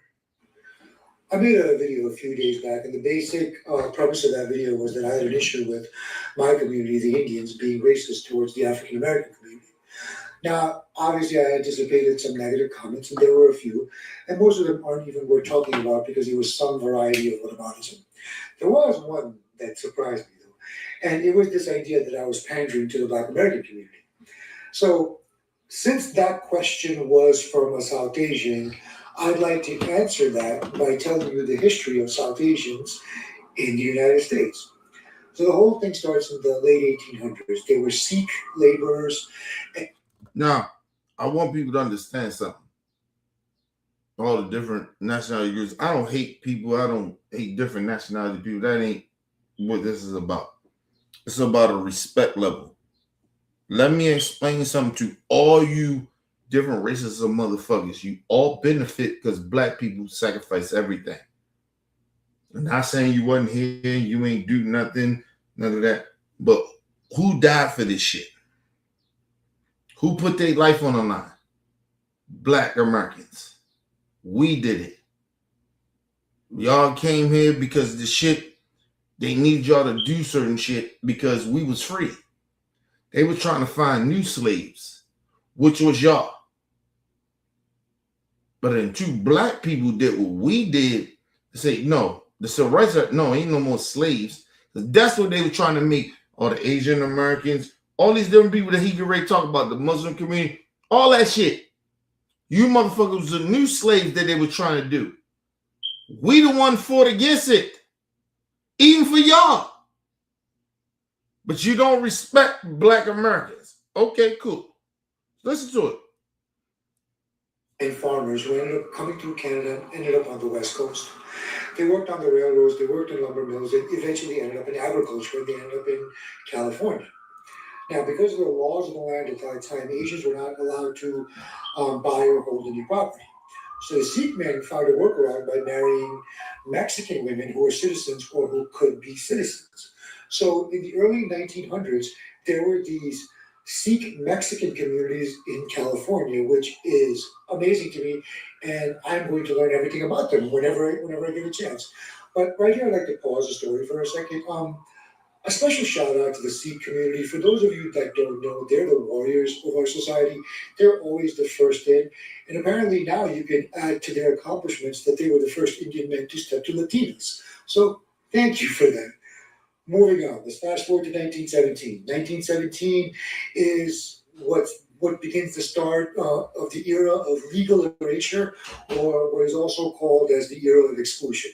I've been called both things. So it starts in 1917 with the Barred Zone Act.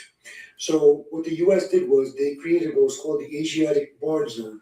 This encompassed an area including a lot of Asian and part of the Pacific Islands where the United States would not take any more immigrants from. So immigration at that point was zero.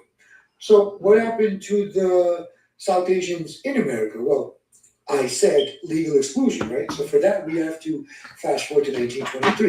In 1923, there was a gentleman named Bhagat Singh Thind. He applied to become a U.S. citizen. And this case went all the way up to the Supreme Court. So his argument was, since he was high caste. Now, I want people to understand what he's saying. Black people were still slaves. Everything he's talking about, black people were still slaves in America. Right? They enslaved us. Even the Latinos. That's why they think a lot of times they're better than us. They weren't enslaved here. The Chinese, they weren't enslaved here. The Indians, they weren't enslaved here. You hear what he's saying? They wasn't enslaved here. But we were, because we was the money. We was the cash cow, nigga. They had to enslave. We was making the money. Slave the niggas. Slave the black Africans. They turned to, nigga, they didn't even look at us human. They didn't even, you gotta understand them times back then, all these other different races of people that talk this shit now, nigga, they seen y'all. They seen y'all who y'all were. For us, that they stole, what they bamboozled from Africa and our people helped, we was slaves. Black America, I can't speak about other countries. I'm not gonna do that. But in the black nigga, they ain't see us as nothing. Seeing us as slaves.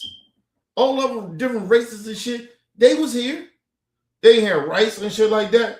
But it was a bargain with them. It had no bargain with black Americans. People that black slaves that was here. It had no bargain with us. We was enslaved, we was beneath them.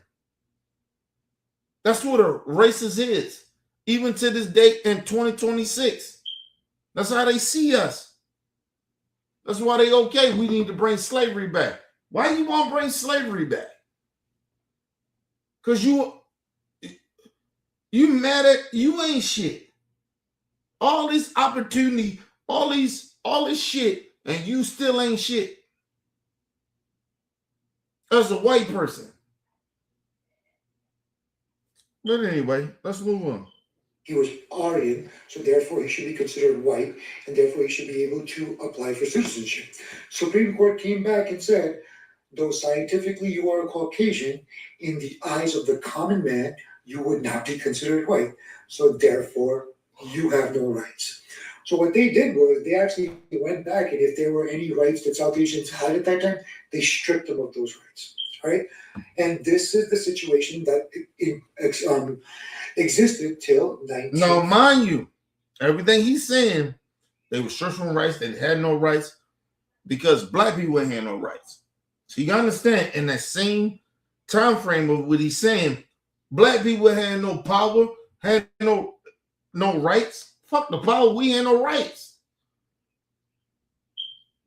But you'll hear sooner or later what he's talking about. None of us had rights. None of us. He's trying to break this shit down to you as an Indian American.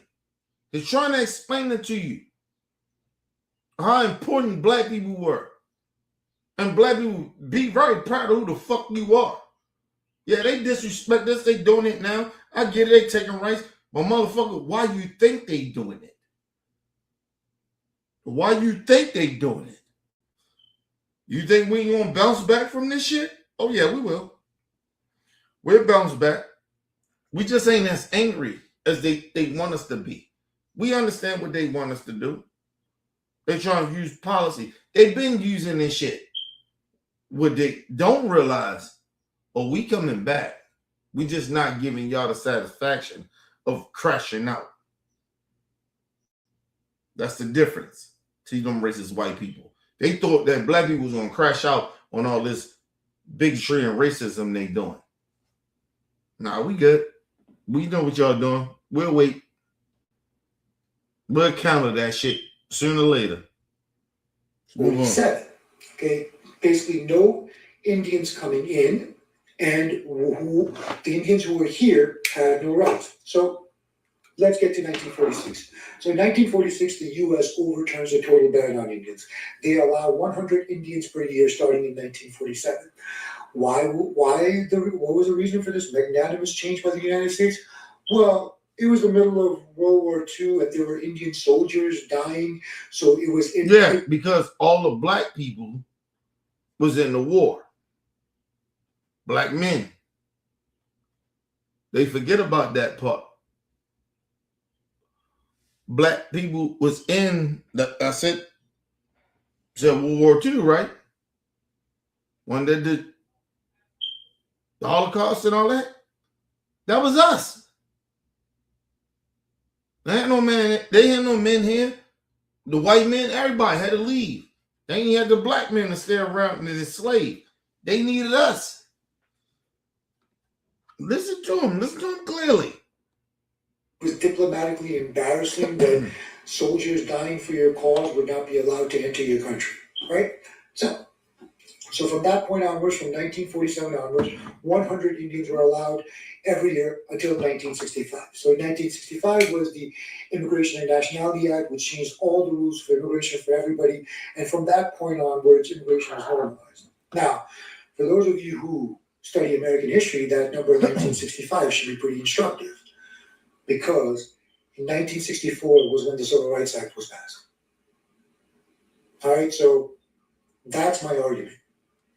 So they had, what he's saying is, they let the Indians come over here. They still didn't have no rights, but they would let 100 Indians come over because black people was free. So, let's bring these brown people over, and they can make up for the black people that ain't free. That's what they was doing. They was making up for us that we was like, no, we not working no slave ships no more.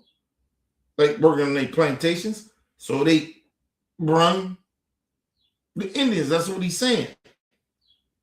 And it's facts. He's not lying. Facts. Okay, so that happens, right? Mind you. And he broke it down with the Civil War and everything. That's why the racist ass Jews really bothered me. Really bothers me to this day. Who the fuck are y'all to talk down to us? Black people who was in that war.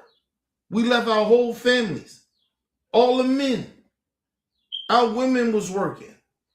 Just like with the white women, and that's what bothered me about white women. They all had to pick up the slack because they recruited all our men.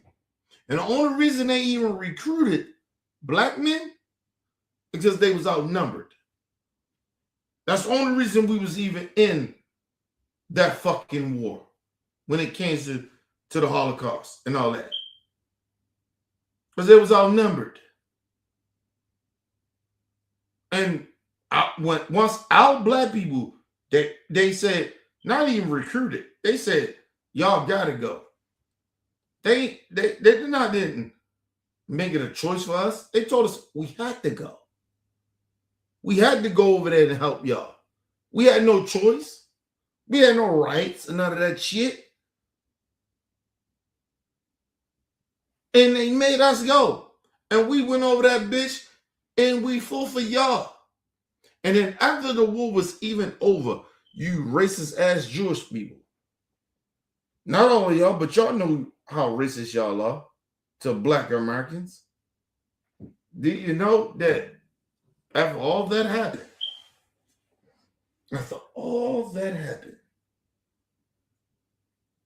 we went back, we came back sitting on the back of the bus, being disrespected and not having rights. Do you know that? And then we came back and still fought for rights for all of us. Not just black people, we fought for everybody. So listen, I'm gonna say this, and I want to make this very clear to all you suck ass different races of motherfuckers that are like you don't owe black Americans or disrespect us. Fuck you then, because we fought for everybody. We didn't just fight for us, and that's y'all problem.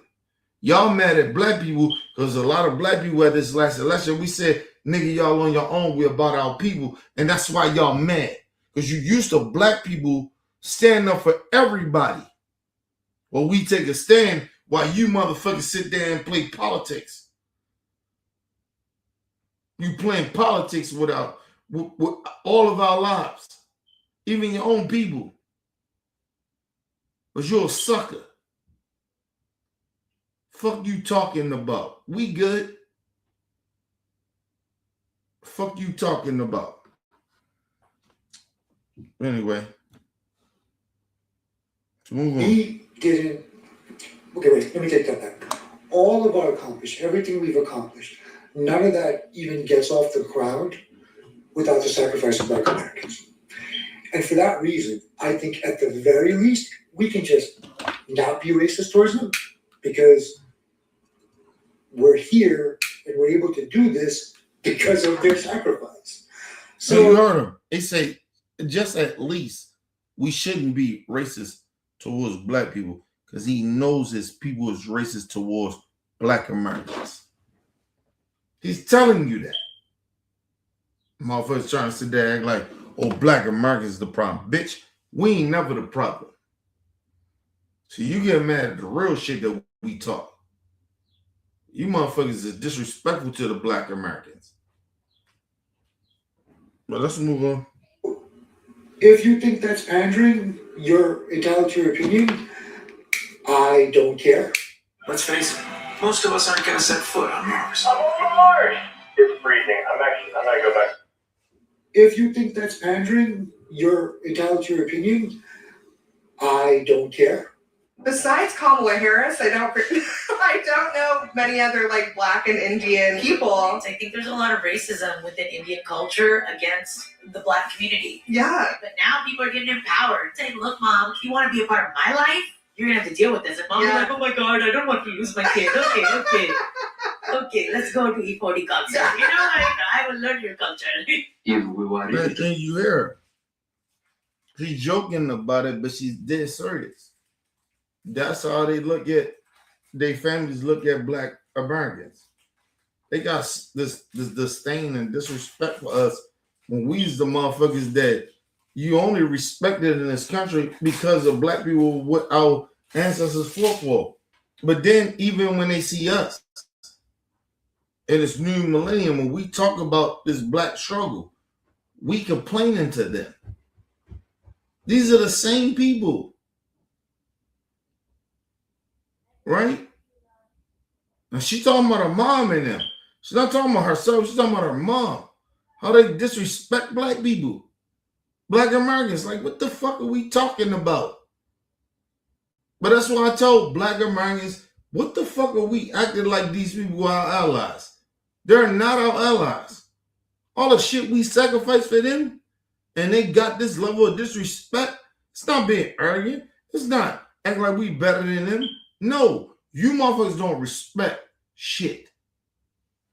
That go for all the races in this country. Not everybody, not all, like everybody in their whole race, but a lot of your people do not respect black Americans and what we did for this country. And for y'all. What the fuck we supposed to do, bro? You don't even respect us no more. And I know this for a fact because Trump is in office. So you don't respect us. Who the fuck vote for Trump? Or white supremacists? But was it, well, he hung around black rappers. Get the fuck out of here. We talking about politics here. Talk about a nigga that can run the country. We're not talking about no motherfucker that, oh, he was cool with black people back in the day and the black rappers was okay with us. A lot of them niggas is fraud niggas anyway. I know rapper dudes. Ask Chuck D, do he fuck with Trump? Snoop Dogg had a shit. Nobody fuck with Snoop. Not no more.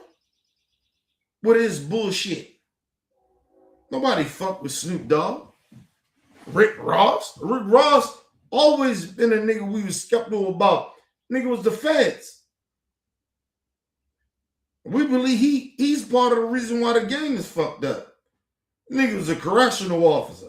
All of a sudden now he's a gangster rapper.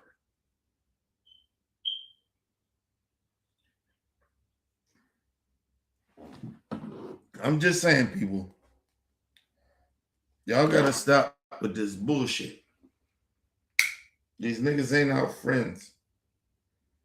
You motherfuckers that play with black people like that, play with us like that, you're not our friends, man. We good. Go ahead and go fuck with white supremacy. But don't bring our name up. Don't speak on us. They go for sellouts. They go for any other race. If you hate black Americans, then stop talking about us. Stop speaking on our name. Do your own shit. And see how that work out for you. But we good over here. Y'all need us before we need y'all. That's a fact. Because America is trying to build this shit on white supremacy. You don't even matter when it comes to white supremacy. She said, you don't matter. You keep acting like you matter in white supremacy. You don't. They will get rid of your dumb coon ass very quickly. And you mad at black Americans, please. I'm good, bro. All right, listen, I'm always good with my people. I don't know what the fuck y'all niggas on. I don't know what y'all on, man. I'm all right. I'm good. I love my people. I don't know what y'all love. Ain't no way. Ain't no way I get to switch on my people like that. Fuck out of here. And then y'all motherfuckers, oh, my people, nigga, listen, I ain't got friends and family like that because these niggas they ain't on my level. I cut my own blood off. You motherfuckers ain't real, bro. You niggas just want to sit there and get along with these racists. I ain't okay with that. I'm deeper than this shit. My people come deeper than that. My ancestors come deeper than that.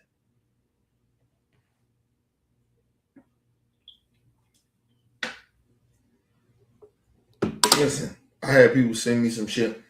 My dad sent me some shit about, Negron will turn 90 or some shit like that, right?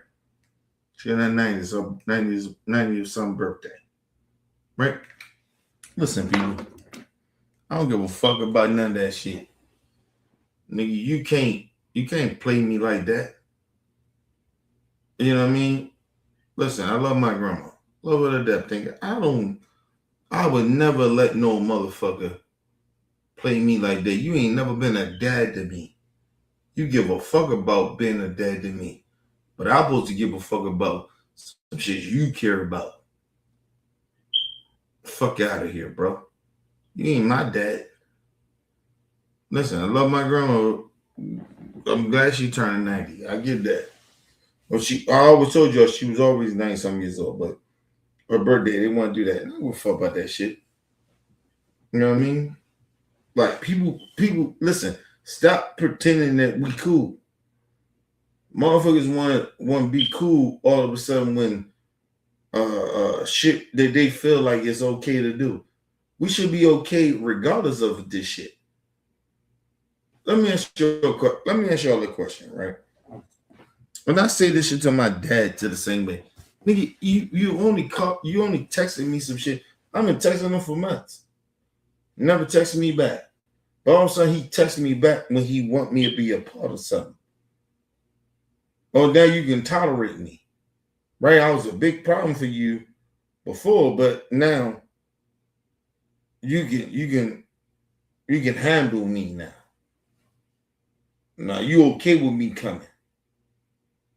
Nah, fuck all that. You keep that shit. You know what I mean? And listen, I love my grandmother. It will hurt me. You know what I mean? It's hurting me now because I'm not gonna go. But fuck that shit. I don't play those games like that. I don't play with people playing with me like that. Not even my own dad. Nigga, you ain't like that to play with me like that. That's number one. Fuck that nigga. That nigga playing with me, trying to use my grandmother to do some shit. Nigga, fuck you, nigga. And like I said, this shit go deeper than that. Because I can talk about it, but I'm okay. I'm cool. Fuck that nigga. Nigga. This nigga the whole time, nigga, you got your granddaughter here. You ain't never call her. Ain't got nothing to do with me. Listen, I'm going to tell y'all some real shit. Whatever me and my dad beef about, nigga, he can call my daughter anytime he want to. He can call my wife anytime he want to have a relationship with them. He chooses not to. For whatever fuck reason he does it. But I never keep that nigga away from my daughter. I never you get what I mean? If he want to do it, he do it. You know what I mean? Listen, if my daughter wanted to go to her grandma's shit, she can go. But I ain't going. I ain't never going. I can't keep them away from that nigga. But for me, that shit ain't healthy for me. And I'm real about that shit. But that bitch, nigga, he trying to sit down like, oh, I'm the problem. No, nigga, don't do that. And you just send some shit. You send a thing like, oh, it's on Kenny to do that. No, nigga, you call my wife. You don't talk to me. See, and another thing about that, when it comes to the real shit about the family shit, nigga, what you sending me some shit for? You call my wife. Because that's what you always did. You didn't call me. My wife and my daughter had nothing to do with how I feel and how I treat my family. Got nothing to do with it. I do what the fuck I do, and I don't fuck with them. But that's up to my wife and my daughter to do that. I'm not going. I feel like that shit is fake and fraud. How they do. So, nigga, that's my wife and my daughter. They want to go, they go. But it ain't got nothing to do with me. But nigga, don't send me shit. And like I told my wife, I think he made a mistake into that. He ain't talked to us in months. Ain't got nothing to do with me and him having a situation the way y'all don't talk. All of a sudden he don't fuck with y'all now because he got a problem with me. He ain't never been a problem like that. But now he got a problem now. Man, fuck that shit. I told y'all, man, I'm not like these niggas. These niggas is phony, man.